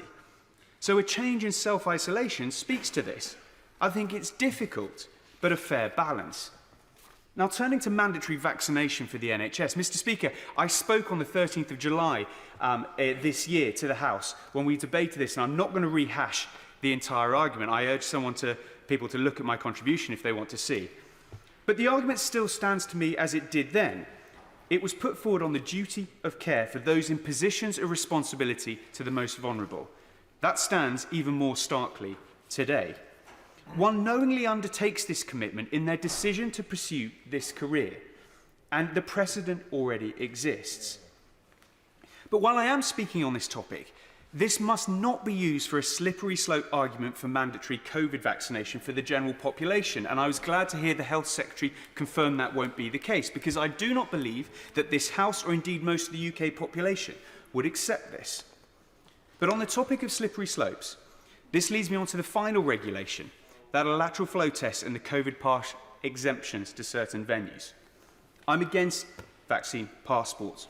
I don't believe they are practical, moral, ethical, or indeed evidence-based in a scientific rationale. The closest comparison we have is Scotland, and their 70-page report does not provide the evidence for passes. To introduce such a huge change in our health management of our nation requires a full and thorough debate, and I don't believe it'll be done justice tonight. I am so pleased the government has listened and added lateral flow tests in as an alternative, because at least this provides a choice. But I can't support COVID passes. I worry about the slippery slope. What businesses, what society interactions, or what infections may become in scope in future months or future years? In closing, looking to the future, I said in the House on the 6th of June 2021, what is most needed is a full debate on the risk we as society are prepared to tolerate when it comes to COVID. For those vaccinated, those unvaccinated who will never get vaccinated, and the trade-off between COVID and non-COVID health implications, health protection measures, and the trade against our economy, society, and liberty. I hope the House will bring a debate next year. And some. Thank you, Mr. Deputy Speaker. Our COVID measures have and continue to hurt our citizens. From a man with late-stage dementia who is terrified of face masks, to an 80-year-old constituent who got stuck in South Africa, not because of Omicron, but because flights were suspended. And now, the news that non-urgent primary care will be diverted once again, with the huge risk of harm to babies and young children if face-to-face support is unavailable for long periods of time once again.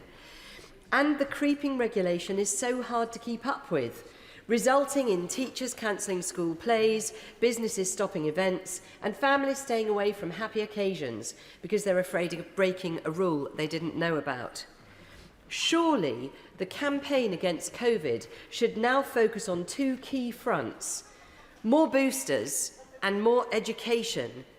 The action by government on boosters is fantastic, but instead of criminalising people, why don't we start a hard-hitting public health campaign? If you're going out this Christmas, don't forget to take a test. Or if you're seeing your granny, make sure you get a jab. Let's persuade people rather than criminalise them. And let's go much further to reassure those who have a fear of vaccines, whether because of a needle phobia, because of cultural sensitivities, or just because of fake news. And my specific concern about testing requirements for big events is the sheer challenge of enforceability in a commercial setting. Far better, in my view, would be to use this approach of a daily test or a vaccine exemption for NHS staff and carers instead. That would be a practical and fair solution for both carers and the cared for, and it would be enforceable. It would also avoid the risk of losing NHS and care workers who are unwilling to accept compulsory vaccinations. Mr Deputy Speaker, I have supported the government throughout the pandemic when I could see the present danger we faced. But this time around, the measures proposed are precautionary, just in case, and I cannot see where this will end. COVID will be with us for many years to come, and it's unthinkable that every autumn from now on we will be limiting the quality of life for all citizens just to be on the safe side. And justifying our new illiberal rules on the basis that they're less authoritarian than those of other countries is truly appalling. That is not our culture, that is not our history. So, Mr Deputy Speaker, this is a slippery slope down which I do not want to slip. So I'm afraid I'm not going to be supporting these measures. Greg Clark. Thank you very much indeed, Mr Deputy Speaker. It's a pleasure to follow my right honourable friend, and I think everyone acknowledges that the government have a difficult task here. In some ways, the regulations that we have before us, whilst it's important that we debate, are not the most damaging ones. In fact, the advice that the government has given to work from home has consequences that are much more significant than any of the relatively minor measures. And unlike these regulations, they don't have an expiry date, they don't have an impact assessment, even though we know that the impact on firms across the country and, for example, the experience of young people at work, once again, for those firms who perhaps conscious of what their insurers and what their regulators might require, are confining people to their homes. That is very significant, and it is a shame that the House doesn't have a chance to vote on those measures. But on the measures that we do, it seems to me that there is a lack of clarity as to what the purpose of the access certificates, if I can call them that, is. Is it to prompt people to get a vaccine? Is it to give them a nudge and have those people who haven't availed themselves of a vaccine a further incentive to do so? If so, what is the evidence for that working? We know that 90% of the population are vaccinated. What motivates that remaining 10%? Is it the case that the desire to attend a football match or a nightclub is going to cause them to take the vaccine up? If it is, then this might be a good measure. But to inconvenience the 90% of people who are vaccinated when we have no evidence of that, we don't know. And what are the alternatives? It could be that if we really do want to have these remaining people take up the vaccine, or some of them, rather than requiring a pass at the entrance to a nightclub or a football ground, to have a vaccine centre at the turnstile or at the gate of a nightclub, the door of a nightclub, maybe for those that have been too disorganised to arrange their vaccine, that might be better. We don't know this. We have reached for compulsion. And as other colleagues have said, it can't be the case that it is just about obtaining a vaccine, because otherwise having a negative lateral flow test would not be available if it were just to nudge people. And there's a certain logic to requiring 100% of people entering a venue to have a negative test. But as we know, and as has been reported, especially if you've just got 2 jabs, then it is perfectly possible for you to transmit COVID. So I think there is an ambiguity as to the purpose of these measures that we are bringing in. And given that the consequences for business owners and venue operators, if they fail to get right some very complex regulations, is a fine of £10,000, a huge amount of money for small business operators, we shouldn't tread lightly with this. I wonder whether the Minister might be able to say, possibly in an intervention, answer a question that came up in this debate, which is whether the lateral flow test is to be self-administered or whether they will be, at some cost, be sent somewhere else to a third party to administer. I wonder whether the Minister might be able to clarify that point. Perhaps later.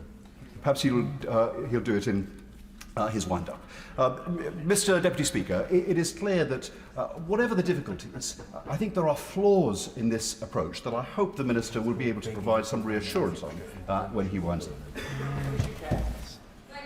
Mr Deputy Speaker, I rise today seeking clarity, although in full support of the government's determination to protect our communities.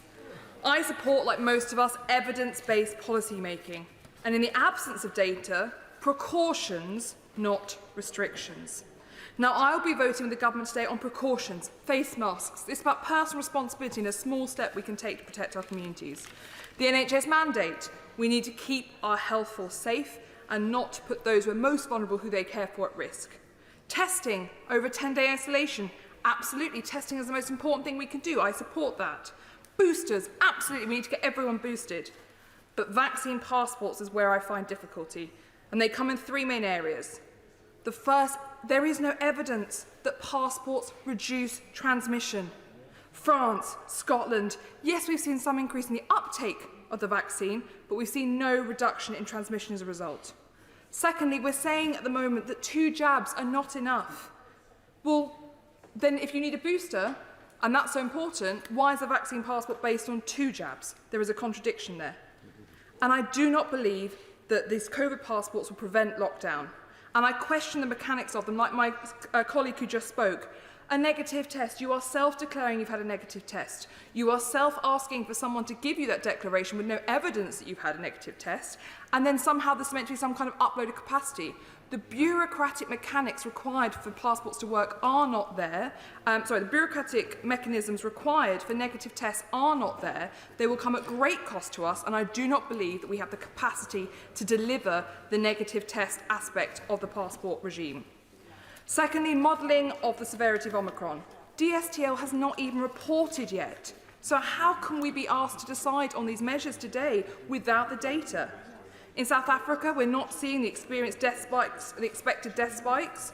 Hospitalisation sits around 38 for every 1,000, compared to 101 per 1,000 for the Delta. Modelling on Delta cannot be right because we know this variant is not the same. There are currently 10 people in hospital with Omicron. But are they in hospital because they have Omicron or with Omicron? These are answers we just don't know. And frankly, if Omicron is that severe, we need more than the Plan B measures being proposed today. My third reason for voting against COVID passports today is the fundamental unease they give me. We do not discriminate on a medical basis in this country, and we cannot. Secondly, we are encouraging people to work from home, but pub trips or parties are permitted when we know from the previous lockdowns that it was home mixing where the problem was. We have very high vaccination rates. We do not need these passports. 96% of people in Rutland and Melton have had both their jabs. 96% have had their first. 93% of Rutland and Melton have had their second. 47% of people have had their boosters.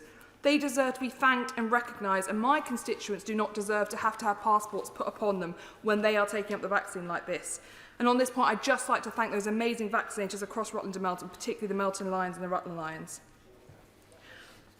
Finally, my final 2 concerns are that we constantly changing the rules. Businesses cannot keep up. This is not the certainty they asked for. And school closures. Since we announced the measures in Plan B, there are schools across the country talking about closing. That is not acceptable. Our children must be in school to learn, our children must be in school to be protected, and our children deserve more. We cannot have people going out to parties and pubs, but children not in school, and the government must mandate for schools to remain open, not just say that that is guidance. My final plea is for help, because in Melton we do not have enough clinics for vaccinations, and this has been an issue for months. And so I plead for the Minister to please make sure we get more booster clinics in Melton. And finally, my plea is get vaccinated, And you need to get other people in. Erin Bell. Thank you very much, Madam Deputy Speaker. It's a pleasure to follow my honourable friend. It's been a good debate. I think it's a necessary debate that we've had the debate. There's strong views expressed on all sides, and I think those reflect the views that a lot of us have heard from the country and in our inboxes. For me, I believe in a proportionate response to a potential threat of a public health emergency, and a precautionary principle applies here, so I will be supporting the government today. I think, given what I've heard about the transmissibility of Omicron, this is only going to be for a limited period of time, one way or the other, because this is very transmissible and we don't quite know yet how severe it is. That the response the government has taken has to be balanced by the needs of the economy, as many as others have said, and we must be particularly mindful of the effect on the hospitality industry, particularly at this time of year. But it's not these measures that are affecting the hospitality industry. In fact, some of these measures will support the hospitality industry by giving people confidence. It's the virus that's affecting the hospitality industry. And sometimes I get the sense here that some colleagues, and certainly some people who write to me, are arguing with the virus. They're not arguing with the government, they're arguing with the virus. Well, I think it's common cause across the House that we all don't like the virus, but unfortunately the virus doesn't care about that, and it will keep on doubling, Madam Deputy Speaker. And that brings us to the data. I'm grateful to all the witnesses we heard this morning at the Science and Technology Committee, ably chaired by my right honourable friend. But clearly we don't have enough data yet, particularly UK data, as my colleague my right honourable friend from the Forest of Dean said earlier. On case fatality rates, we heard that it's perhaps 29% milder than the original strain. That's from the South African data. And in terms of length of stay of hospitals, my right honourable friend mentioned earlier, Omicron stays are maybe half the length of regular stays. But both of those, unfortunately, are linear variables. And the R0 rate, the thing where Omicron truly is outcompeting the other variants, is an exponential variable. And that means until it runs out of targets, it's going to keep doubling. We've heard 200,000 infections yesterday, and that will be 400,000 in 2 or 3 days, and possibly 800,000 in a week's time. And we mustn't fool ourselves that we know how we can balance that exponential growth with the other two linear measures we've found out about. We have to take a precautionary but balanced approach in the meantime. In terms of the slippery slope arguments made by my honourable friend here, and those who say it's the thin end of the wedge, I do have sympathy with that argument, I really do. And I share the view of many colleagues that the House must have their say over the next 2 weeks if we are to take further steps along that slope or to a thicker part of the wedge. But I would not vote for the thickest part of the wedge. I would never vote for mandatory vaccinations of the general public, and I welcome the assurances we've heard from the dispatch box today. But that's not the question before us today, Madam Deputy Speaker. We should all vote for or against these measures based on the content of those measures and our own personal beliefs in those measures. And on the so-called vaccine passports, I don't believe they're anything of the sort. With lateral flow tests and recent experience of COVID as alternatives, I don't think they should be described as vaccine passports. They should be described as a COVID pass. And I welcome the assurance, again from the dispatch box, that lateral flow tests will remain part of that in the future, and I will be holding the government to that. To finally come to the point about rights and responsibilities of citizens that my honourable friend from Bexhill and Battle made so eloquently earlier. The 4 million people who've chosen not to be vaccinated so far, some of them may be disorganised, but there are undoubtedly many out there who've chosen not to do so. And I say to all of them that I will stand up for your freedom and for your right not to be vaccinated, but you cannot imagine that there can be no consequences to that choice once that starts impacting on the freedoms and rights of others. And therefore, I think some of the measures that my honourable friend from Elmet and Rodwell made may have to be considered in the future if we genuinely get the severe exponential growth of Omicron. And finally, in my last 10 seconds, Madam Deputy Speaker, I commend the government for what they've done on boosters, and I urge everyone to go out and get their booster as soon as possible. That's the way out of this. Greg Smith. Thank you, Madam Deputy Speaker. It's a pleasure to follow my honourable friend for Newcastle underline, and he's absolutely right in the way he concluded that speech, that boosters are the answer to this. Boosters and the vaccine programme at large give us hope and give us a path out of COVID and back to normal life. I very much congratulate the government on stepping up that booster programme and aiming to get those jabs into people's arms by the end of the year. Very much needs a lot of focus and attention and planning on the detail and on the logistics to make that happen. To my own experience yesterday of trying to bring my own booster, which is booked for the 31st of December, forward, where I jumped from 7,000 in the queue to 3,000, then curiously to 10,000, before eventually coming down and being offered a date in mid-January. There's clearly a lot of work to be done to ensure that we can get those boosters into people's arms. Can I also welcome the government's move to get rid of the 10-day isolation period for anyone that happens to have come near someone that has tested positive for Omicron and replace that with daily testing. That is a sensible measure, and like my right honourable friend for the Forest of Dean, I feel vindicated in my vote against that measure 2 weeks ago. But can I set out why I won't be voting for the extended mask mandate? I won't be voting for the COVID passes, and I won't be voting for mandatory vaccination within the National Health Service. I very much agree with my right honourable friend and constituency neighbour from South Northamptonshire, who made the point that this is a slippery slope. This is going to change the way we operate as a country, not just in December 2021, but going forward, whenever another variant emerges, maybe not of COVID, but another virus. It is a fundamental change in the relationship between citizen and state, and one to be resisted. I have argued throughout this pandemic, at times when I then reluctantly voted with the government, as last Christmas, and other times, such as a couple of weeks ago when I voted against extending measures, that all restrictions are not without harm in themselves. Even on masks, it might be an easy thing for many of us to do, to put one on. But as others have mentioned, to the dementia patient petrified at the masked figure approaching them, to the child with autism, to the person who is hard of hearing or deaf who cannot read our lips. Actually, it does have consequences. It does bring harm. And likewise, to mental health. I've been scared at reports in my constituency of the rise in mental health challenges, particularly amongst our young people, the rise in self-harm in our secondary schools. That is not something we can stand idly by and just ignore. And of course, the damage to our economy. We may not have shut hospitality down or proposing to shut hospitality down, but I'm already hearing from pubs right across my constituency losing 20, 30, 40, some cases 50% of their Christmas bookings. People are too scared to go out now, and that is a direct correlation to what I'm afraid to say the government is saying and portraying this virus to be. And I took a lot of heart from the news coming out of South Africa this morning that showed that in fact they are finding it to be a more mild variant and that the vaccines do work. And so I come back to where I started. Let's focus on the boosters and otherwise give people their freedom back to choose. Derek Thomas.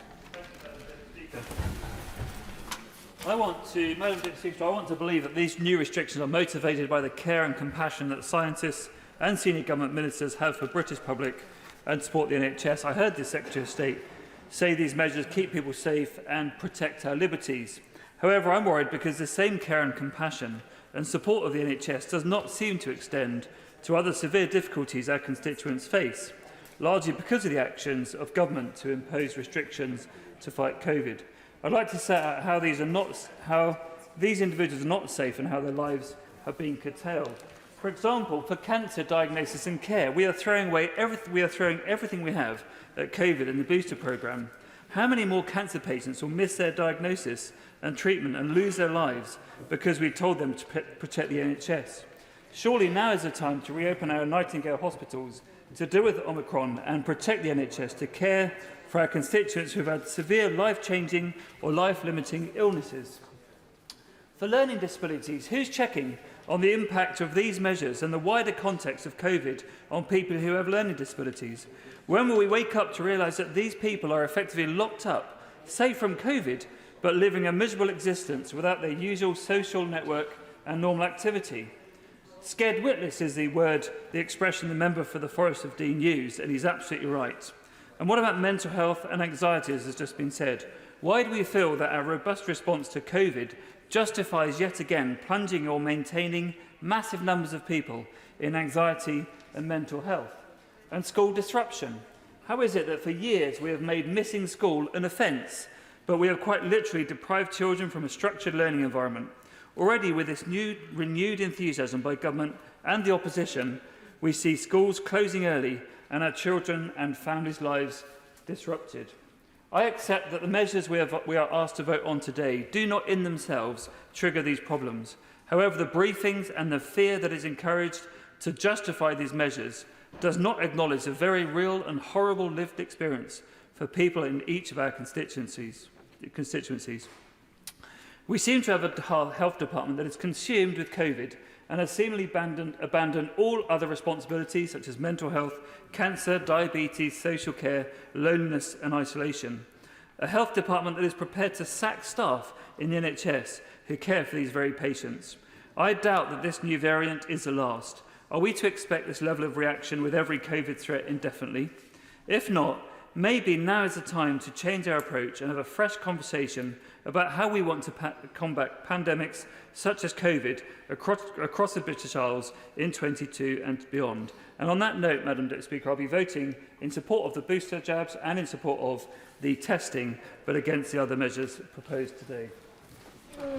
In order to accommodate everybody, I'm going to reduce the time limit to 3 minutes, and I have been able to warn the next speaker of that. Gareth Bacon. Thank you, Madam Deputy Speaker. It has been a good debate, but it is a profoundly frustrating and depressing experience to be having to have this debate at all. Just a few short weeks ago, of course, we thought that we were almost out of the woods, and now we are threatened with a return of a terrible uncertainty. Now, given the time restriction, I'm going to have to go through this at pace.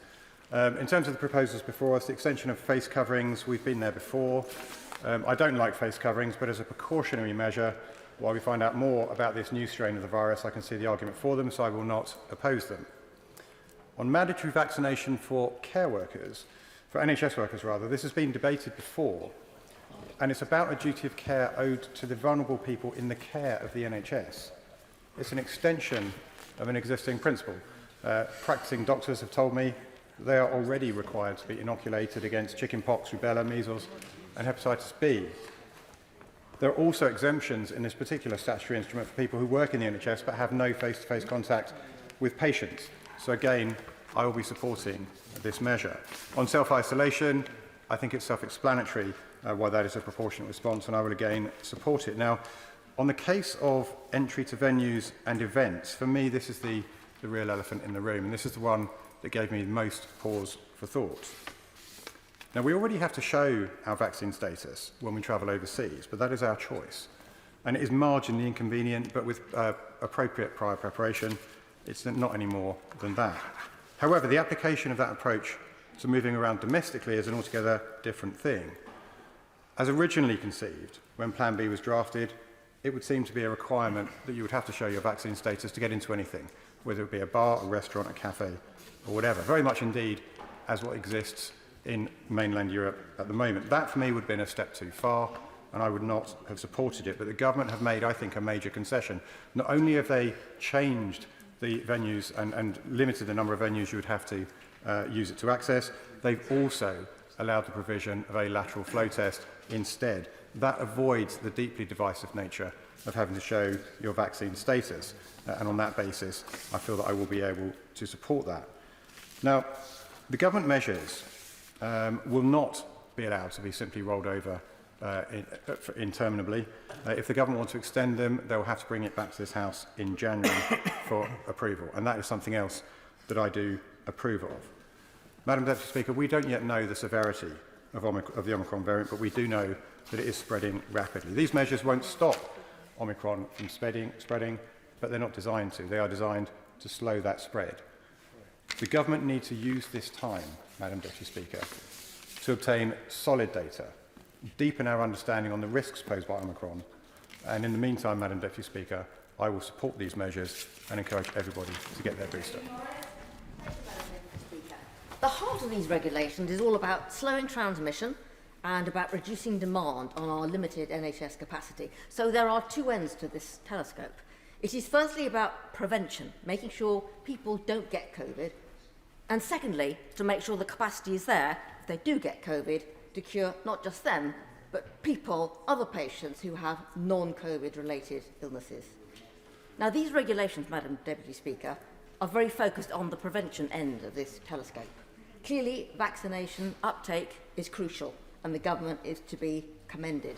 But this has to be a matter of choice.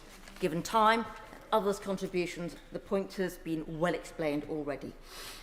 Mask wearing and COVID passports, I believe, have not been subject to the rigour of proper assessment. There hasn't been a proper analysis here, and I have a real fear that they will do more harm than good to society taken as a whole. They generate fear in those that least need to be fearful. They increase mental health problems. They reduce non-COVID admissions and treatments. But, Madam Deputy Speaker, my real concern is the government has not focused sufficiently on the other end of the telescope. We have not looked adequately at what we do about the adequacy of our resource. Despite promises and numbers of new doctors and nurses coming forwards, even the government has admitted that will not be enough to fill the huge vacancies that we have. If we can reduce vaccine development from 10 years to 100 days, surely to goodness we must be able to find a way of laser-like reviewing of a patient journey to make a better and more efficient use of the limited resources we have, and indeed to increase them. I call on the government before Christmas to put in place an emergency resilience task force. This needs to focus laser-like on the capacity issue, which has not been fully addressed, indeed, frankly, hardly at all. We can work smart. There are very good brains within our health service. Look at what Sir Ara Darzi has done in the Accelerated Access Collaborative. New drugs, faster patients, in a way never seen before. And what about our own Kate Bingham, the vaccine czar? Look what she's done to do what was supposedly impossible. And when this task force is created, and it must be before Christmas, and it should be asked to report by the end of January, it must look at better use of emergency services, use fire and police better. It must look at proper triaging of A&E arrivals, better use of medical professionals. We are using the wrong people to do the wrong jobs. Expedite training. Look at whether or not some of our training is too long.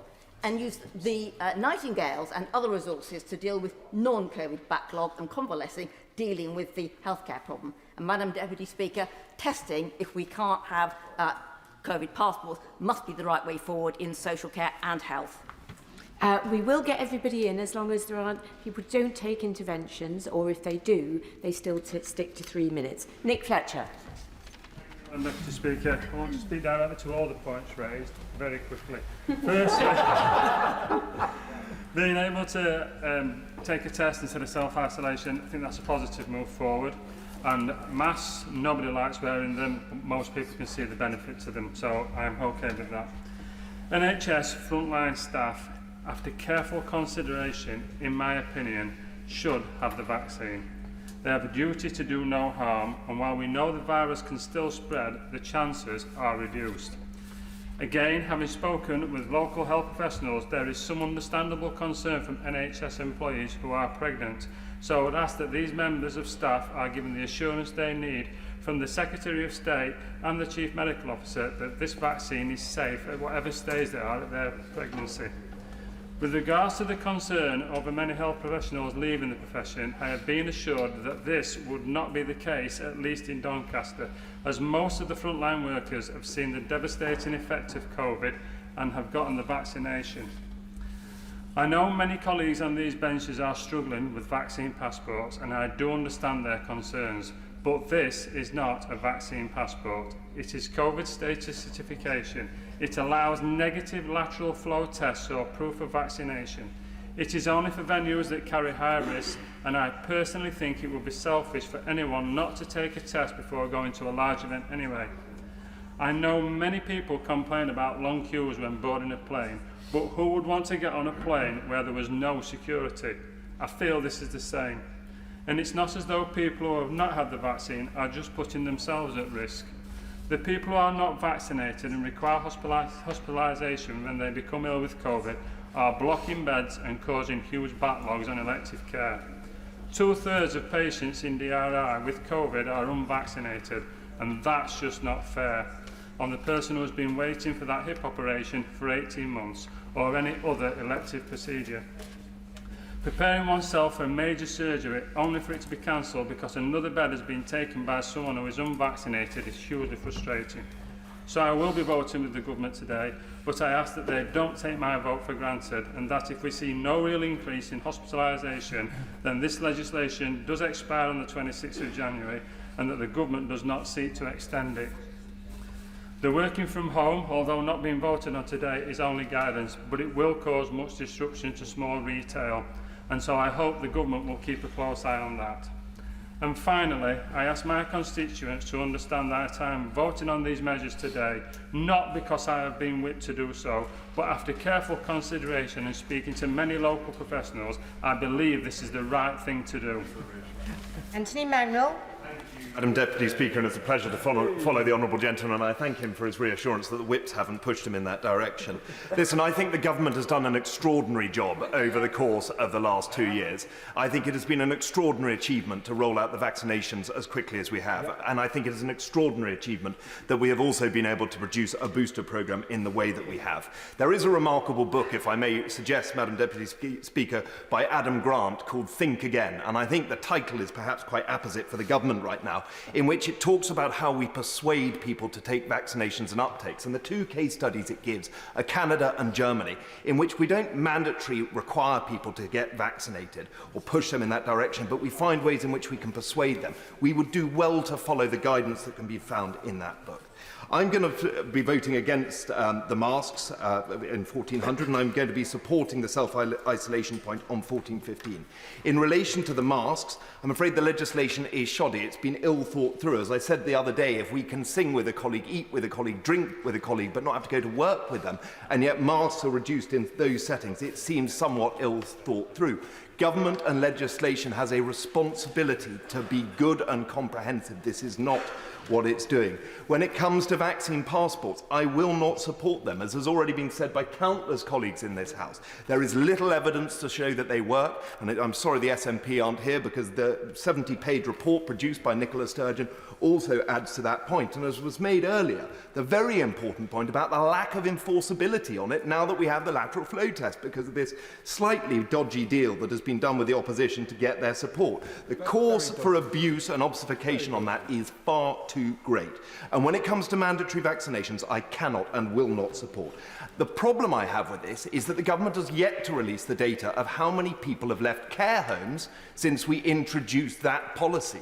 We need to have the data to be able to review that, because if 60,000, if 20,000, if 30,000 people in the NHS decide to walk out, how on earth are we going to be able to have the capacity to help support those who get infected? We need more information before we make those decisions.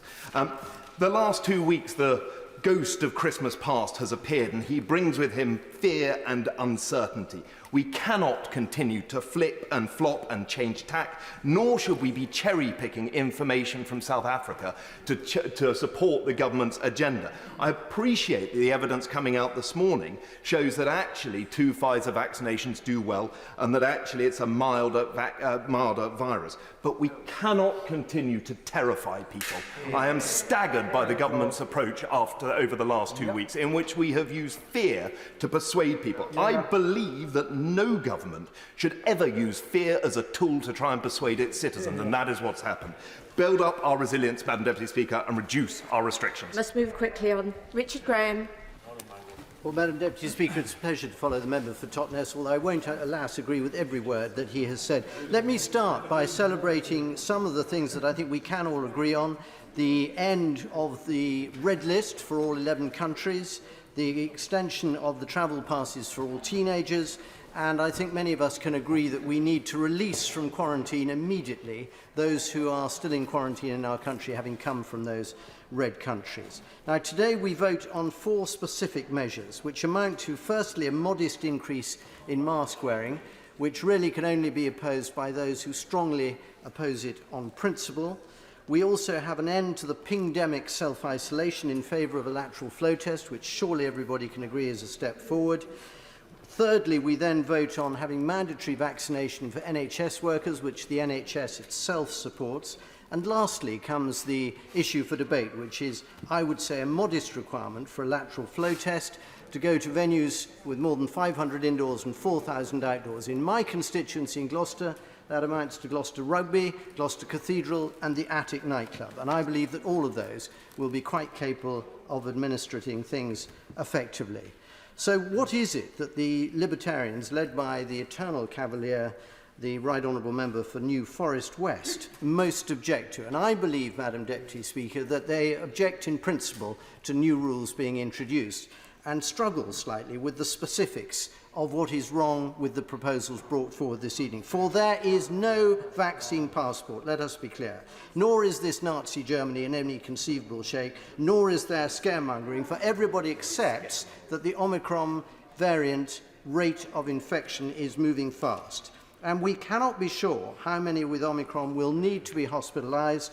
and therefore we cannot wait to do something until the Gloucester Royal and other hospitals are overflowing with people with COVID, and therefore critical cancer operations are cancelled. I do not believe that any member would want to face the family of someone lost because a cancer operation had to be cancelled as a result of the hospital being clogged up with Omicron variant COVID sufferers.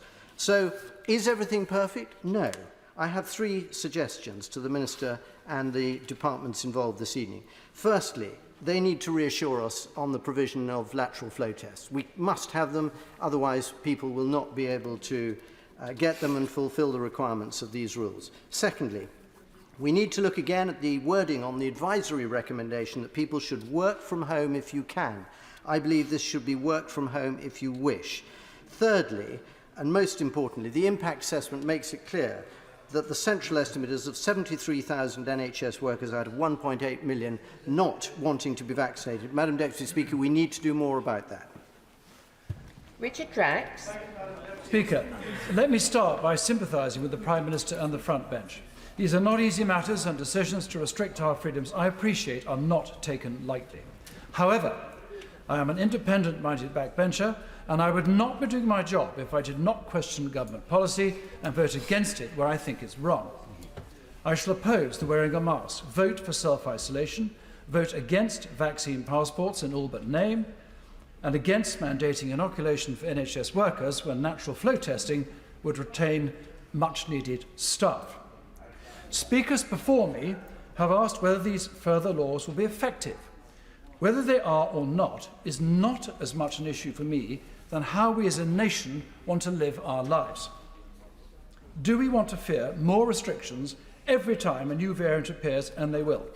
No, is my answer. Do we want to damage our economy, and all within every time a new variant appears? No, is my answer. Is working from home when I can enter a packed pub the right approach? No, is my answer. Do we want to shut down schools and universities and ruin further young people's lives? No, is the answer. Do we want to restrict people's movement and what they can or cannot do when there's no evidence to suggest it would work? No, is the answer. Do we want to see hundreds of thousands of NHS patients, some waiting in agony for operations because they've been delayed again? No, is the answer. Do we want to see the hospitality and retail sector collapse because we keep instilling the fear of God into their customers? No, is the answer. And do we want to go on spending taxpayers' money on the eye-watering scale that is unaffordable? No, is the answer. Finally, my honourable friend below me can relax. Do we want the state to give back our lives and freedom? A monumental yes is the cry from many a heart. I had hoped to hear the Secretary of State say at the dispatch box this afternoon something along the lines of keep calm and carry on. And the government will stop bringing in all these laws, criminalising the people of England for breaking rules that many, it seems, cannot follow, is not the way to win trust and confidence. Advise, suggest, encourage, and take into the government's confidence is the way forward, I would observe. It's time, Madam Deputy Speaker, to put fear to one side, put our shoulders back, and get on with our lives.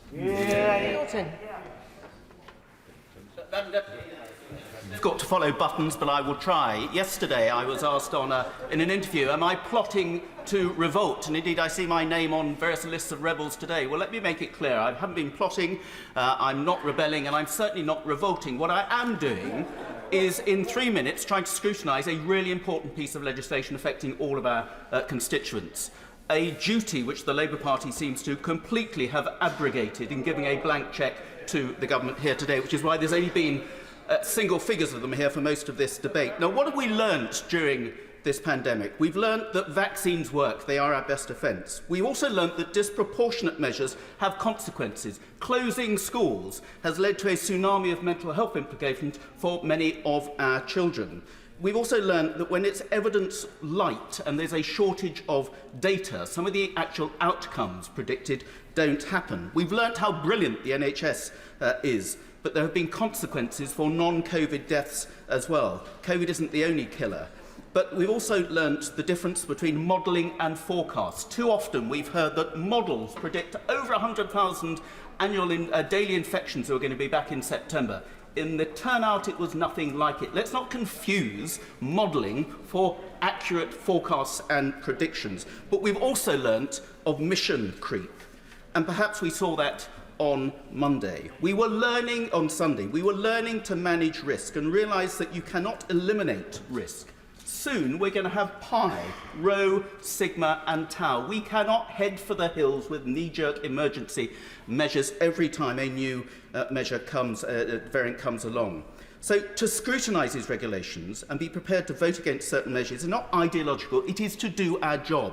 Now, I'm pragmatic. On masks, I'm quite relaxed. I've been wearing a mask in shops, on public transport. I think it's a respectful thing to do. I think it gives assurance to people who are scared to come out. So I'm not going to oppose that. The measures on self-isolation are, of course, progressive. But on COVID passports, it's a key part of Plan B. I will vote against. I appreciate they're not vaccine passports, but that is government's Plan C, and that is what I fear. It's passport creep. We've already heard about passports for pubs and others. However much we want to get people vaccinated, we do not want a society where we ask for papers and deprive people of their liberty. And on mandatory vaccinations for the NHS, I will certainly vote against it. It was crazy to do it for care workers, of which we probably lost 40,000. There are 1.5 million people working in the National Health Service. I think it is wrong to mandate medical procedures, but it's pragmatically stupid when you're going to lose so many people that you need to help fight this infection at the sharp end, and I'm afraid we're going to lose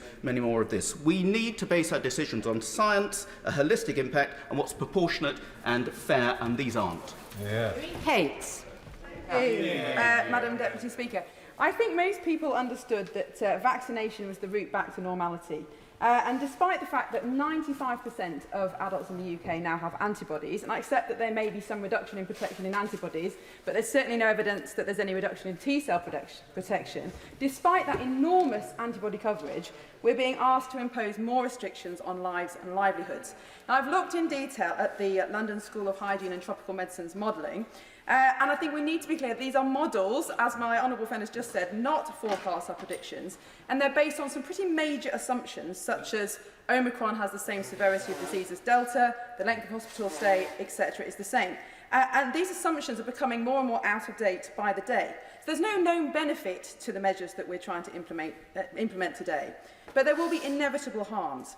Working from home, we've seen last week research that suggests that those working from home are 11 times more likely to experience domestic abuse. Masks sounds innocuous in their own right, but the signal it has sent and is sending across all of society, including schools, is to panic, is to fear. And we're seeing schools closing already today and saying that they may not return in the new year. And the 100,000 ghost children that have not returned to school since lockdown should be a warning to us and the unintended consequences of potentially small measures. On vaccine passports, I can't support that. I think, as my honourable friend Veronique said, I think it's discriminatory, I think it segregates people, and we have a proud tradition in this country of standing up for minority views, even when we don't believe them ourselves. And I think in the rush to get jabs in arms, we shouldn't throw that tolerance and that respect to the wind. And on the mandatory vaccination of NHS staff, I completely agree with my honourable friend from East Worthing. I don't think this is about the ideology of whether people should or not be vaccinated. It's about the pragmatic reality that we will lose tens of thousands of staff at a time when we can least afford it. But I think this is no longer really a debate about whether masks work and who should have a vaccine and not. It's really about who are we? What kind of society are we creating for our children? Do we really care about the freedoms that we all took for granted before 2020? Now, I know people roll their eyes when conservatives and libertarians start talking about civil liberties and freedoms. But freedom is not an abstract ideology. Freedom is what enables my constituents to see their family, to comfort the dying, to go to school, to go to work. That is what freedom looks like. And after 20 months months don't give of way. 20 months of Here, in-out don't restrictions, give we way, have to Mira. accept there No. has been a permanent change to the understanding of what liberty is in this country.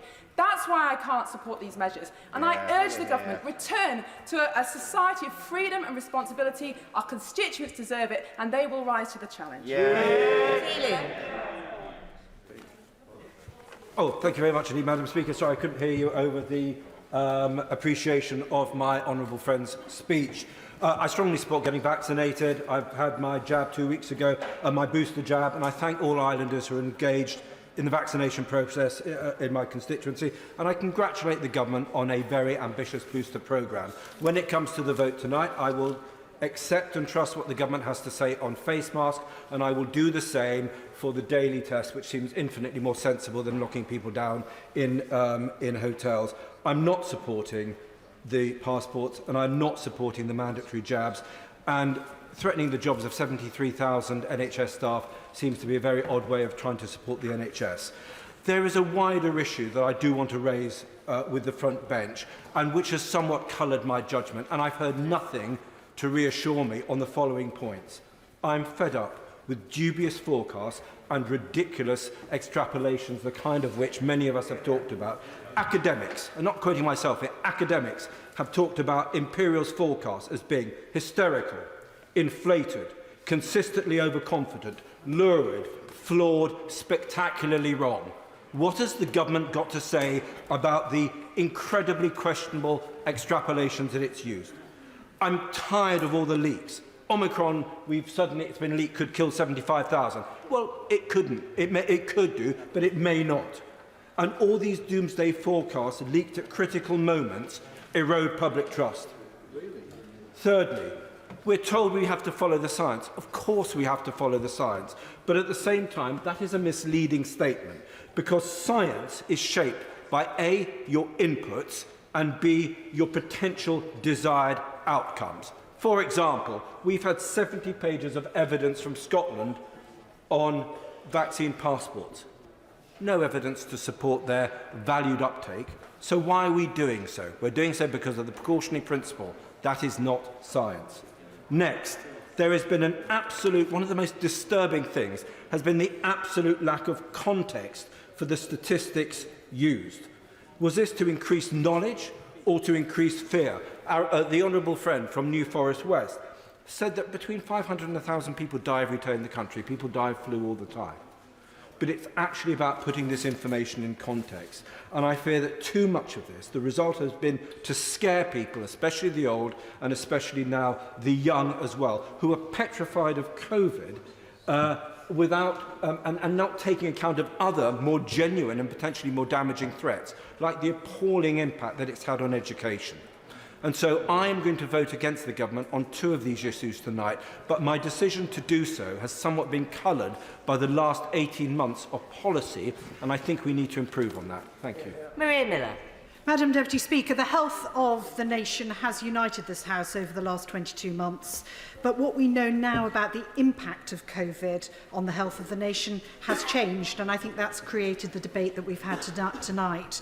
We know that the physical impact of COVID is only part of the story, that mental health is a significant consideration, and that the impact of COVID on our hospitals has to be considered alongside the impact of cancelling non-COVID treatments too. And many members have referred to the impact on children being schooled at home, and actually the impact on many people about working at home is not without its risks as well. But my right honourable friend, the Secretary of State for Health, has set out, I think, very clearly his case for the measures before the House today. The new Omicron variant is more transmissible than the Delta variant, and even if it has the same impact on our health as the Delta variant, its high transmissibility means that this new variant has a more significant, could have a more significant impact on the number of people who need urgent hospital treatment, and stopping the NHS being overwhelmed has been our objective from the start. I commend the government's focus on ramping up the booster rollout, which is a vital part of solving the problems we face now. But these regulations are designed to take the actions that we can take through the rollout that step further and to help keep transmission levels down. And that's why I'll support them today. The nature of human activity means that we won't have a perfect set of neat decisions. These regulations do what's possible, not what's perfect. I've got a couple of questions for the Minister if he's able to deal with them in his summing up, and particularly around the importance of making sure that we protect the education of our children as we move forward. And can he provide an update to members next week, even if the House isn't sitting, on the number of hospitalisations?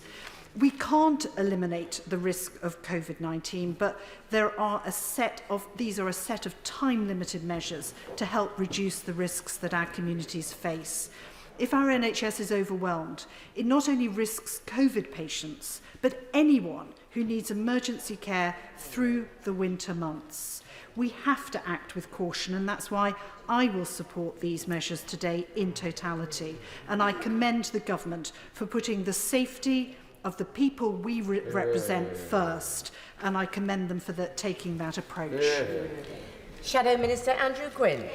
Thank you, Madam Deputy Speaker. This has been a passionate debate and one that I think reflects the gravity of the situation before us. I want to sincerely thank members on both sides of the House for their heartfelt contributions.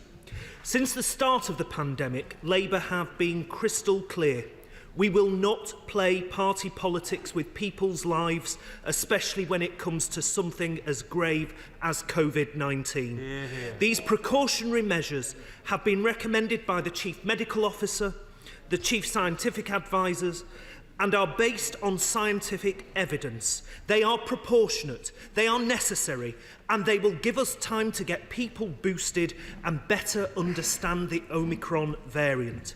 We have always said that the government should not have scrapped guidance on mask wearing, and we have repeatedly stressed the importance of allowing people the flexibility to work at home. These measures will help us have a safer Christmas, as well as to protect our NHS from being totally overwhelmed by this new variant. We are also pleased that the government have taken on our advice and suggestion of including an option to present a negative lateral flow test as an alternative to vaccination status. I'm grateful to the government for that and for providing the necessary assurances that these restrictions will not impede any access to essential services. We have always supported measures that have been necessary to keep people safe, and we will not alter that approach. Nor will we pretend that we are in any way satisfied with the conduct of those on the opposite benches and of the Prime Minister in particular over the last few weeks. The Prime Minister has done irreparable damage to public trust and thereby undermined vital public health messaging. We know that when the country was most in need, and ordinary people were doing the decent thing and sticking to the rules, the Prime Minister and his tinsel-clad advisers were making a mockery of the British public. That being said, neither myself nor those sitting behind me will allow the Prime Minister's failure to undermine necessary public health measures, because we know that the Omicron variant is much more transmissible and that the 2 doses of vaccine seem less effective in tackling it. The booster jab does provide an increase in protection, and that is why it is essential that the boosters are rolled out and that all those who have yet to have their primary course come forward as soon as possible. Throughout the pandemic, vaccination has proven to be the effective tool against the virus, and this remains the case. Now, we have repeatedly called on the Vaccines Minister to put a rocket under the booster rollout, but we are concerned about mixed messaging coming from government over the past few days. In his televised address on Sunday night, the Prime Minister said that people will have the chance to get the booster before the new year. But in his statement yesterday, the Secretary of State indicated that the aim instead is to offer the booster to every adult by the end of the month, meaning the delivery will wait until January or even February. So when is it? Can the Minister clarify for once and for all, is the government rowing back on the target set just 2 days ago?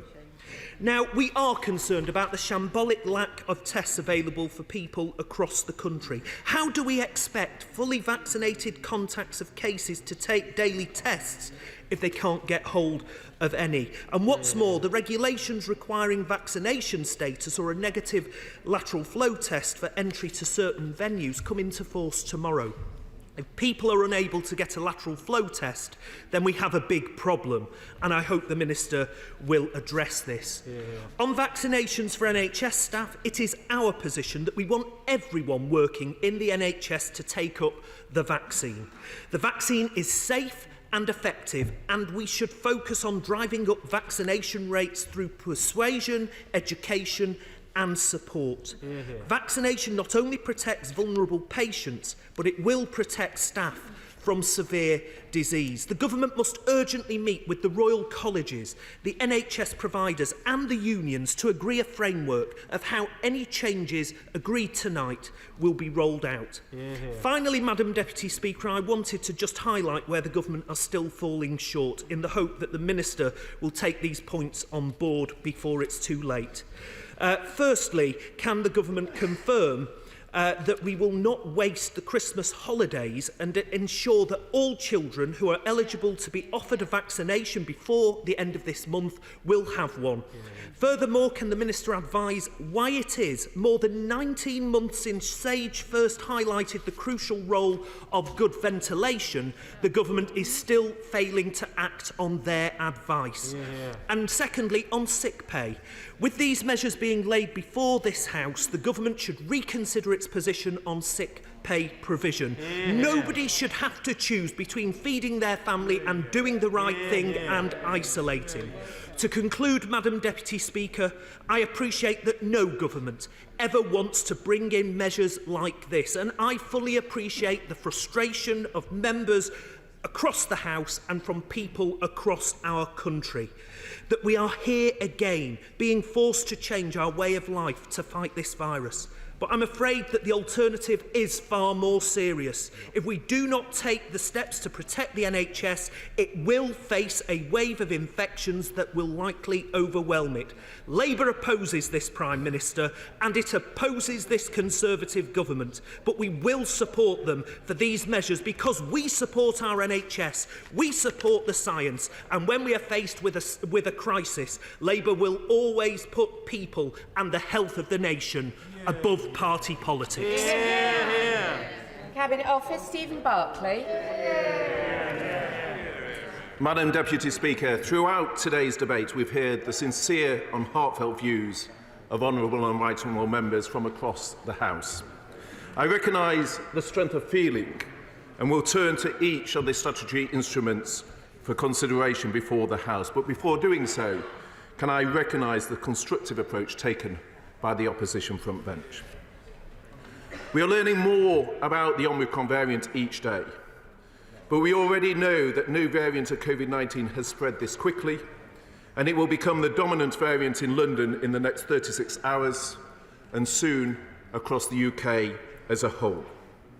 It is right that we take a cautious approach to the arithmetic, alongside a strong communications campaign of the sort called for by my right honourable friend, the member for South Northamptonshire. In a moment. There is much we still don't know about this virus, as there are a wide range of opinions on its severity. Hospitalisations and deaths always lag infections by around 2 to 4 weeks. We are not at the topping out point in South Africa, so we don't know what the peak will be. But even a small percentage of widespread transmission will be very significant, a point quite rightly made by both the opposition front bench and the Secretary of State in opening this debate. This is not, as some suggest, solely an issue for the NHS. Widespread infection and indeed staff absences would have a wider economic impact from our supply chains to our factories. I will obviously give way. State said earlier that he might be able to provide the House with an update on this issue of people who have come back from South Africa and are stuck in quarantine, whether they have to fulfil the whole of their quarantine. I ask because I've got constituents from the Rhondda, rugby players who are still stuck. They'd already done 10 days in South Africa. Surely they can be released tomorrow. It is an extremely important issue. I will come on to that directly, and not just because they are rugby players, but because it's an important issue. Indeed. I'll give away again. Thank the Minister for giving way. And the Minister is absolutely right that we have to do all we can to stop the spread of the Omicron virus. And like me, I'm sure the Minister is encouraging people to take the vaccine and the boosters. Parliament is a really large venue. About 3,000 people work here. Can the Minister confirm that everybody on his side of the House has been doubly vaccinated? And can the Minister also confirm? Can the Minister also confirm that a COVID pass situation will be relevant to MPs who are going to be huddled voting today? There'll be hundreds of us. What protections will MPs have to make sure that we are safe? Well, I think, Madam Deputy Speaker, on one issue, I think throughout today's debate, I'm not sure she's been in for the whole debate, but throughout today's debate, there has been consensus across the House on the importance of being vaccinated and of boosters. I think that's been a point of agreement. Obviously, the management of the House is a matter for the Speaker, Madam Deputy Speaker, and not for myself. But as the member for Bexhill and Battle correctly highlighted, he and our constituents will continue to be able to access all the facilities as before. And when she cites that example, I point out it is still possible to go to nightclubs just as it is possible to vote, and these measures will not prevent that. Madam Deputy Speaker, as well as Omicron's transmissibility, we're also beginning to learn more about the effectiveness of our vaccines against it. Boosters were important before Omicron, but they're now absolutely critical. And we have delivered 24 million across the United Kingdom as of this evening. Boosters are, without question, the single most effective thing we can do, and Plan B buys us more time to get more boosters into more arms. And I pay tribute to my honourable friend, the member for Bosworth, who, as a GP himself, highlighted the importance of addressing the 15-minute wait period to increase the flow of boosters, a decision that the chief medical officers across the UK have supported. I also concur with my right honourable friend, the member for North Somerset, who quite rightly highlighted that the second dose is important alongside the booster. Madam Deputy Speaker, the early evidence suggests that a booster dose is extremely effective, with analysis by the UK Health Security Agency showing a booster dose is 70 to 75% effective at preventing symptomatic infection. And that is particularly important given the speed at which this infection is spreading, which means the increase will be sharper and so its impact more concentrated over a shorter period of time. Now, the Honourable Member for the Rhondda raised the issue which the Health Secretary, in opening the debate, had flagged that he intended to remove all 11 remaining countries from England's red list as of 4 a.m. tomorrow. The Health Secretary has urgently considered the issue of releasing people from managed quarantine before they have completed the 10-day isolation, a point raised not just by him, but the member for Exeter and a number of members from across the House. The government's decision is that we should permit early release of those people who entered managed quarantine before these changes to the red list and require them to follow the relevant rules as if they have arrived from a non-red list country. Anyone who has tested positive will need to continue to stay in managed quarantine. This will require changes to regulations, and we will look to implement this as quickly as possible, and will set out further specific guidance for affected individuals imminently. Madam Deputy Speaker, turning to the statutory instruments before the House. The weight of scientific evidence shows that face coverings can make a difference, even if, as my right honourable friend, the member for South West Wiltshire said, and he is a clinician himself, it is the least we can do to wear these wretched things. So Regulation 1400, extending the use of face coverings, is a simple step to help slow the spread, and I welcome the support of members and indeed even those with concerns, such as the member for Winchester said he would not oppose such a measure. Madam Deputy Speaker, it's also vital we draw on our testing capacity to keep Britain moving. And Regulation 1415 enables close contacts of confirmed or suspected COVID cases who are fully vaccinated to take lateral flow tests every day for 7 days. And in response to my right honourable friend, the member for Tunbridge Wells, the lateral flow tests will be self-reported. Regulation 1416, Madam Deputy Speaker, regarding entry to venues and events, is one I know honourable members have given considerable attention. But this is very far from what has been described as a vaccine passport, a point my right honourable friend, the Health Secretary, made in opening this debate. This measure will mean a negative lateral flow test is required to get into nightclubs and large events, with an exemption for the double vaccinated. Once all adults have had a reasonable chance to get their booster jab, we intend to change this exemption to require a booster. And Madam Deputy Speaker, vaccination has been and remains our best line of defence. And we have heard many contributions from across the House on making vaccination a condition of deployment for staff in health and wider social care settings. And I recognise how emotive this issue is.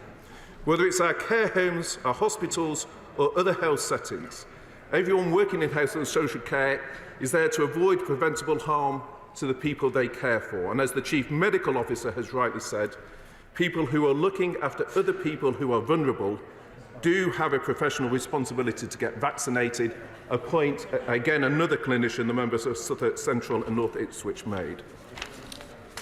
In closing, Madam Deputy Speaker, I'm grateful for all the contributions today. The measures before us will help us to buy time and deliver boosters, which will provide the best protection against this variant. Vaccination, which was already so important before Omicron, is now doubly important, especially in those settings with some of our most vulnerable people. I commend these regulations to the House. Order. To address the point that was raised by the Honourable Lady, in the event of divisions, it is likely that there could be a large number of members voting in one lobby this evening. So the Speaker has agreed that 12 minutes should be allowed before I call for the doors to be locked. Members should accordingly be aware that they do not need to crowd into the lobby at the beginning of the vote, as there will be more time to vote than usual. Order. Under the order of the House today, I must now put the questions necessary to dispose of proceedings on this motion and the following three motions. The question is the motion relating to statutory instrument number 1400 as on the order paper. As many as are of that opinion say aye. Aye. Of the contrary, no. Aye. Division. Clear the lobby.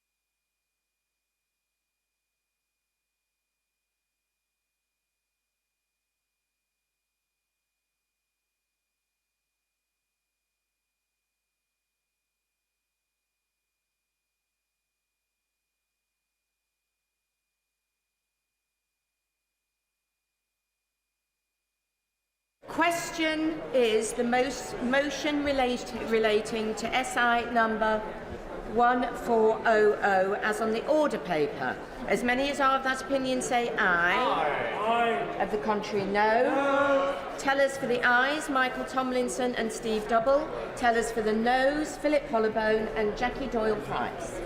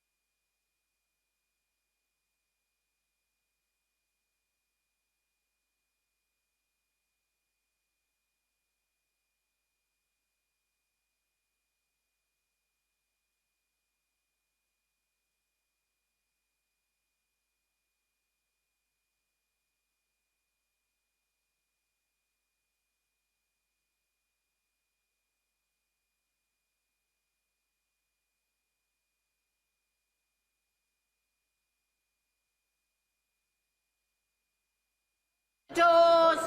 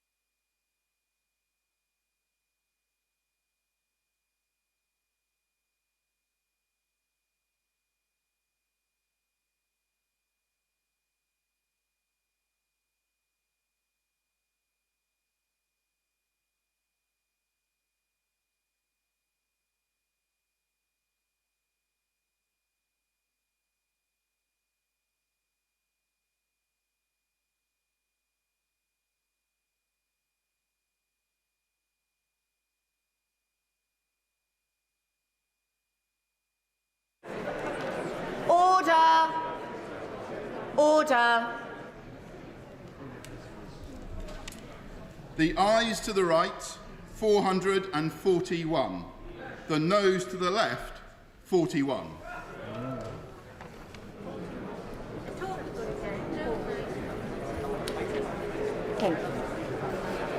The ayes to the right, 441.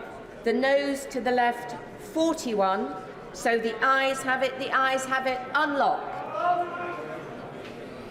Minister to move the motion relating to statutory instrument number 1415 formally. I beg to move.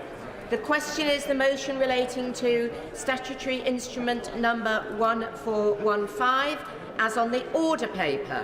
As many as are of that opinion say aye. Aye. The contrary no. I think the ayes have it. The ayes have it.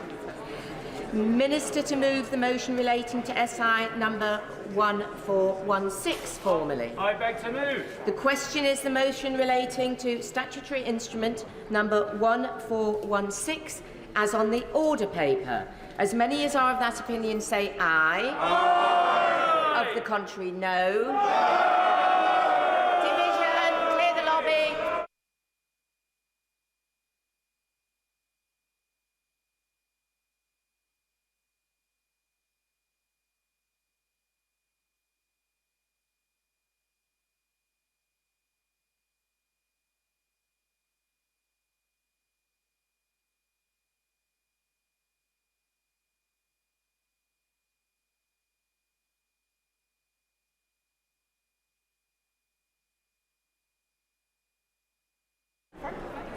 The question is the motion relating to SI number 1416 as on the order paper.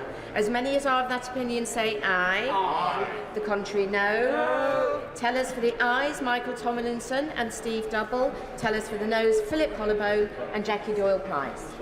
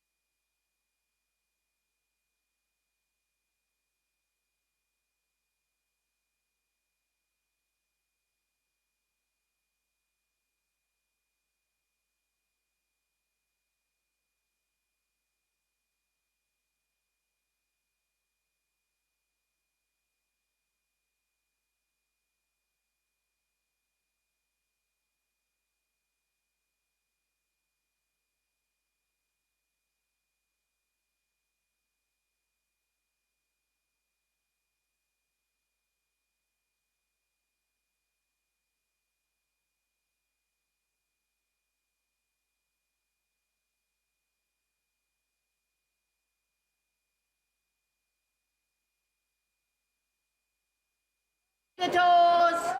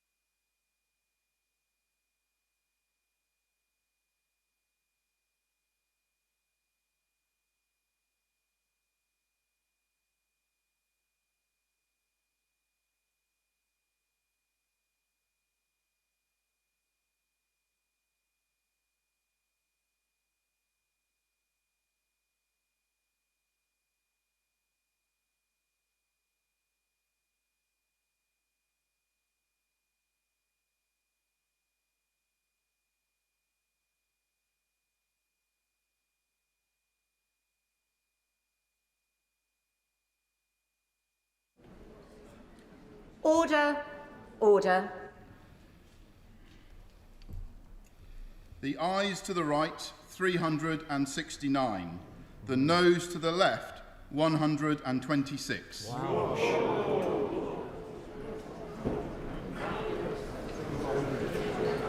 Thank you.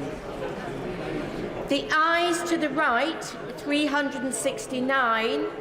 The noes to the left, 126. So the ayes have it, the ayes have it. Unlock. Minister to move the motion relating to the Draft Health and Social Care Act 2008 Regulated Activities Amendment Coronavirus Number 2 Regulations 2021 formally. I beg to move.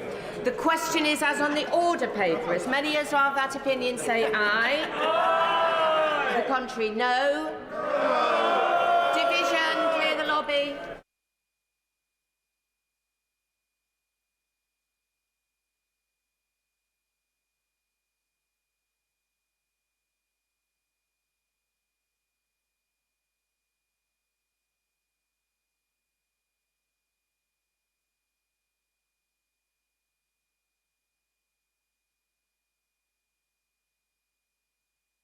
As on the order paper, as many as are of that opinion say aye. Aye. The contrary no. Tellers for the ayes, Michael Tomlinson and Steve Double. Tellers for the noes, Philip Hollowbone and Jackie Doyle-Price.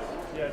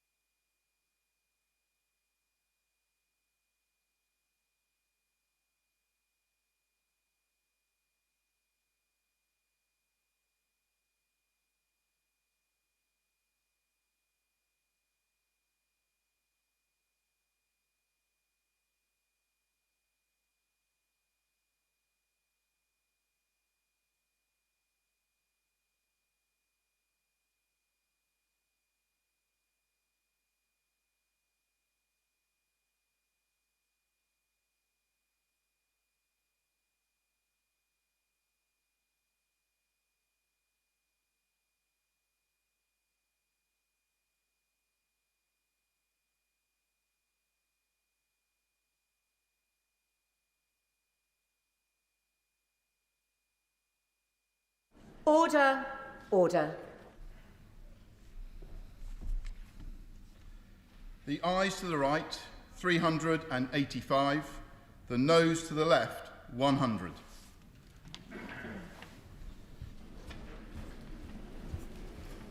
Thank you. The ayes to the right, 385. The noes to the left, 100. So the ayes have it, the ayes have it. Unlock. Thank you. We now come to motion number 4 on exiting European Union electronic communications, number 5 on agriculture, and number 6 on road traffic. And with the leave of the House, I will take those together. Minister to move formally. I beg to move. The question is, as on the order papers, many of that opinion say aye. Aye. The contrary, no. I think the ayes have it, the ayes have it. We now come to motions number 7 on the International Development Committee, number 8 on the International Trade Committee, number 9 on the Treasury Committee, number 10 on the Women and Equalities Committee. Bill Wigan. The question is, as on the order papers, many of that opinion say aye. Aye. The contrary, no. I think the ayes have it, the ayes have it. Petition, Alexander Stafford. Thank you, Madam Deputy Speaker. Resident teachers, parents and governors of Aston Fence Junior Infant School in Rother Valley are concerned about road safety outside the school. A busy road that during the day has a speed limit of 40 miles per hour. They and I have written to Rother Metropolitan Borough Council calling on them to take adequate steps to improve road safety, but as yet no action has been taken and signs and patrols clearly do not work. What is needed here, according to the school, is a permanent 20-mile-an-hour speed limit with appropriate traffic calming measures installed to enforce it. This petition, originally started by the pupils of Aston Fence School, has been signed by over 325 people, almost double the number of students. And the petition therefore states, the petition therefore requests the House of Commons call on the government to urge Rotherham Metropolitan Borough Council to extend the existing 20-mile-per-hour speeding restrictions around the school so they are enforced at all times rather than just peak school hours, and the petitioners remain, etc.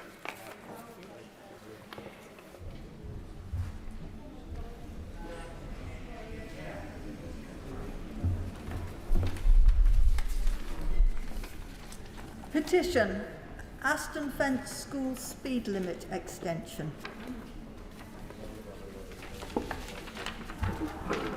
I beg to move that this House do now adjourn. The question is that this House do now adjourn. Debbie Abrahams. Thank you so much, Madam Deputy Speaker. Madam Deputy Speaker, last Friday marked the UN's Human Rights Day and the final day of 16 days of activism against gender-based violence, and I'm delighted to formally mark this in the chamber here tonight. As many will know, Human Rights Day is observed annually on the 10th of December, the day in 1948 the United Nations General Assembly adopted the Universal Declaration of Human Rights. The Universal Declaration is a milestone document which proclaims the inalienable rights that every one of us, as human beings, are entitled to, regardless of race, colour, religion, sex, language, political or other opinion, national or social origin, property, birth or other status. Its central tenet under Article 1, that all human beings are born free and equal in dignity and rights, is as important today as it was when it was originally adopted just over 73 years ago. I have a copy of the Declaration in my office. I believe its significance to humanity, coming so shortly after World War II, cannot be underestimated. The hope that we can be better than the horrors that we witnessed. And yet, although recognised as part of customary international law, human rights abuses are still rife, even by those countries who are as down as signatories to the Declaration. The principle of equality and non-discrimination are at the heart of human rights, but we know that across the world, including here in the UK, the rights of women are constantly ignored, whether that's our right to life in some parts of the world. Girl babies are seen as less important than boy babies. Our right to education. Girls are still prevented from being educated, as we're seeing today in Afghanistan. Our right to marry who we wish. Forced marriage, female genital mutilation are still happening in the 21st century. our right to work in whatever job we wish, only limited by our abilities, not by prejudice or discrimination, and to be paid the same as a man doing the same work. And our right to be treated equally under the law and have domestic violence and rape recognised and responded to as the serious crimes that they are. I do give way to my honourable friend. Can I congratulate the Honourable Lady for Oldham East and Saddleworth for bringing this forward, and very much support the Honourable Lady in what she's saying. But does the Honourable Lady not agree that the increase of domestic violence, which she referred to during lockdown, has shown that even in our great nation, just here at home, there is an endemic of gender-based violence that must be addressed, and one way to do that is the very one that the Honourable Lady referred to, through education at young ages and through prosecution of domestic abuse incidents to a much higher degree. In other words, be hard on those who are carrying out the violence. I do agree with my friend that the issue of the rise of domestic abuse during the pandemic is a real issue. I believe, yes, we do need further and strict enforcement, but I also believe we need to educate not just the victims but the perpetrators as well. 2 weeks of women, 2 women a week in the UK will die at the hands of a partner or ex-partner. And this gender-based violence has increased during the COVID pandemic, as my honourable friend has just mentioned. In conflicts across the world where violence against women, including sexual violence, is used as a weapon of war, we must reaffirm and re-emphasise that women's rights are human rights by holding those who commit these atrocities, because they are atrocities, to be held to account. As the UN has stated, there are deep interconnections between ending such blatant violations of those rights, providing freedom from fear, and the right to security, dignity, equality and justice. To mark the International Day for the Elimination of Violence Against Women last month and the start of 16 days of activism against gender-based violence, I hosted a virtual event to look at these issues both locally and internationally. I was joined by activists, experts, local campaigners and people from across Oldham and Saddleworth to discuss not just the issues but what we can do to tackle violence against women and girls. I promised I will certainly. Who is that? Sorry. I'd like to thank the Honourable Lady for calling this important debate. I personally have been overwhelmed by the amount of supportive messages I have received over the weekend since my own story became public, and every one of them has been encouraging, and many have shared their own harrowing stories with me. I know that every campaign, every debate and every story that becomes public is giving strength and hope to other women, and perhaps the courage that they need to seek help. Does the Honourable Lady agree with me that the belief and support from others has a crucial role in addressing gender-based violence? Absolutely, and I'd like to place on record my gratitude for the intervention, but also how amazed I am about how strong she is and what she's doing. So as I say, I promised I would raise the issues they raised with me in this place, and for us to act. And I hope that the Minister will be able to respond to some of the issues I will be raising tonight. Nationally, there remains a massive challenge. We need to change the culture of our society, which needs strong, determined leadership, driving a multifaceted strategy that ultimately determines not just what are acceptable behaviours, but that shifts attitudes and beliefs. I will do. And I congratulate my older friend on this excellent debate, and it's such a shame that yet again we have made so little progress. Would she agree with me that it's been absolutely shocking in recent days, the revelations of even people like the police having WhatsApp groups with very misogynistic content, and that actually every single institution in our country needs to really act hard and quickly to try to explain to people how dangerous, how insidious this is, and how so often it can lead from attitudes to actual acts of violence, and that we absolutely must stamp it out. I couldn't agree more with my honourable friend, and this is one of the points about the importance of leadership. It has to be led from the top, and it has to be visible that this is just totally unacceptable behaviour.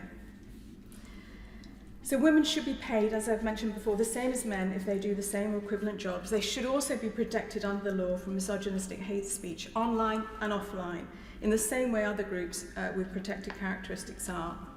And in relation to online hate, because it is online hate, I hope that the Government will adopt the Law Commission's recommendations on this, as well as today's report from the Joint Committee on the Draft Online Safety Bill, which I think really strengthens these provisions. Boys and girls should be brought up believing that they are equal to each other. I go every week to particularly primary schools, and we talk about children, girls not being able, in particular, not being able to access education, and they look at me as though, why? And this is what we need to develop and ensure it's not lost as these children grow up. And our society and our laws should reflect that. Fundamentally, our children need to understand what healthy relationships look like and that violence of any sort is unacceptable. This needs to build understanding of behaviours and attitudes that are abusive and unacceptable so that women and girls who are disproportionately affected by gender-based violence are empowered not to accept this. There's a need for a national coordinated approach to education and behaviour change on the issue, but at the moment measures feel piecemeal and ad hoc. It needs a whole system public health approach. I welcome the recent introduction of the Domestic Abuse Act. However, sustainable funding is really important, and currently there's no guarantee that this is going to run on to next year. It also doesn't address the societal and cultural issues I've mentioned. But there are other issues too.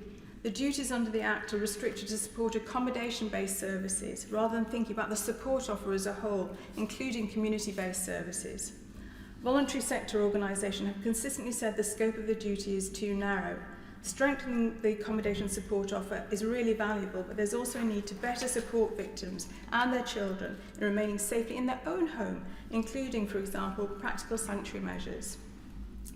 There's also insufficient investment in behaviour change work with individuals who've perpetrated domestic abuse, which is outside the Act's scope of funding.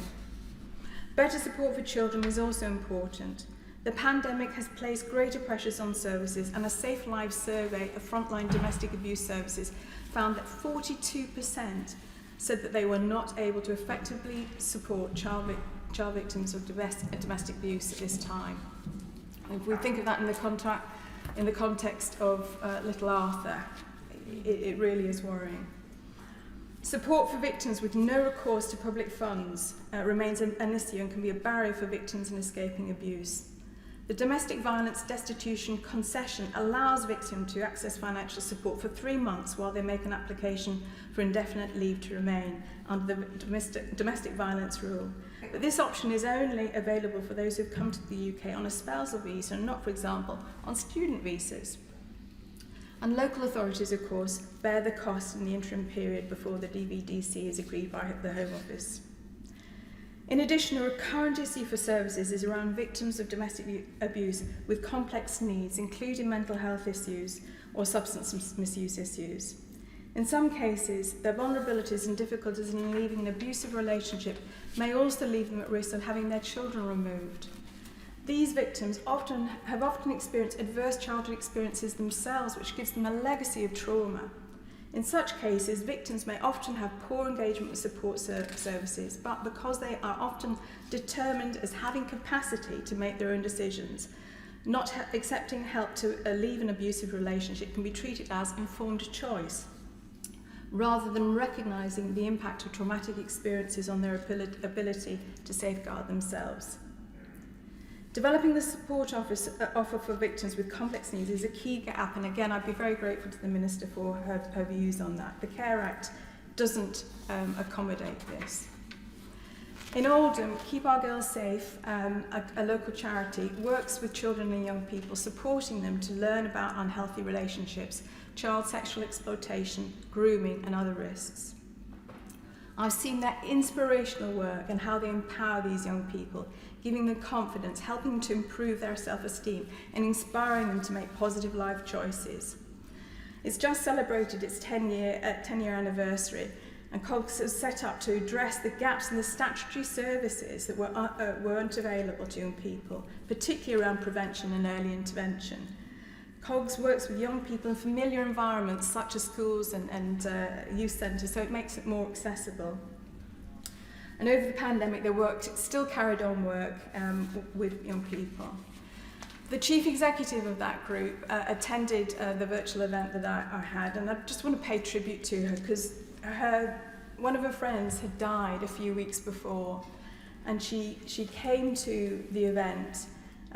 She died at the hands of her ex-partner, and I just want to repeat Hayley's powerful words. I hope you'll manage this. How many times will we look the other way? How many times will people ask why she stays? How many times will a word become a hand? How many times will we have to make a stand? How many times will we demand some action? How many times will we be shocked at their reaction? How many times will a child lose their mother?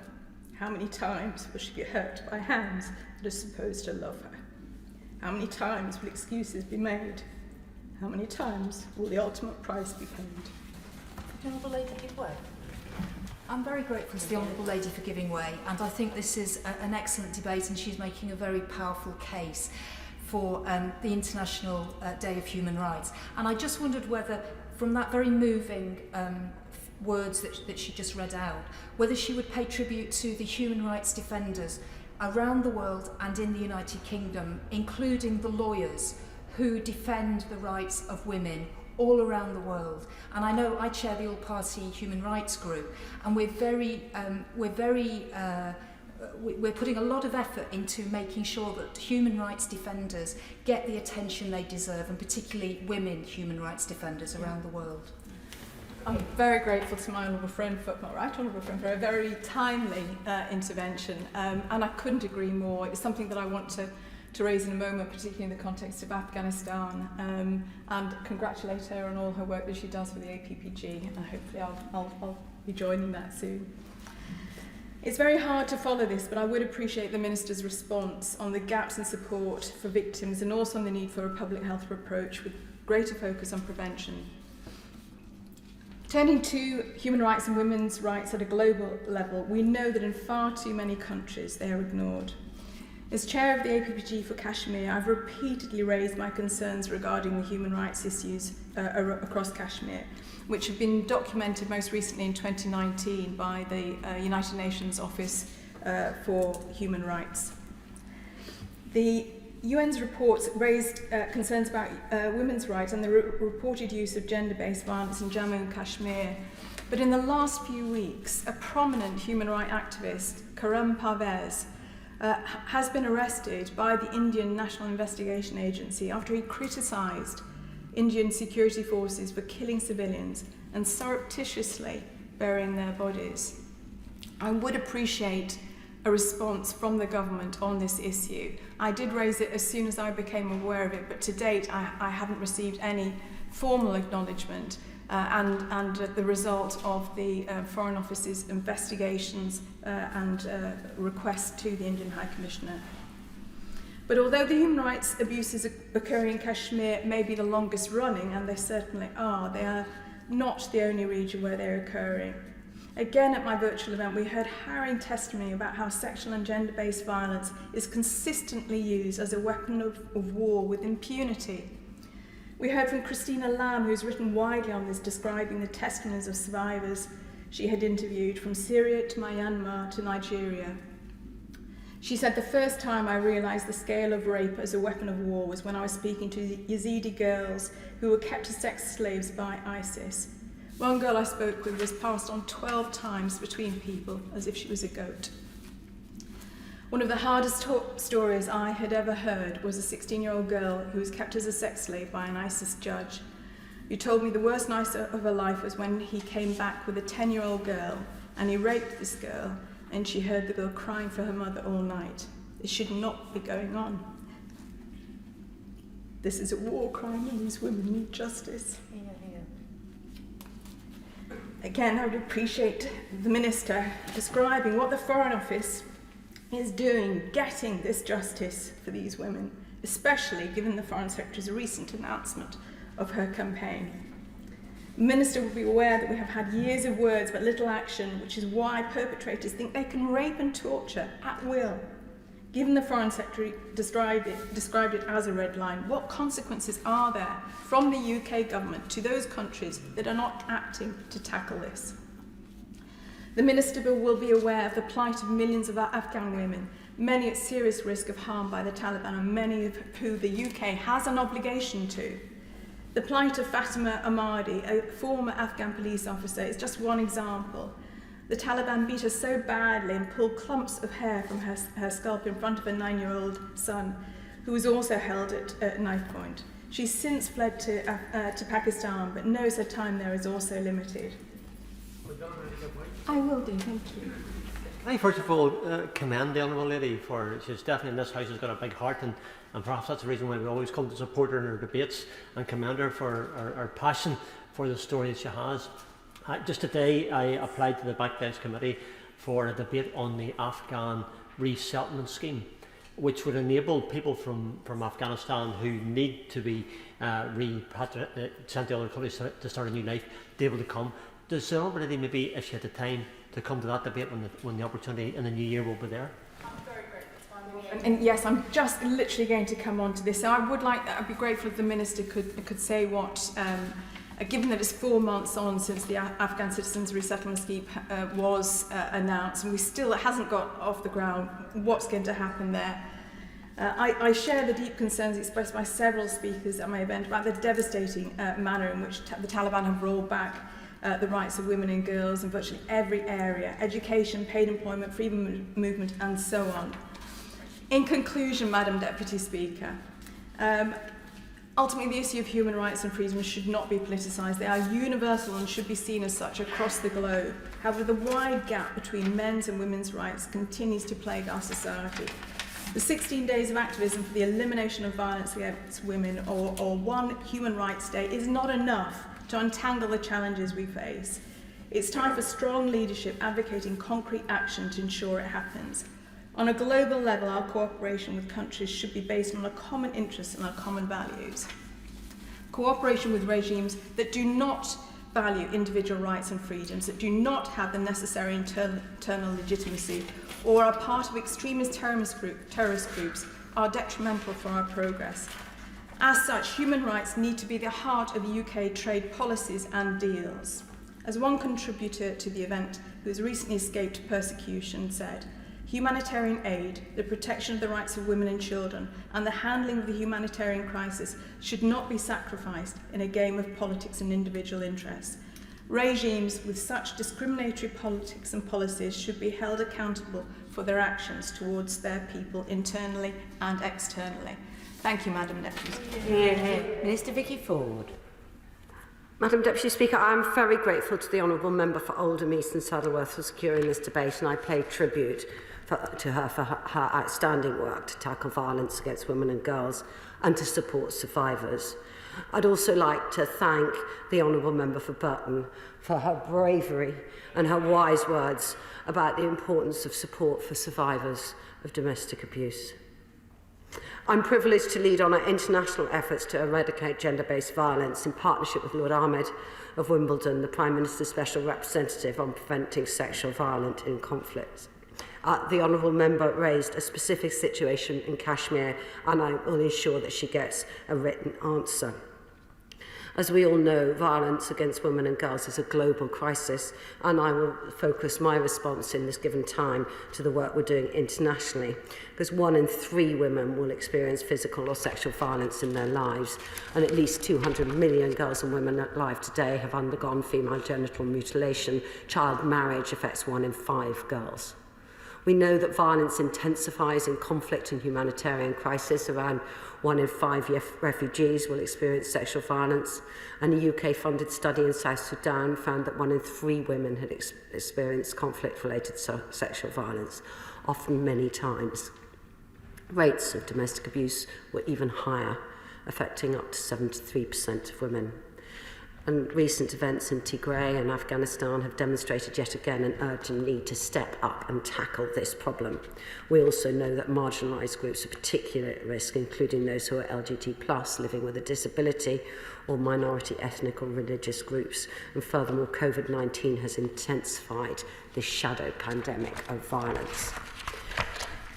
The UK is recognised for our leadership in tackling violence against women and girls and promoting women's rights. But we have to focus on what more we can do, which is why the Foreign Secretary has announced a major push to shatter the culture of impunity around sexual violence in conflict. We will explore all options to strengthen global action, including the possibility of a new international convention. Next year, we will host a major global conference to unite the world around preventing this violence and advancing the wider women, peace and security agenda. We're also serious about stepping up our investments. The Foreign Secretary has confirmed that we will restore our spending on women and girls to what it was before the ODA reductions. Last month, we also announced over £22 million of new funding, including £18 million to help end child marriage across 12 countries. Our work has already helped avert 25 million child marriages over the last decade. The UK is also recognised internationally for our flagship What Works to Prevent Violence programme. This has demonstrated that projects in homes, schools and communities can halve